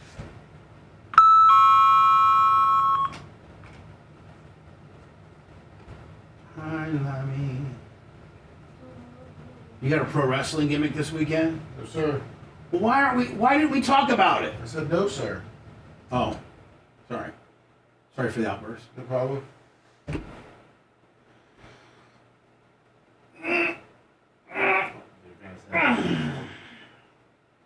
I'm gonna piss and let you guys. I'm just gonna be on YouTube and X. Okay.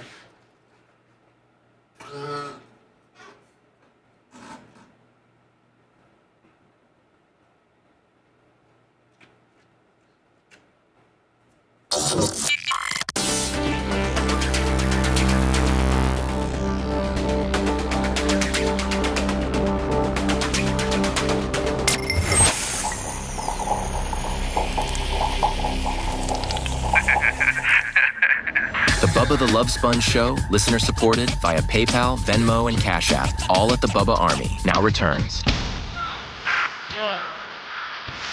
Doing something a little bit different today. As soon as I clear the show, give me about 5 to 7 minutes for Lummy and Rent to tear it on down, stop all the streams and post them up, and then they'll give me a a little heads up that I'll be live on two places, YouTube and our X Twitter channel. And I'm going to do a little 25-minute show, just a little solo show, solo Bubba, and go through some various articles, say some bad words. Rhett's going to pound on the glass when him and Lummy are ready for their wrap-up show, and I'll politely say goodbye. Who this is quickly. Hello? Hello. Yes. Yeah, is Dan Diaco's office plastic surgery going to be open today? Yeah, Diaco Law is the name of his attorney's office, and yes, it'll be open today. How about the plastic surgeon? Yes, he's there. He's there right now. Okay, well, I just wanted to make sure because I got 3 hours to get to him. Well, was there something that you need in particular? No, sir. Well, why are you wanting to see Dan if you don't have a plastic procedure or a surgery? No, sir. My wife goes there, and I just she got an appointment today, and I just want to make sure that he was there open. Oh, today, yeah, no, he's driving 3 hours. Absolutely, he's open today. Absolutely, he is. Okay, thank you. All right, buddy, thank you. This will be one of the last stories I do, and I don't think, Rhett, you could.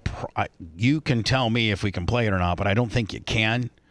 This is the San Francisco PD, and there was a subway rider that had a gun, and so the police get all these reports, 911 and stuff, that there's a guy on the subway that's got a gun, and so the cops strategically, I guess he's getting off the subway, and like there's different stops and things, and they tell him, I guess earlier or whatever, to drop the gun, and when you got a gun, openly got a gun, not just one that's in your pants pocket, but you got a gun, a rifle, and you're carrying it through the subway station. One would think that you're probably going to get shot. Yeah, probably. I can show you the good news. Yeah, they're not going to say, "Sir, you got that rifle. What do you intend to do with it?" No, they're going to smoke your ass. So here it is. Rhett probably shouldn't play it. Thinking maybe not. We'll watch it first. Okay, and then we'll watch it first, and then if it's playable, then just say replay. Okay. Mm-hmm.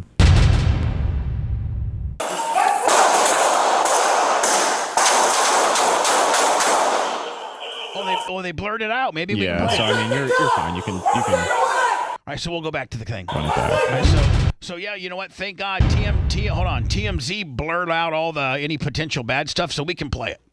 So this guy just nonchalantly and they got several calls. You're going to get your ass smoked.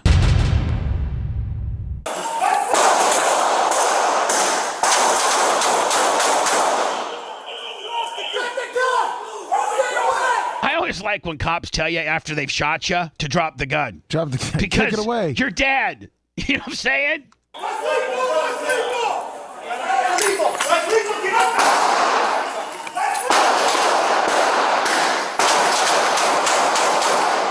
was trying to leave. What's that? I said he was trying to leave, and they shot him. Come back in.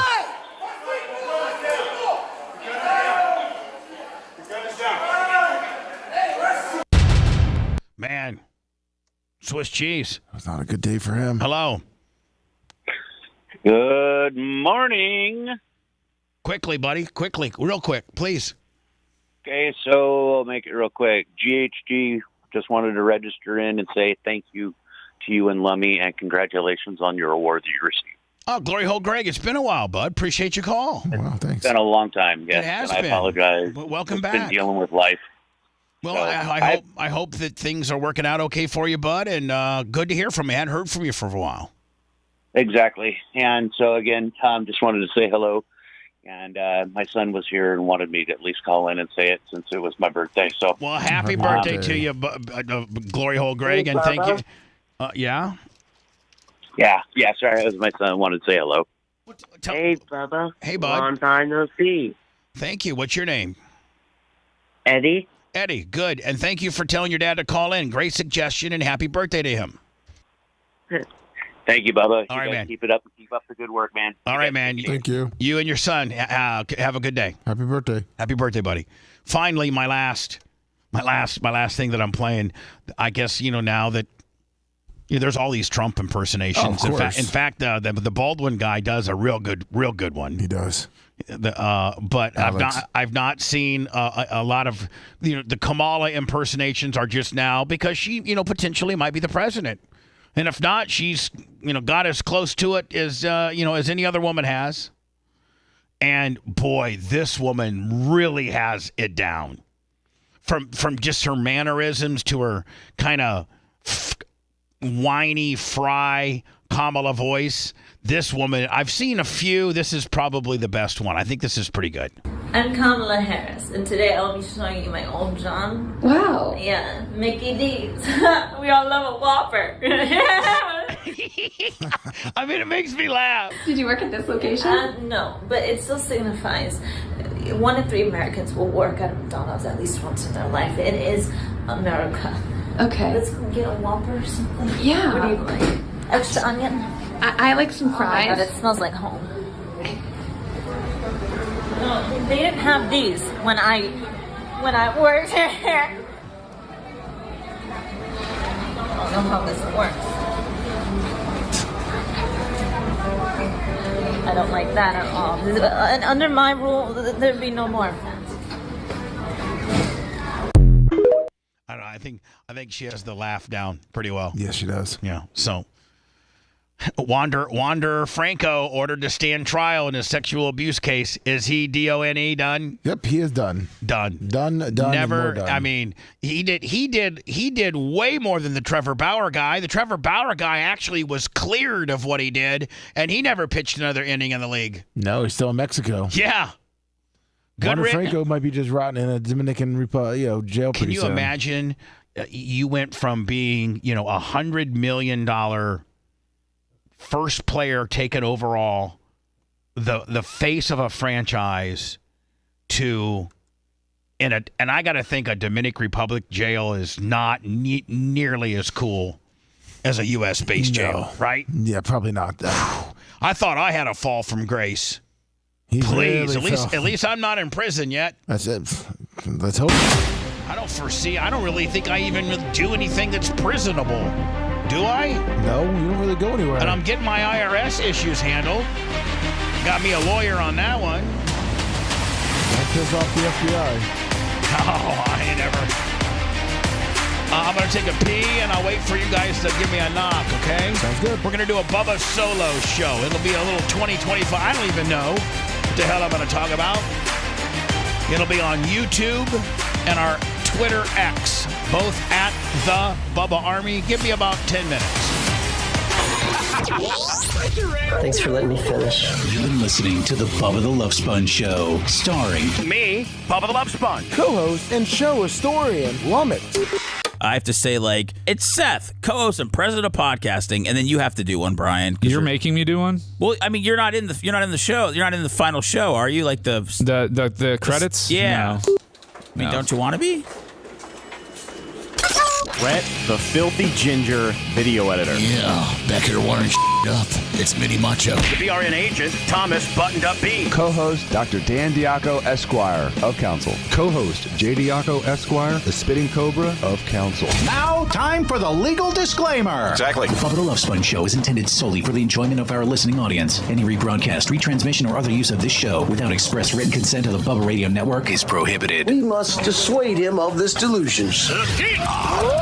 Until next time, always remember. I'll repeat hello.